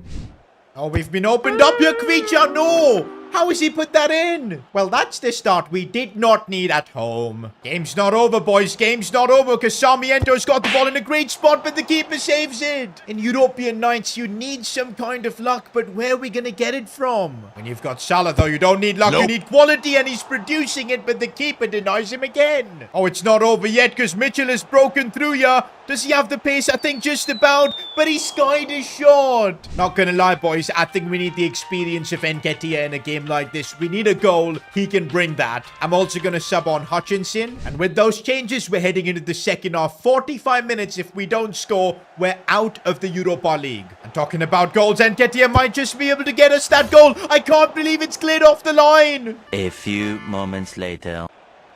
And no way. Napoli get their second goal. This feels so harsh. We've had all the chances since they scored. Just makes me so mad. If we don't score soon, it's over.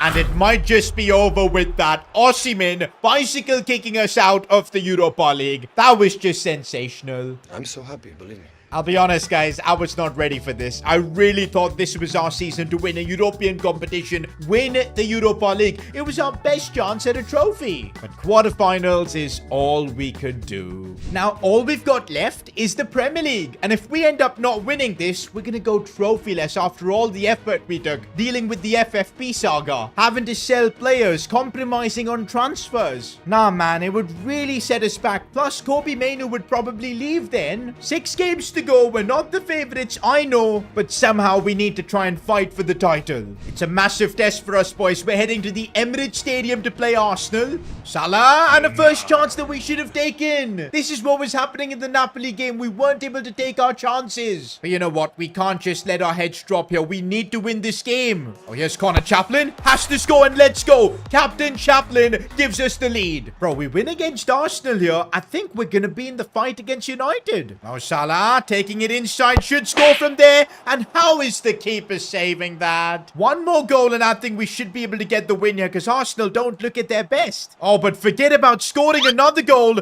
We've just conceded a silly one. How did we lose the ball there? Twanzebe, the pressure got to him. This is literally a must-win game, boys. We cannot falter here. We need to get a goal somehow. And maybe Mo Salah is the best one to get us that goal. And of course he is. What a finish that was.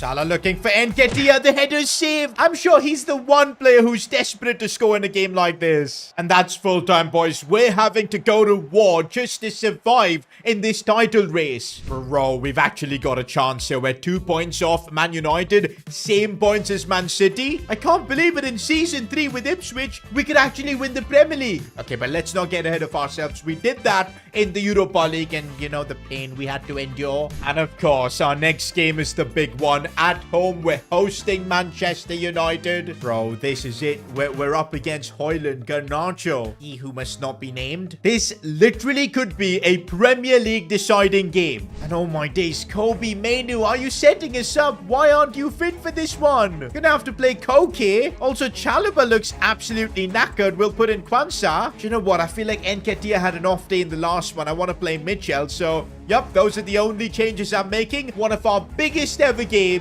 and we absolutely have to win. Never in a million years did I expect in our third season with Ipswich we would be fighting for the Premier League title, but that's the reality. It still feels surreal, but a win here would genuinely make us the favourites. Oh, Mo Salah's broken through. Of course it's him. Mo Salah loves scoring against Man United, and he gets another one. Of course, Mo Salah. In this Premier League title winning game, we've made the first blow. Bro, now it's starting to feel real. It's starting to sink in that if we win, we could be champions of England. Yo, Man United have completely collapsed here as we're sending Sarmiento through. Do they know there's a title on the line? Well, Sarmiento does know as he puts this one home. No way, boys. We're actually 2-0 up within 24 minutes. This is getting crazy. You know what? I'm glad if all teams were competing against Man United for the title. Definitely makes it a lot easier because they're no Man City, let's be real. Or even Liverpool for that matter. It really does feel like we've got this complete game under control, and just as I say that, we give the ball away to Garnacho. Bruno Fernandes scores. Brilliant. Man United are fighting back. Bro, no, it's off the post. Højlund with a 1v1. How did he miss that? I'm telling you, man, in the Europa League, we didn't have luck, but for some reason in the Premier League, we seem to have all the luck. Chaplin, though, and Chaplin puts it wide. Okay, I take that back. We're unlucky, too. Okay, Chaplin. Once again, he's got a chance. This time, he does not make a mistake. We've got our 2-goal cushion back. Okay, they're not giving up, boys. They are not giving up here. Patterson can't save that. Man United have a lifeline. Yo, next 10 minutes, we need to defend. And that's what we've done, boys. A massive win for the Premier League title race. And yes, guys, before we head into the final game of the season, we are top of the league. 75 points, 1 point over Man City, which means as long as we win our final game, Ipswich Town are going to be champions of England. Bro, I really don't know how we pulled this off, because if we win the league, we're going to win it with 78 points. And if you look at the Premier League's recent history, teams with 90 plus points have ended up not winning the league. We've just gotten incredibly lucky here. And to be fair, this team has made it possible. Just look at Mo Salah's stats. I'm still in shock. At the age of 33, 30 goals in 37 games. Are you actually mad? Then you've got players like Nketiah who've played their part, Sarmiento, Connor Chaplin. This team deserves to win a trophy. And here we go, the final game of the season. As long as we beat Bournemouth, we're going to be champions of England. No, we don't want any silly surprises. Patterson with the save. And here goes the top scorer of the Premier League trying to get another one. And Mo Salah keeps going and gets another big goal. I can't lie, joining Ipswich might be the best thing for Mo Salah because his legacy is golden now. Coming to Ipswich, guiding us to a Premier League trophy. Just surreal. No, we can't concede. Patterson, big save.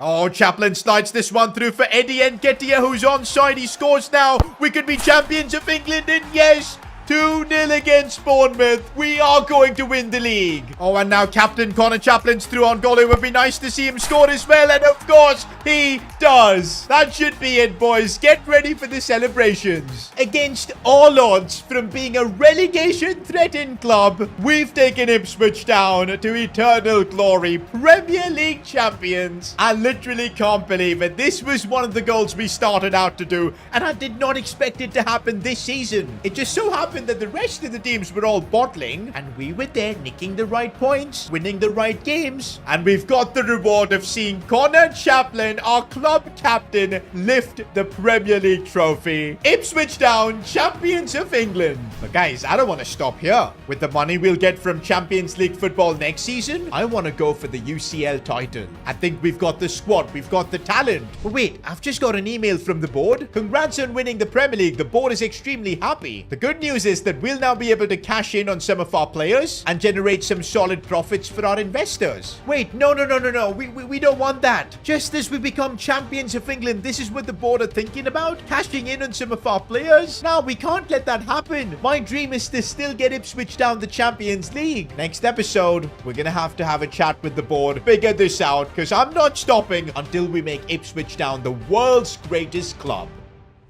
In just 3 seasons, we took Ipswich Town to a Premier League trophy. Now, this wasn't easy. We had to deal with a board that was unwilling to back us, had to rely on making bargain signings and promoting youth academy players. But in the end, we assembled an incredible squad and became champions of England. But you know, as they say, once you taste success, you want more. And that is exactly what we're aiming for, the Champions League. Our team has the perfect mix of experience and youth. Mo Salah, who many had written off, he came through last season being the top goal scorer. Apart from that, we've got Kobe Mainu, a couple of amazing youngsters coming through the academy. If we can make a few signings and improve this team, I think we could go really far in the Champions League. But it all depends if the board is willing to back us. Alright guys, I'm in the Ipswich offices for the new season. And okay, I'm looking at my squad and I see a few players missing. This is not a good sign. Okay, we've got an email from the Ipswich board. Hey Sid, we're happy to announce that Ipswich Town have closed the season with record profits. The shareholders are really happy thanks to you. Of course, just letting you know that both Mo Salah and Kobe Mainu have been sold for big money. You're doing a great job generating revenue for us. Just keep qualifying for Champions League and we'll be really happy with you. Guys,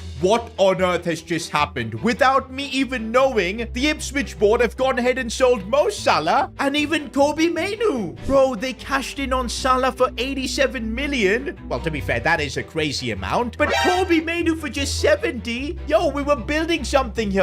I wanted to take this team to a Champions League trophy, and those kind of players were needed. It's pretty difficult to put into words how disgusted I am. This is literally what happens to every club that somehow overexceeds expectations. The next season, their big players just get sold out. Bro, with the squad we've got right now, Nketiah, Chaplin, Koke in the middle, Hutchinson coming instead of Salah, it's not good enough. Honestly, we'll barely be able to fight for top 4. It's like we've been cut off by the knees. Okay, at least tell me we've got a good transfer budget to replace them. You've made record profits, and that's it? 80 million? Bro, the club literally sold Salah for more than that. Added to Mainu's 70 million transfer, they're giving us nothing. The board are just trying to pull out as much money as they can, and they're happy doing it as long as we keep qualifying for Champions League. The board will be content and just won't sack us. Guys, but that's not what we want here. We want to take this Ipswich Town team to the Champions League. Do you know what, guys? I really think if we can go deep into the Champions League this season, show the board that this team is capable of winning, and maybe they can generate more money as Ipswich being Champions League winners, that's how they'll start backing us and change the club's mindset. So we're gonna now have to fight a battle on 2 fronts, one with the board and one on the pitch. Bro, the crazy thing is this 80 million is gonna go nowhere because we're gonna have to first renew a ton of contracts. We can't lose the players we've already got, man. Tuanzebe is gonna get a big wage upgrade as well. Oh my days, Koke is retiring too. We're desperate in need for a CDM after, of course, Mainu has left. Eddie Nketiah deserves a big contract too. He's going to be getting 100,000 per week. The same with Matthew Mitchell from the academy. These players are going to be more important than ever, man. And yup, even Thiago's retiring, boys. We're in deep trouble unless we can figure out a competitive squad for the season. And yo, our season kicks off against Liverpool in the Community Shield final, and then we've got Arsenal too. Then I was thinking this season we're going to build a Champions League winning team after, of course, conquering the Premier League. But oh boy, we're back to square one, it feels like. Do you know what, guys? There's no time to lament on the past and, you know, blame the board for selling players. They're doing what's best for them. Let's do our job of building this team up once again. We've done it before, we'll do it again. Just through contract renewals, we've lost 4 million of our budget. For squad depth, free agents might be the play. And I think I remember seeing someone pretty decent in in there. Owen Beck, the Welshman, 23-year-old, 75 rated. We just need someone for squad depth in this position. Okay, at least now there's some depth in there, but we need to now focus on replacing Koke too. Okay, after a bit of scouting, I found Adam Wharton, who plays for Crystal Palace. Now, he may not be Kobe Mainu, doesn't seem as quick, but he's got some things going for him, man. The age is there, looks like a top-tier talent, got some good play styles as well, and I'm pretty sure he's in the Euro squad this year. Yup, just confirmed that he is actually in the Euro squad. That means he's got something. Okay, but where we're lacking is in money, so we're gonna have to keep this cheap because there's still other positions we need to strengthen. Okay, if we can get him for his value, which is 25 million, this would be an absolute steal, but nope, we're gonna have to go to upwards of 35. Okay, let's try and get him for like 28 million. It would be a steal considering our scenarios. I did not imagine after winning the Premier League we'd have to be fighting for transfers like this, but negotiations are working well. Let's settle at 29 million for Adam Wharton. I think it's a good deal for both parties, and there you go. Okay, I'm not sure if he's going to be able to replace the super talent that was Kobe Mainu, but I think considering the circumstances, we've done a good job replacing him. Welcome to Ipswich, Adam. We've still got 44 million left, and I do think we're going to need some more firepower into the attack, because we're missing Mo Salah, man. He was our top goal scorer. How good was he last season? Instead of him, we've got Omari Hutchinson, who has done a good job growing by just learning from Salah, but I don't know if he's good enough to lead the attack. We're gonna need some more improvements there. Looks like we're gonna have to wait for that, because for now we've got the Community Shield final against Liverpool. Man, this does really feel weird. We've got Adam Wharton making his debut, but this is not the Ipswich team that won the Premier League last season. One more thing you'll notice is that our kits are the exact same from last season. Apparently Puma feel like there's no need for any changes, because kit sales are going to be down massively this season. Of course, that's because a certain Mo Salah has left. Oh no, there you go. The horrible start we didn't wanted. A penalty. Come on, Patterson. Make a save here. Of course he doesn't. Rodrigo scores, and we have a disastrous start to the season. Bro, we're getting absolutely rinsed by Liverpool. They sense weakness, and they're putting us under tremendous pressure. Virgil van Dijk now almost scoring. What is going on? Okay, finally we're breaking through here with a cross going in. But Virgil van Dijk's too good. Here's Hutchinson. He's the man who's replacing Mo Salah. It's huge shoes to fill. And I don't know if he's got what it takes, but so far we're seeing him go on a mazy run, doing pretty well. Lovely ball for Chaplin. Massive chance and we've scored. No Mo Salah, no Kobe Mainu, but Connor Chaplin, our captain, is still inspiring this team. Do you know what? Maybe we need to start looking things in a different way. This also could mean an opportunity for a lot of players to shine. Plus, guys, we're the champions of England. Let's play with a bit more respect for ourselves. Not gonna lie, guys, one player I'm impressed with so far is Adam Wharton. He's showing a lot of desire here, doing a great job coming instead of Kobe Mainu's shoes, and now Nketiah has got himself a chance, gets taken out there, and we get a penalty. Eddie Nketiah is stepping up in a Community Shield final. Can the former Arsenal man convert his pen? And of course he does. Honestly, one player I'm so impressed with right now is Hutchinson. Look at his vision. He's really doing well in the absence of Salah, and we could have scored another one there. Oh, but Liverpool still have a chance. I'm going sliding in, which is a mistake.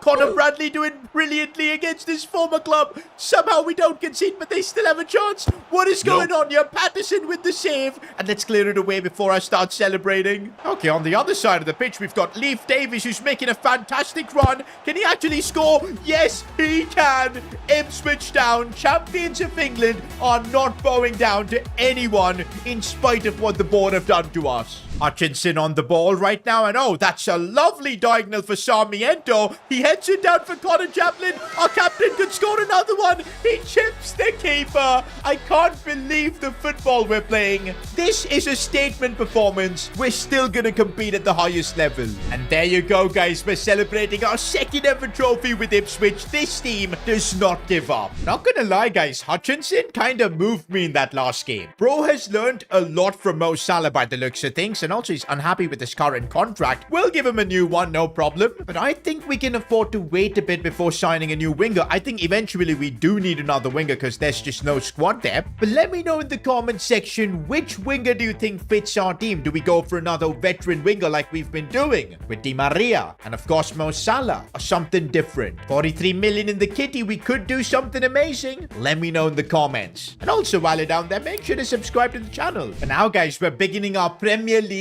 title defense. And here we go, we're starting it off against Arsenal. Again, these games are going to give us a good idea if we're ready for Champions League football. We showed it against Liverpool, but in the Premier League, it's a different story. By the way, I know much hasn't changed with our kits this season, but one thing we do have is the golden Premier League badge for being champions. Oh, Gabriel Jesus has gone through, our defense has been left exposed and we concede. But you know what? We were a goal down in the Community Shield final as well. We bounced back up. That's what I'm hoping for in this one. Here we go, Mitchell, looking for Henry Walker, and it's a perfect response from Ipswich. Not gonna lie, boys, I think Walker and Mitchell are gonna play a big part this season. No, and Arsenal make it 2-1. This game has been absolutely crazy, and that's kind of why I wanted to improve our defense this season. We concede quite a few goals, I feel, at times. But of course, we don't have the funds to focus in that department, so it is still gonna be Chalobah and Tuanzebe guarding the lines. Here we go, Amari Hutchinson. We've been praising him quite a bit, and he's got another chance to shine. Oh, Hutchinson should have scored that. Mo Salah would have. By the way, is that our new left back, Owen Beck, taking a set piece? I think he's good with it. Let's see. Decent-ish delivery. Not good enough. No, it is. Tuanzebe gets it, but he smashes it into Saliba. Okay, we could still have a chance here. Hutchinson calling it, and that deflection could have gone anywhere. Good ball into the box. This time, Chalobah's header cleared. He couldn't get the rebound. Oh, Walker's done really well to go through, but he's put his shot wide. These are the kind of situations where missing someone like Salah, that goal scorer instinct. That's it, guys. We get a proper reality check here against Arsenal. Not gonna lie, I just think we lacked a lot of firepower, man. We were relying so much on Mo Salah's goals. Hutchinson was decent, but he's not got that killer instinct. It'll take a while to develop that. Same with Sarmiento. I think that right midfielder or a left midfielder signing is going to be what changes our season. It'll give us a fighting chance. For now, let's try and get our first win of the season. We're playing Nottingham Forest. Guys, I really don't know how we managed to beat Liverpool in that game, because in the Premier League, we're getting absolutely destroyed. 1-0 down already. Sarmiento looking inside for Davies. Still manages to find Mitchell, who gets the shot off, but it's saved. Hutchinson with a nice pass for Mitchell, and he's gone past one. Gets taken out. The referee, that's a pen and a red card. Is it going to be a red, though? Yes, it is. That's what we needed. Matthew Mitchell from the academy in a season that's been very difficult so far ends up scoring the penalty. We're back in it. And now, boys, the game has completely opened up. Matthew Mitchell, and he gets another one. There's the power shot. We know that he can execute.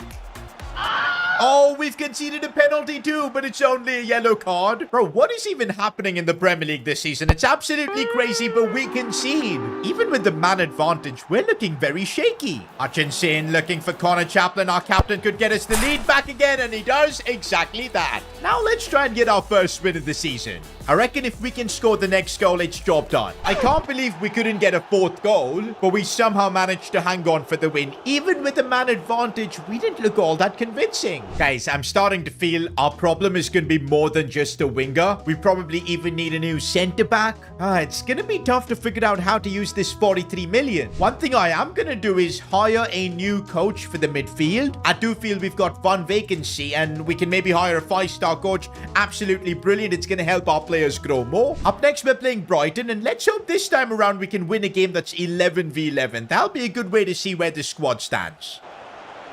Can we not concede first for once? Good save, Patterson. But yeah, this game, at least I want to try and score first. Hutchinson cutting inside. It is reminding me of Salah, what he's doing right now, but he doesn't have the finish. Oh, we could get the first goal here, and it's, of course, Walker who scores. Finally, guys, this is the first game this season where we've scored first. Walker this season is taking a lot more responsibility, and he's delivering as well. That's another one for him. The Youth Academy boys, Walker and Mitchell, both are really performing this season. And there you go, back-to-back wins in the Premier League. But now we've got just 2 days until the transfer transfer window ends, and of course next month Champions League is about to begin. I need help from you guys because we need to figure out who to sign for this right midfield position, because that could legit be a decision that gets us competitive in the Champions League or just makes us a mid-table club once again. It's up to you guys.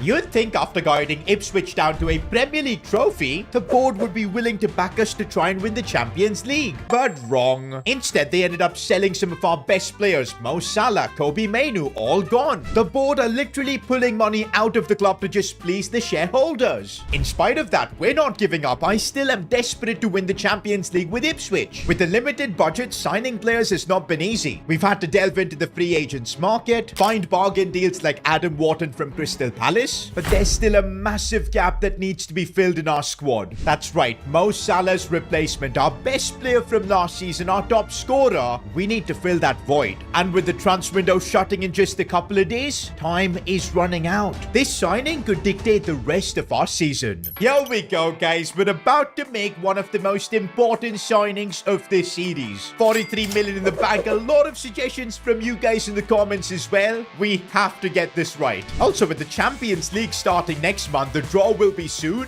We need a quality winger added into our team. And after a lot of searching, going through a ton of wingers, there was one player in the comment section that really stood out. Jadon Sancho. Bro, the more I think about it, his career has kind of gone a downward trajectory ever since he's joined Man United. Kind of revived things by going out on loan at Dortmund, but look at this, he's back at Man United now. His overall is just 82, but there's room to grow. Normally we've signed veteran wingers like Di Maria and Salah. Jadon Sancho would be a completely different approach. He's English. He'll understand what it means to play for Ipswich. This could be a way for him to revive his career. And of course, he'll be playing Champions League football too. Contract expiring in 10 months as well. Jadon Sancho at Ipswich Town, I think is what we need. Oh, but even with that contract expiry, he's still going to be an expensive signing worth almost 34 million. But I think, boys, if we're replacing Mo Salah and we still want to be competitive in all competitions, we have to spend the money on a winger like Sancho, who honestly can be the world's best player. Not gonna lie, boys, I'm sure Ten Hag would be happy to get rid of Sancho. So let's chuck in a £30 million offer, and boom, it's actually worked. Now we just gotta convince Sancho that Ipswich Town is the club he needs. Should be a lot easier than before because we've had players like Mo Salah play for us. Obviously, we're Premier League champions, so he's gonna be joining a top-class team, but of course a team where the board are not really backing us as much. We've lost a few key players, but still, I think if Sancho joins, we'll have a good team that can compete. And alright, his demands aren't all that crazy. He's reduced his wages. You'll love to see that. Sancho wants us, and we want him. And there you go, guys. With just one day for the transfer window to shut, we've brought in Jadon Sancho. And honestly, with Sancho coming in, our team looks a lot more balanced. Every player is above an overall of 80. We also have reasonable squad depth. Nothing too crazy, but it's decent. But I still don't know if it's going to be good enough for the Champions League. Well, we don't have a choice because the transfer window is shutting. We're done with deadline day. We've used every bit of cash to assemble this squad, even with the difficult circumstances we've been through. And here we go, boys. It's time for the draw of the Champions League.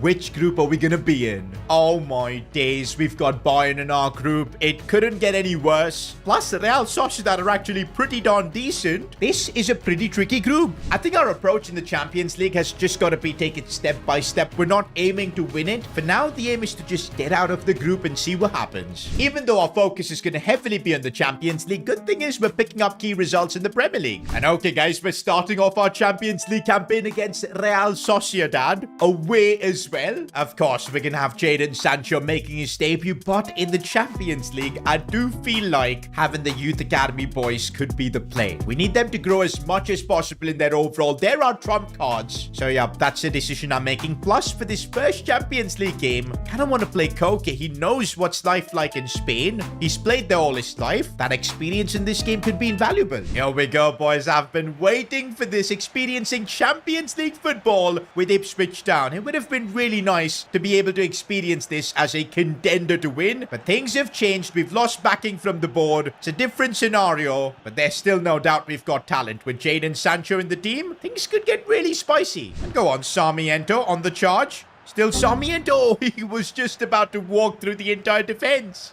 Oh, we might concede here. Patterson with a big save. Sancho's the one taking the set piece, and it isn't bad at all as we almost scored. Sarmiento sees the run of Leif Davis, and here we go on the charge. This could lead to something. No, it doesn't. The good thing is we're the ones putting a lot of pressure in this Champions League game. It does feel like we've adapted to the level. But yeah, we need to be the ones to score first. And maybe Henry Walker with this run can help do that deflection. But saved. Oh, Takefusa Kubo goes through Patterson with the save. Now it's getting competitive. Get it away, boys. Get it away. Get it away. Get it away. And Koke clears it off the line. I'm so glad we started him. Oh, we've been opened up here. And that is just classic Spanish football. Looking for that extra pass, and it completely did me. First Champions League game not going according to plan. We're trying really hard to break this team down, but it's proven to be really difficult. Here's Sancho looking for help from Connor Bradley, who's done so well, but Romero with the save. And that's a taste of Champions League football for us. Our team feels a lot worse than last season, and on the pitch, it showed. The thing is, the team is doing just fine in the Premier League, 2 points away from being top of the league. I'm sure the board is currently happy with this. We need to somehow prove it to them that we belong in the Champions League and we can make it out of this group. But bro, our next game's against Bayern. This is going to be our toughest game yet.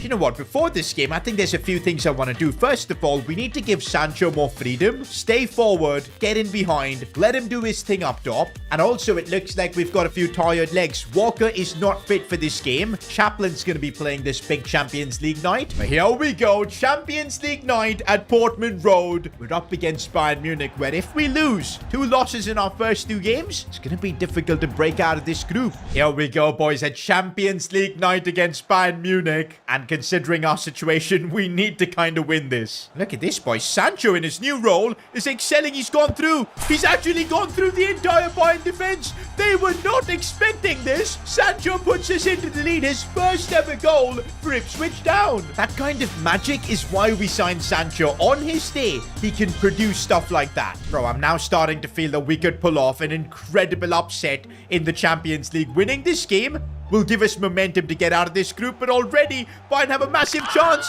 Oh, no, no, no, no. What did I do there? I thought I could get the ball, and I've conceded a silly penalty and a yellow. That's the perfect example of lack of experience in the Champions League. Now that I look at that, it's awful what I did. Harry Kane never misses a penalty, man, and there you go. Never in doubt. Oh, but Sancho again.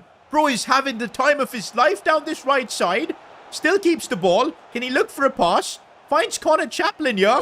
Chaplin tries to go for goal, but man, Sancho is really running the show. Bro's still got it, man. Bro has still got it. He keeps going. He keeps going. He could have got another one. Oh, that almost went in. No, no, no, no. We've been opened up, and again we concede. This is the level of the Champions League. But guys, if we end up with defeats in our first 2 Champions League games, it's going to kick us out of the competition. And I don't think Sancho's going to let that happen, because we've now got a chance here with Nketiah. I can't believe it's saved, but Sarmiento rebound and scores. Let's go. This has really been the Jadon Sancho show. Just so intelligent in everything he does. Archie Gray now has a chance here. Nobody's coming for him, so I went for goal, but it's saved. It's half-time, and I kind of want to make a defensive sub. We'll bring on Kwanzaa for Chalobah, simply because I don't want to risk a red card. Also, this has not been Nketiah's game, so I'm kind of feeling let's bring on Mitchell. Maybe the extra energy could help us up top. And yes, Sancho already showing his trickery there as he gets past one. He somehow still got the pace too, and I see Connor Chaplin, his run is not good enough, so Sancho cuts it back, but it's not good enough too. Chances are coming for us to take the lead, we're just not taking them. Oh, there's Chaplin putting everything on the line here. That's what we need in a game like this, and Connor Chaplin has got a massive chance, and he's put it home in the 86th minute. He worked so hard to win the ball there, and he ends the game with the winner. That is unbelievable. Our captain has just scored against Bayern Munich. I can't believe we've done this, boys. A monumental victory. I'm hoping the Ipswich board are watching this, because we've just taken down one of the Champions League favourites here at home, and that keeps our chances of getting out of the group alive and well. We now have 2 Champions League games against Bodo Glimt. I've never heard of them, but we've got back-to-back games against them. These need to be guaranteed wins. No, no, no, no, no, and we've conceded. Here I was thinking that these would be easy games. Oh, and Sarmiento's gone through, but come on, you've got to be finishing these chances. Okay, Sarmiento, you get another chance at it, and this time at least he's put it home. Okay, these guys might have another chance here, and they've scored again. We made a grave mistake by underestimating them. Okay, but Sarmiento has decided to really step things up. Okay, maybe not. I can't believe he bottles all these kind of finishes. And now that could lead to us conceding, man. Patterson, good save, but what are we doing here? Okay, we might be able to create something here. Matthew Mitchell, good first touch, power shot, and bang. Mitchell's power shots never disappoint. But what we need to do is still figure out a way to defend, which we can't, but the crossbar saves us. Sarmiento, oh, that's cleverly clipped for Bradley. Come on. I can't believe it's all getting saved. Okay, maybe I could whip in a cross here. It's a good ball from Leif Davis. Archie Gray completely open at the back post. We've got the lead. Wow, man, that was an absolute grind. I did not expect this to be so difficult, but we walk away with an important win in 3 points. Thankfully, the home game against Porto Clipped was a lot easier and we got a 2-0 win. And oh boy, this group is actually heating up. Real Sociedad are the #1 team right now. We're second, but Bayern are third. The problem is we play them next, and if we lose, every team in this group is going to be on 9 points. Then everything's going to be decided on that final group stage game. Well, we really can't lose here away from home against Bayern. Do you know what? For this game, I think we need experience. Away at the Allianz Arena, Nketiah and Chaplin are going to be a must. I really don't know how we should be approaching this game away at the Allianz Arena. A draw should be enough to go through, but is that the approach we want to take? That's the thing. We don't have the Champions League experience, the know-how, how to deal with these situations. Do you know what? I think we should do just what we know best, and that's just constantly attacking, because I think any other way will just end up with us conceding and then just pain. But to attack, we kind of need the ball, and so far, we haven't had a single touch. Okay, finally, we're doing something here. Cut back for Chaplin, and we've actually scored. That's what we need. A win here would all but settle our shot at getting out of the group. Oh, Harry Kane, stop that. What a strike that was. Just like that, Bayern are right back in it now. Don't forget, a draw should be enough for us, but it shows Bayern can literally score whenever they want. I don't like the amount of defending we're having to do here. We're just surviving right now. Bayern Munich passing it around like we're not even there. I'm putting in challenges left, right, and center, but I just can't get the ball. Finally, a bit of breathing room. Oh, but finally on the breakaway, looks like there's a bit of space for Eddie Nketiah to run through, and that's what he's done. Go on, Eddie. You know what you have to do, and he's put the ball home. That's what we need away from home. Come on, guys. 70 minutes in, it's the perfect situation right now. Here goes Sancho. Still Sancho. Oh, man, that looks so easy, and it's gone in. I think it took a massive deflection, but Sancho does not care. Bro, the way Sancho just weaves in and out, I'm telling you, man, it's a tremendous signing that we've pulled off. And that's also the goal that gets the job done for us against Bayern. No way, guys. Bayern are actually out of the Champions League. We did that. We literally knocked them out by getting 2 wins over them. Now the fight is between us and Real Sociedad for that top spot. Also, guys, this season is turning out to being great for growth. Look at Henry Walker. He's up to an 81 overall. Matthew Mitchell up to an 80. And we've got both of them starting this one. We lost to Real Sociedad in our first Champions League group stage game. This time, I don't want to lose. Let's get that top spot. Taking this corner shot to see if I can do something. Yeah, maybe a cross at the back post. Archie Gray, but the header's wide. How close was that? Damn, boy.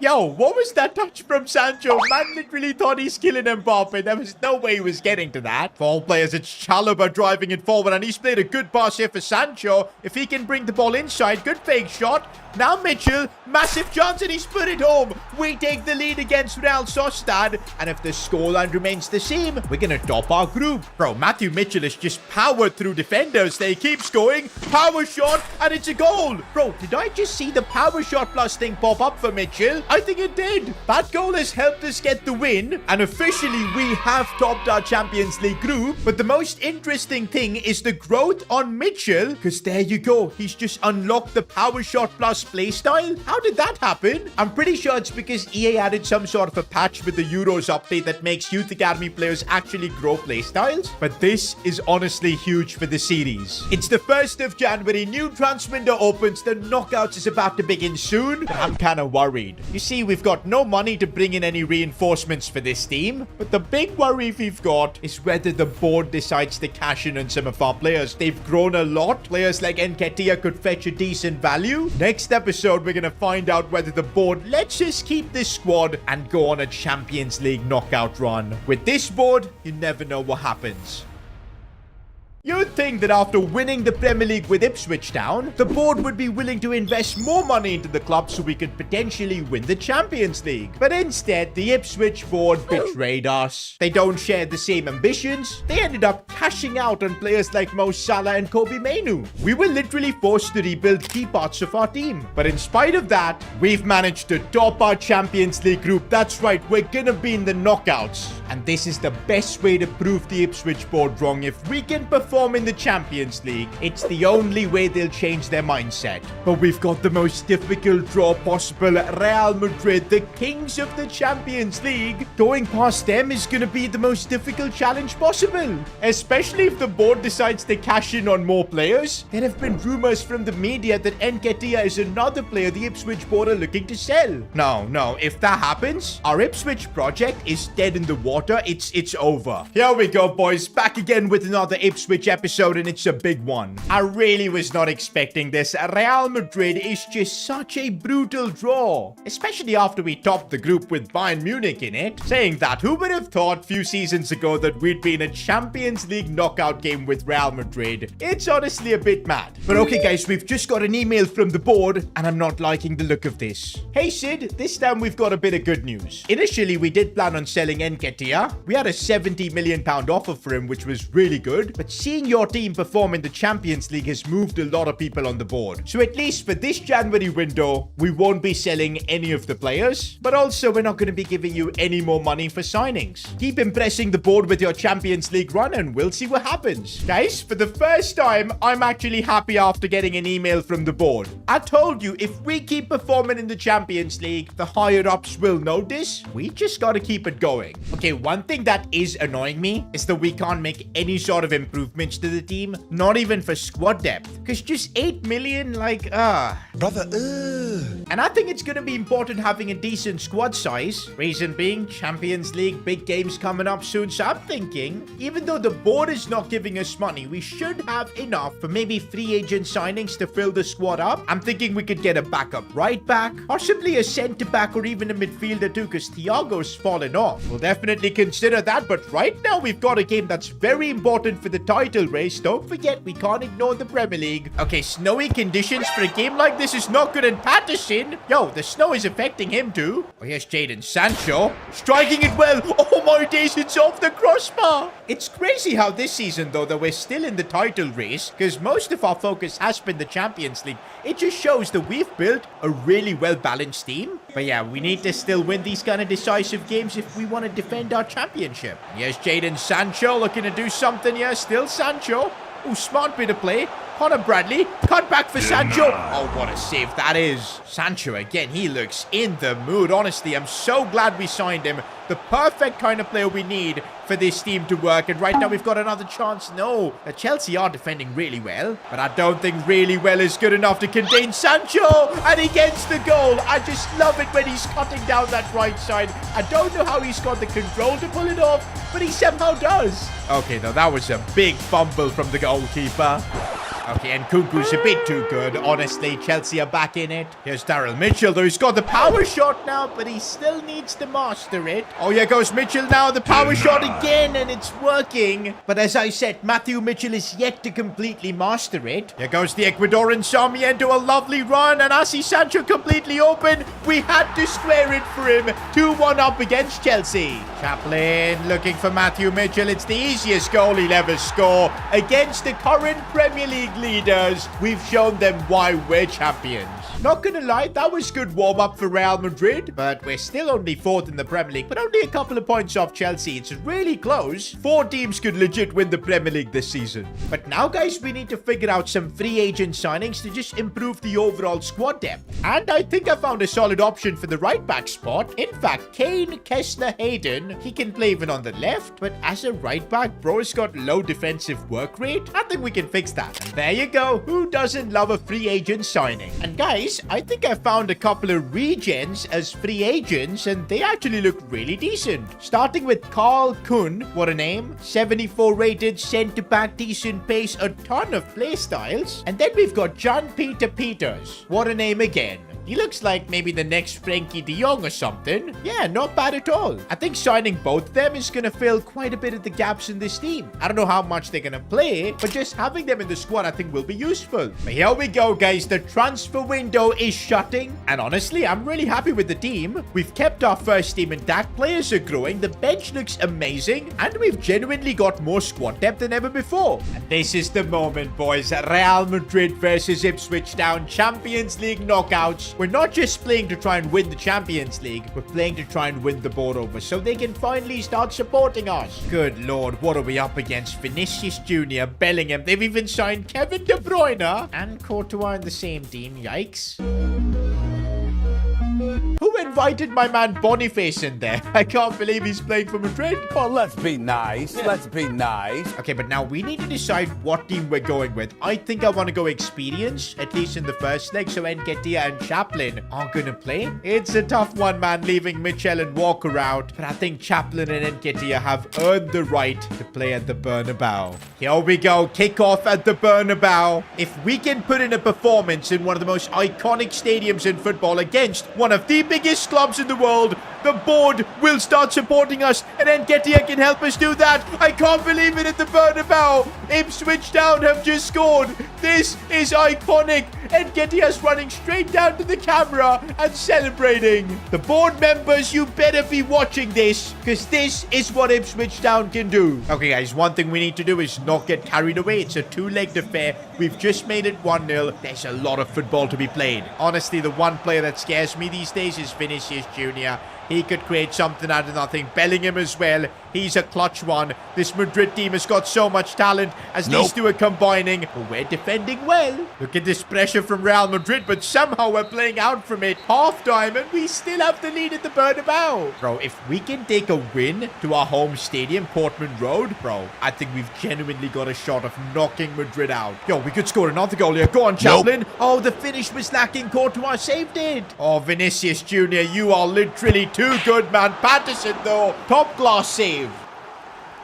No, not from a set piece, not from a set piece. And that's a relief. I don't want to spend the next 30 minutes just hanging on. So we are bringing on some youth. Matthew Mitchell and Henry Walker are coming on. Oh, no. We can't concede. We've worked too hard. Brilliant defending from Leif Davis. And Henry Walker has been able to control things for us. And what a pass that is for Connor Bradley. Sancho now. Cleverly laying in for Sarmiento, but he couldn't get the finish off. And when you don't take your chances against Real Madrid, they usually do punish you. It's Boniface who looks to square things. What a challenge from Tuanzebe. That might be one of the craziest defensive tackles I've seen. At least it has to be in this series. And no way, guys. That tackle from Tuanzebe has literally gotten us the win here. I'm just hoping the board was watching this, because we've come to the Bernabeu and just beat Real Madrid. It's time to play Madrid again, this time for the second leg at home. And again, I've got decisions to make. I think I want a bit of youth in this game. Nketiah and Chaplin did brilliantly in that first leg, but I think Mitchell and Walker could just give us that something extra. There we go, boys. I'm hoping that decision pays off. It's the second leg. As things stand, we're going through, so technically we just need to survive here. And that's easier said than done when you're up against Vinicius Jr.'s already threatening with crosses. What have we just done? Patterson saved us. We almost completely bottled it. What just happened there? What just happened? Luka Modric took a shot, Boniface controlled it, and Bicycle kicked it? Well, there goes our plan of just surviving. It's freaking Real Madrid. Of course, we're gonna have to put up a fight, even in the second leg. Oh no, Vinicius has broken through. No, we're 2-1 down. Freaking Boniface. I never expected him to be the one to score against us. Not once, but twice. Oh, Vinicius has completely done me. Thankfully, Patterson made the save, but it's not going well, boys. Our plan is just not working in the second leg. They've come here at our home stadium and are just schooling us. I think tactically I made a mistake. Mitchell and Walker are not ready for a game like this. We need Nketiah and Chaplin back in. Part of being a coach, guys, I've got to make tough decisions like that. We need Captain Chaplin back in the lineup.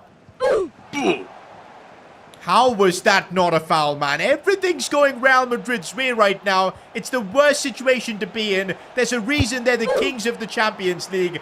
We're right now surviving, but we need to start scoring. Okay, finally we're able to break out of their pressure and find Nketiah here. Nketiah releases it for Connor Chaplin. Has to be his moment. And yes, Connor Chaplin, the leader of this squad. We've equalized things against Madrid. There's still going to be an uphill battle. It's all square. Anything can still happen here. Vinicius. Oh, this is bad. This is bad. Luka Modric almost won it for Madrid. Patterson, you legend. No, not this way. Not this way. Patterson again. Bro, he deserves the celebration and all now. Let's go. A few moments later. Another lethal cross coming in. I can't believe it. Everything just goes Madrid's way. A hat-trick for freaking Boniface. Just 10 minutes to go. I don't know how we're going to do this. Literally no time left. Nketiah needs to get this dribble right. And I think he's done so far. Needs to cut inside one more time. A run is being made by Gray. Archie Gray. He puts it wide. No. In the 90th minute. We could have equalized against Madrid. I cannot believe this. This is the most painful defeat I think we've had to endure in this series. We're knocked out of the Champions League. My dream of winning this competition with Ipswich crushed. The Premier League season is over too, and we end up finishing third. We couldn't even win the league. In fact, we've effectively gone trophyless this season. And bro, just look at how much our entire team has grown. Sarmiento is up to an 85. Mitchell and Walker both have grown massively, but it's just that the board didn't give us the backing when they needed to. Maybe another centre-back, maybe another midfielder, and maybe we would have the team to win the league and even the Champions League. Instead, we're going trophyless. And already now there are rumors about Nketiah leaving the club because the board are trying to make more money. Are we going to have to rebuild this Ipswich Town team again? Even if we have to, I'm not giving up. Because I told you, my goal was to win Ipswich Town the Champions League, and I'm gonna make it happen whether the board back me or not. Okay, wait, we've got an email from the board. Hey Sid, we're disappointed that the club has gone trophyless, but we were very impressed with the 2 games against Real Madrid. Let's have a chat when you're back in the office for pre-season, because it's time to take Ipswich to the next level. Guys, that is exactly what we're hoping for. Is the board finally gonna start backing us? Next season could be the biggest one yet. When I took over newly promoted Ipswich Town, the goal was clear: to make them the world's biggest club. And in our 4 seasons here, we've made some solid progress, making them the champions of England by winning the Premier League. But of course, the truth is, to be the world's biggest club, we need to win the Champions League. And truth be told, something like that requires investments. We need to be able to sign some of the world's best players. And frankly speaking, our board has not backed us. In fact, last season, after we won the Premier League, they sold our superstars Mo Salah and Kobe Mainoo. We had to literally rebuild the team from the ground up, and that resulted in us going trophyless. But one thing we did do last season was show fight. Against Real Madrid at the Bernabeu, we beat them. That's right, in spite of the board not backing us, we got a result against the most successful football club in the world. And by the looks of things, it opened the eyes of the Ipswich board. Alright guys, kicking off season 5 with Ipswich Town, and we're starting off with an email from the board. Hey Sid, although we are disappointed for going trophyless last season, your Champions League run beating Real Madrid has moved us. And that's why this season, the board is willing to back you. It's our promise that none of the first team players will be sold this season, and also we'll be giving you a solid budget to make improvements.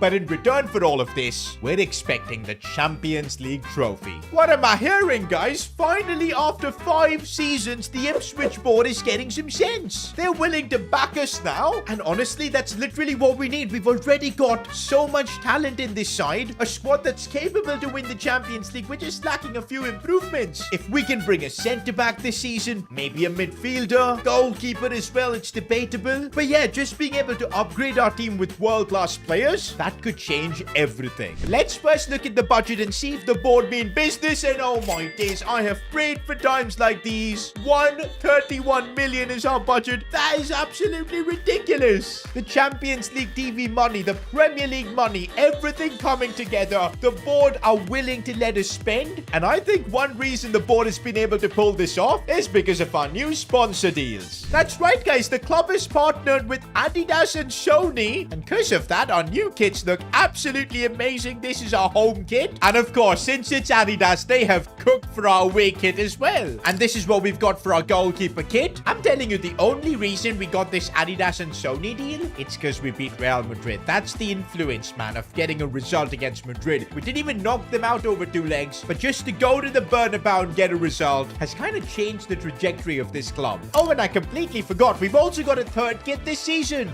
It's Adidas, man. Of course they've got us completely hooked up. All right, guys, with the admin stuff all sorted, it's time to focus on winning the Champions League. Before that, though, we need to make some world-class improvements to this team. Honestly, guys, I thought a lot about what does this team need, and honestly, we're covered in the attack with options like Nketiah, Mitchell on the bench, Walker too, Sancho, Sarmiento. Where we aren't covered, though, is the centre-back position. To win the Champions League, Chalobah, Tuanzebe, are they going to be good enough? Kwanzaa is one for the future. He can do a job now too, but we need more quality. And maybe signing someone like Christian Romero could be the key. 87 rated, 29 years old, in his prime. The stats are absolutely ridiculous. Now, okay, you might be saying he plays for Spurs, doesn't win trophies, but look what he's done for Argentina. He's one of the reasons they've won all these trophies. And I think with us at Ipswich, he can help us take the club to the next level. Well, his transfer fee is next level too. We're gonna have to pay a lot of money for him, but you know what? I kind of want to sign Romero. All right, guys, how much are we gonna have to pay? If we can get a good deal out of this, it'll help us make out the signing. So let's go in with a £60 million offer, and they've just straight up countered with 82 million. Nah, I don't want to be paying that. Let's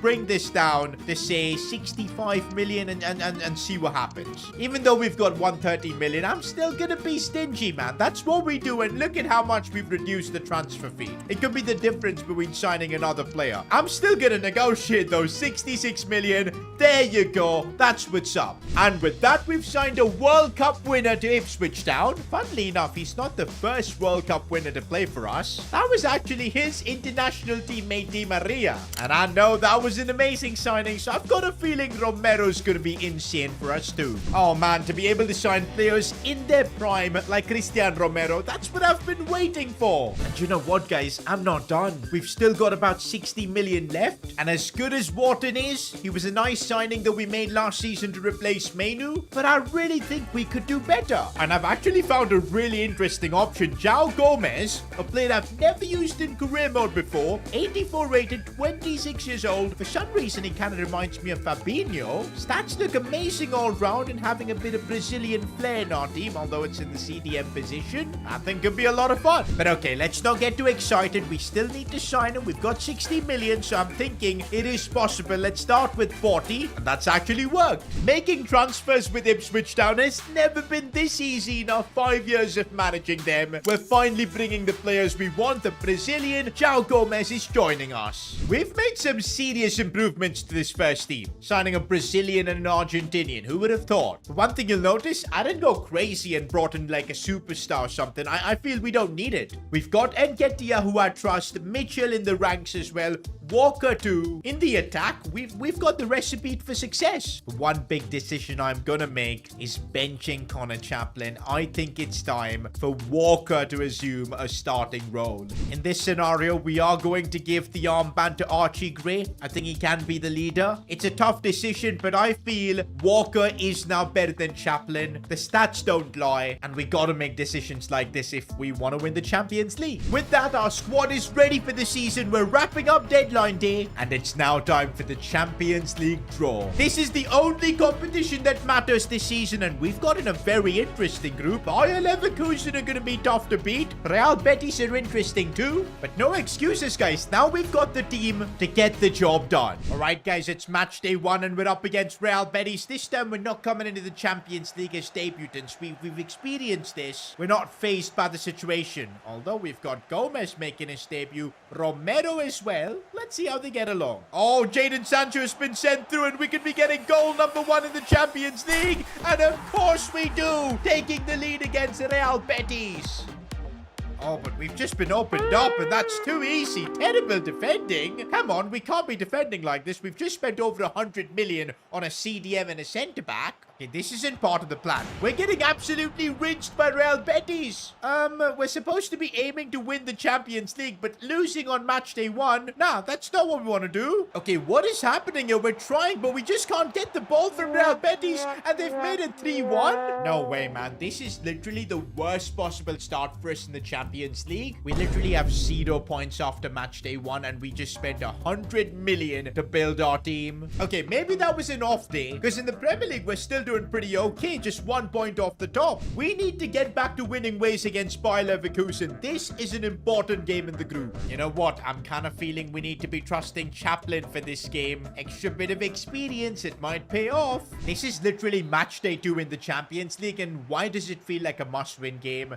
Getting beat by Betis like that was just embarrassing. Oh, and we've got Jadon Sancho, who has broken through. Does he have support? He just about does. And then Ketia puts us into the lead. Okay, we can't get too excited because against Betis, we took the lead and you all saw what happened. This is literally the worst possible position for us to concede a free kick from. I've got a player on the line. Let's see if that works, and it does. Christian Romero, let's go. Okay, this game I'm starting to feel João Gomez controlling much more of the midfield. You'll love to see that, and he's got a really good passing range as well. And he's Brazilian, so of course he can dribble the ball and play a lovely ball for Chaplin. And Chaplin doubles up our lead. This is why in some games I still feel we need our leader and captain playing. Oh, and Connor Bradley's found some space. He should cut it back. He does, and then Ketia wraps things up for us. That's right, guys. We get a huge win against Leverkusen away from home. And now we've brought back some normalcy in the Champions League. But still, man, Betis and Leverkusen are still in it. We're playing Slavia in the next game. Now, this should be a simple win, boys. No nonsense victory. I'm so confident. I'm just going to sim this game. I know we're winning this. What? Are you actually joking? How do we get beat by Slavia Praha 4-1? Our strongest team. I was legit so confident we were guaranteed to get a win here. Can you imagine we get knocked out because of that result? Well, we're playing Slavia again, but this time we need to win. And also, I've got the young guns in the starting 11 for this one. Walker and Mitchell. Jadon Sancho is dribbling into space, and he sees the pass for Mitchell. We're going to go for the power shot, and bang. This is the big advantage we get when we play Matthew Mitchell. That power shot is ruthless. We've passed the 80th minute. We haven't been able to double up our lead, and instead, our opponents have a chance, and Slavia have scored. This could literally knock us out of the Champions League. Bro, if we don't find a way to score soon, things could get really bad. It's a terrible challenge. We have a free kick, but are we really going to score from this distance? Now, we have scored a few free kicks in this series, but I don't think this is the range we take a free kick. Let's play it short. Try some sort of a set piece. Is this going to work? Archie Gray.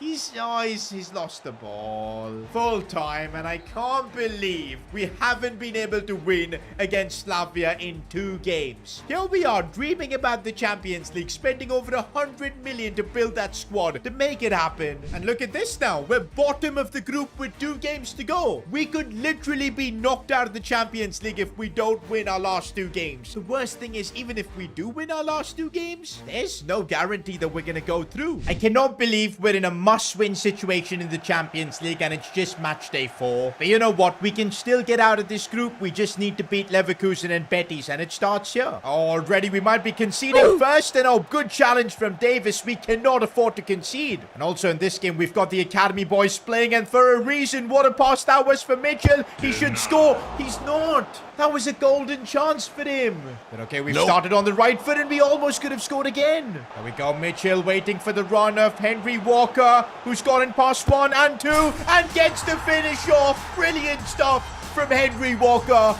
Must-win Champions League game, and we keep fighting. No. We almost conceded there. These are the kind of defensive mistakes we've got to somehow avoid. We need that second goal in this game. The Ecuadorian Sarmiento is on the charge if he can bring the ball inside. Oh, he just went down and earned a penalty. That felt like the most blatant dive I've ever seen, but we'll take it. And looks like it's Mitchell stepping up to take it. We know his shot power is insane, and he puts it home. Walker and Mitchell the ones to score as we get the job done against Leverkusen. And okay, this is the situation before the final match day. We're second in the group playing against Real Betis, but if we lose or even if we draw, there's a chance Leverkusen could leapfrog us. And oh no, we've got Leif Davis missing for this final game. He's suspended. Owen Beck is gonna have to come in. Also again, do I play Mitchell, Walker, or Nketiah Chaplin? This is like literally a big decision every game I'm having to make, because all 4 of them probably deserve to start. They're that good. But you know what? For this final group stage, Walker's looking a bit jaded, a bit low on the stamina. We'll play Captain Chaplin. We'll give him back the armband too. You guys know the drill. We need to win against Betis, and if we draw or lose, it's over. We're out of the Champions League. Denied. Oh, that was a crucial block from Romero. He's finally getting his act together. We put our faith in Captain Connor Chaplin in this game. Can he repay us with a goal here? He's wriggling and wriggling, but couldn't get past the defender. Oh, massive chance for our opponents. Patterson, big save. One thing we got to avoid is conceding first, man. It'll just kill away any momentum that we have. Oh, on the counter here, we could maybe do something, but no one passes like that. Oh, but Sarmiento has fought for that ball. He's won it, and here goes the Ecuadorian. We might have created a 1v1 chance for ourselves, and Sarmiento puts it home. Sarmiento has been upping his game, coming up with clutch goals like that. Oh, and we could actually get the job done right here with Mitchell. He's got the power shot, and nobody's stopping that. Ipswich 2-0 against Real Betis. When it mattered, this team has delivered, and that has got us the win, which means after all that fight, we've somehow topped our Champions League group. Oh my days, what a relief that is. We're now in the January transfer window, qualified for the knockouts. We can maybe use this window to improve our team, but we've only got like 15 million. I think I'm really happy with this team. I know we had a rocky group stages, but I think on its day, this team can beat anyone. We've got the quality. But wait, I've just got a message from Matthew Mitchell. Hey boss, sorry to say I've got an offer from Real Madrid and I'm considering joining them. Playing for one of the biggest clubs in the world is my dream, and this would be amazing for me. Wait, what? Matthew Mitchell wants to leave and join Madrid right when we're trying to win the Champions League? No. Next episode, we've got to figure out a solution. I have one goal: to win the Champions League with Ipswich Town. But up until now, this was basically impossible because the board never backed us. They constantly sold our players. But after seeing us win the Premier League, something changed. The board started to back us, and this season they finally gave us money to make some spectacular signings. But in return, they won that Champions League trophy. So far though, we've done our job topping our Champions League group, but we have a problem. A Real Madrid related problem. Real Madrid want to sign Matthew Mitchell, our youth academy prospect. We've been the ones who've developed him, got him to an 84 overall, but I do understand where he's coming from, and I can see why he wants to join Real Madrid. Victor Boniface is playing for them, but I'm sure he rates himself higher than him, although Boniface, I think, is the player that knocked us out last season. I think the issue here is clear. Mitchell is kind of tired of playing second fiddle to Nketiah. He wants to be that #1 guy, the starter, just like how we've made Henry Walker basically our starter this season. Mitchell believes he's ready, and to be fair, based on his stats in the Champions League where he's been playing the most, 3 goals, 4 assists, you can't fault him for wanting more. But guys, there's no way I'm letting Matthew Mitchell go. The good news is there is no release clause on his contract. Let's have a chat with him and see if there's a way we can convince him to, you know, give everything for Ipswich, because hey, he's an Ipswich boy through and through. Boss, I'll be honest, I want to play every single game. I feel I'm ready. I get that, Matthew, but Nketiah just has more experience. I've scored 3 goals in 4 Champions League games. If you want to win the Champions League, you need me. Okay, fair enough, Matthew. Here's what we'll do. I'll play you in every single Champions League game. Nketiah can play the Premier League games. Would that be fine? That'll work for this season, but next season, you've got to make me a guaranteed starter then. Otherwise, I will have to leave. Okay, a deal's a deal. Let's win the Champions League now. Okay, guys, I think for now we've diffused the situation. Matthew Mitchell will be the one to play Champions League games, and I think when the big Champions League games come about, this is going to be our team. Would have loved to maybe make a few more improvements, but 14 million is all what we've got. I'm just glad we don't have to sell anyone. And there you go, boys. The transfer window is shut. Our focus now is the Champions League. Bro, it's such a relief that unlike last season, we've got Villarreal in the round of 16. I'm really hoping this can be an easy one for us. Oh, but Sancho's not fully fit. That's going to be a bit of a miss. I'm going to put Hutchinson. Let's give him a run out. He's been, of course, waiting to get his chance here. With Sancho unfit, this might be his opportunity. But you know what, guys? One thing I'm definitely not going to do in this game is underestimate our opponents. It's the Champions League. Everybody's here on merit. And here's Mitchell after all the contract dispute. He's got his first chance to score, and he's put it wide. To be fair, it was a good save. Wait. We've just been opened up. Patterson with the big save. I told you, man. Champions League, we cannot underestimate anyone. Oh, go on, Matthew Mitchell. There's his space. One thing that his age gives him is that extra bit of pace. Tries to square it, though, which was a mistake. Bro, I'm looking at Sorloth at the box right now, and that man is an absolute unit. He's huge. Can't let any crosses come to him. But right now, though, they might have a chance here to score. We're defending well. Oh, Archie Gray's managed to get through. Yeah, I see a run being made. Walker. Easy. And how is that saved? I see that run being made from Matthew Mitchell. His movement has been spot on. And the pass this time really good as well. But Walker can't finish. Bro, I'm starting to wonder if we had Chaplin and Nketiah there, would they have gotten the job done? But you know what? Let's not doubt these two youngsters. They've been the ones delivering very consistently for us. And here's Henry Walker. But that's not acceptable. Second half now, and we are still unable to find that breakthrough. We've had chances, so I don't know what's not working. Maybe we're missing Sancho. Bradley now finds the ball. Archie Gray. There's João Gomez. We're moving the ball around really nicely. Sarmiento with a chance, and he opens up the scoring. That was such a well-worked goal. Yes, Sarmiento, he deserves a lot of credit, man, because when others don't perform, he comes in with a run like that, and now Walker could score. It's off the post. Hutchinson, still a chance, and Hutchinson takes his opportunity. Let's go, we're 2-0 up. No. Let's not concede. Patterson, big save. Absolute carnage. What happened there? Wait, the game just got over? The ref blew the whistle?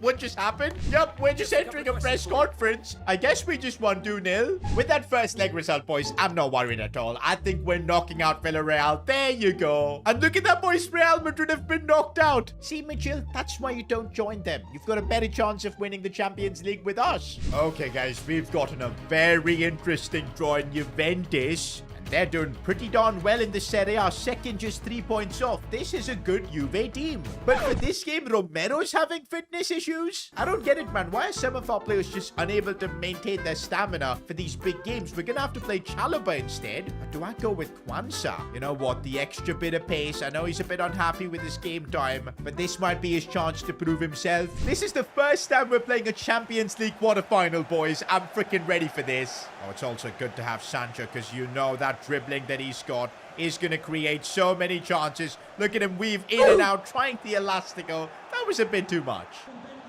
Mitchell finding space, and that's what he does. Even when you don't do the power shot with him, his shot power is so good he can score them from anywhere. We take the lead against Juventus. A few moments later. No, we can't let them score, please. What is this defending? And Juventus have equalized. Well, they've got way more Champions League experience than us. They're not going to make this one easy. And by the way, I just realized we're facing a certain familiar face in Kobe Mainu. Don't want to be losing to him. There's João Gomez, our CDM. And look at him dribble the ball. That's what you get for having a Brazilian in the side. Plays it nicely for Sarmiento. Good first touch. Proper chance here for Sarmiento. It's saved. Oh, Henry Walker's managed to go through here. Can he square this one? He does find Gray, and what a finish. Guys, the presence of mind for Gray to place the shot there. I mean, just look at the replay. Walker did brilliantly, but I'm so impressed with Gray. He gave the keeper no chance with a finish like that. And now Juventus are going to try and push for another goal. We could kill this tie in the first leg itself. Nope. Jadon Sancho, no, he should have scored that. Okay, no problem. We still have a chance here. We still have a chance. Oh, Mitchell. Oh, Mitchell. That might be one of the craziest moves I've ever seen. What just happened? Did the game kind of glitch? I think it did. It did let us see the replay. But there's no way we're not seeing this replay, boys. Oh, that was beautiful from Matthew. And with that, boys, 3-1 against Juventus in the first leg. I'm hoping it's enough. Oh, and looks like it's just about enough. We lost the second leg 2-1, but on aggregate, we're through. Okay, the luck is definitely coming our way, because we've drawn Roma in the semis. Oh, they knocked out Milan. There's also Man City still left in the Champions League, and you bet they're going to be in the final waiting for us. But wait a minute, Jadon Sancho is injured? Did he suffer this in training? It's a 3-week-long injury. He's out with a pulled hamstring. Here I was talking about how we had good luck.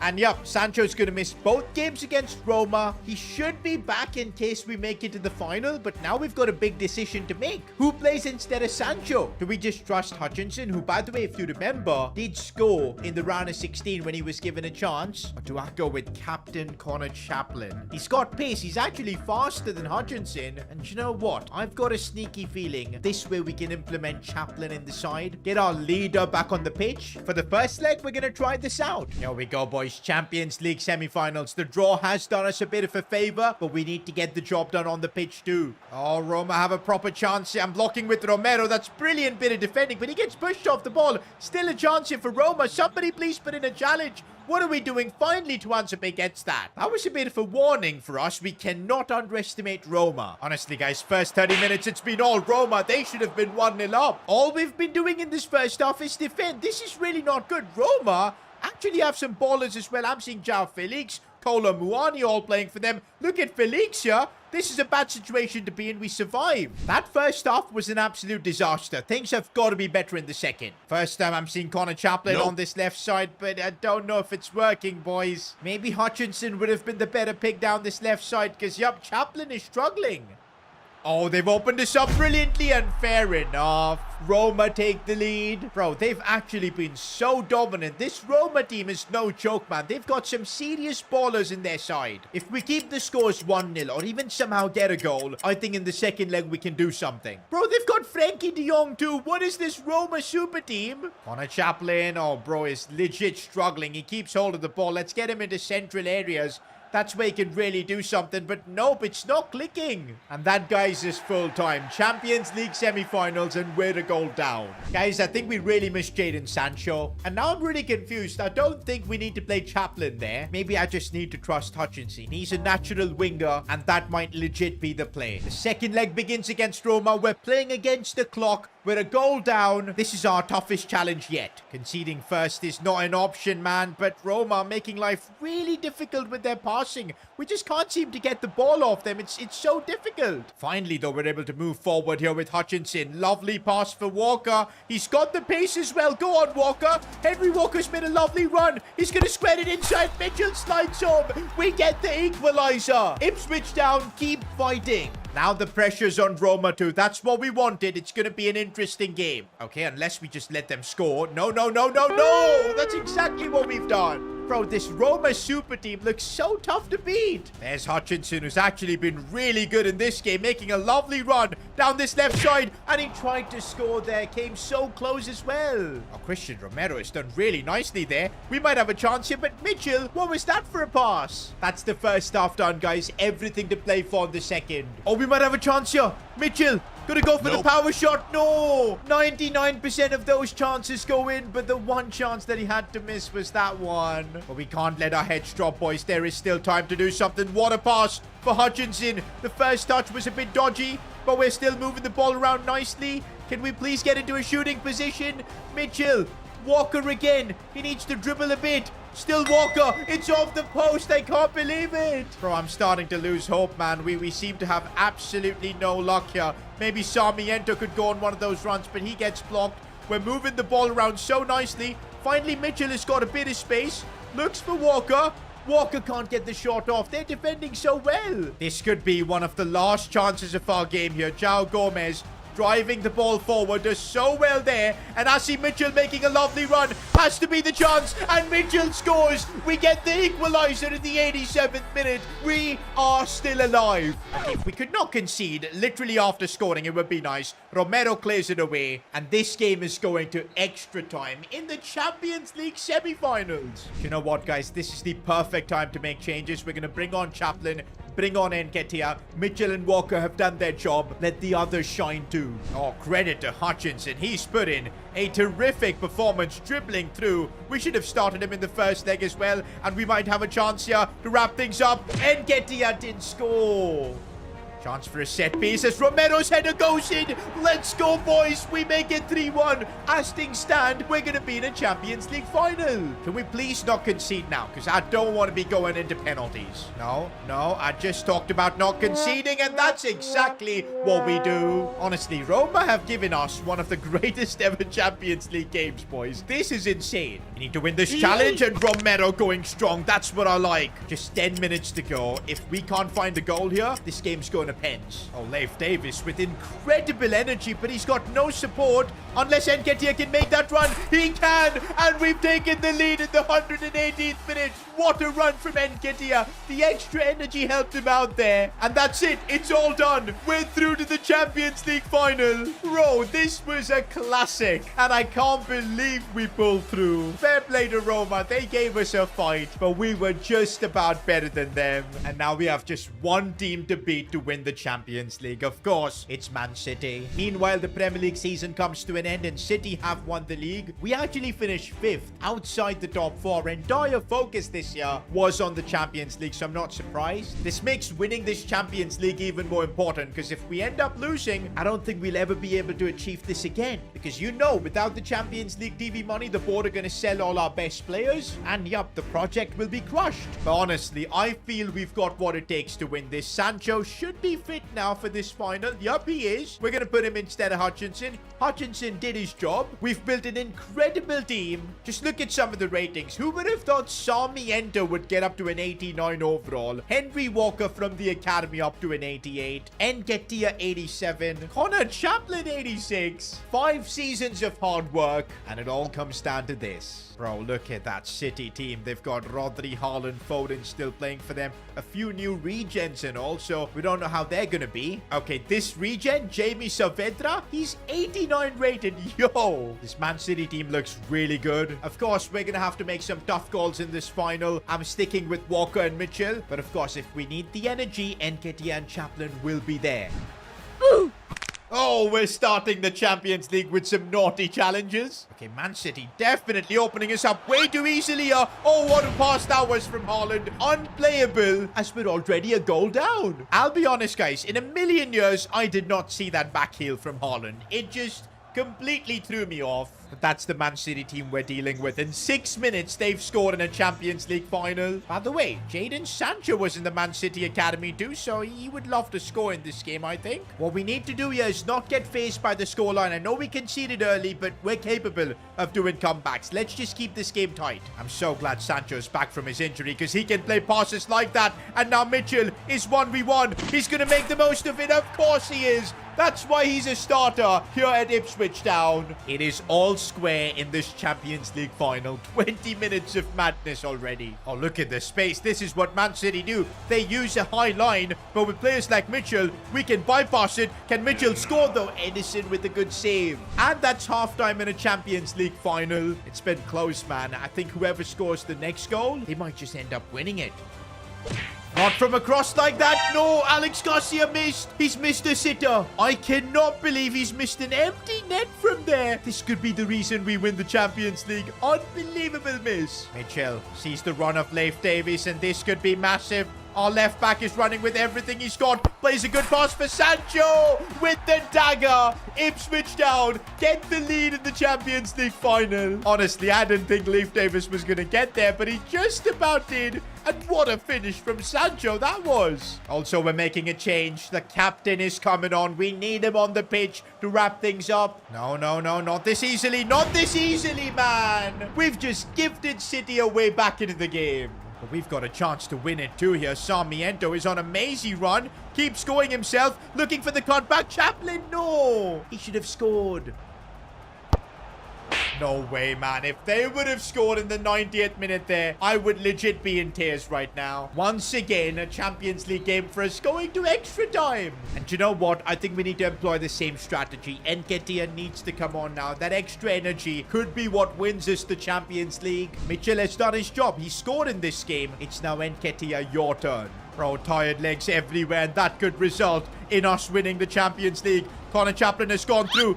But what was that for a shot? At this rate, this is going to penalties. Or worse, Man City could end up winning this at the end. That would be the worst thing to ever happen to this club here. But we make the tackle, and I think we're just about safe. This game is done. Penalties it is to decide who wins the Champions League. This is actually painful. First ever Champions League trophy for Ipswich Town. They're going to have to beat Man City in penalties to win it. We're starting off with the Brazilian João Gomes. What a signing he's been for us, but he misses. And one thing you know is Erling Haaland. He's missed too. I can't believe Haaland's missed. That gives me a bit of hope. Nketiah has come on. And he's put his penalty home. Now, we've somehow got the advantage. Can we save another pen too? We can't, not this one. Come on, Sancho. Score against your former academy club. Put this in. He's done it. Man City, you just got to miss one more penalty. And Patterson with the save. Captain Connor Chaplin could put us effectively into the lead for the trophy, and he's done exactly that. If we save this next penalty from Foden, Ipswich Town are going to be Champions League winners. Is that going to happen? Not yet, not yet. Foden scores. It's Archie Gray, the midfielder we signed, who was effectively our captain this season too. It's his chance to be the hero. Can he score this penalty and win us the Champions League? He can. We finally made Ipswich Town Champions League winners. 5 seasons of hard work, and we've made it happen.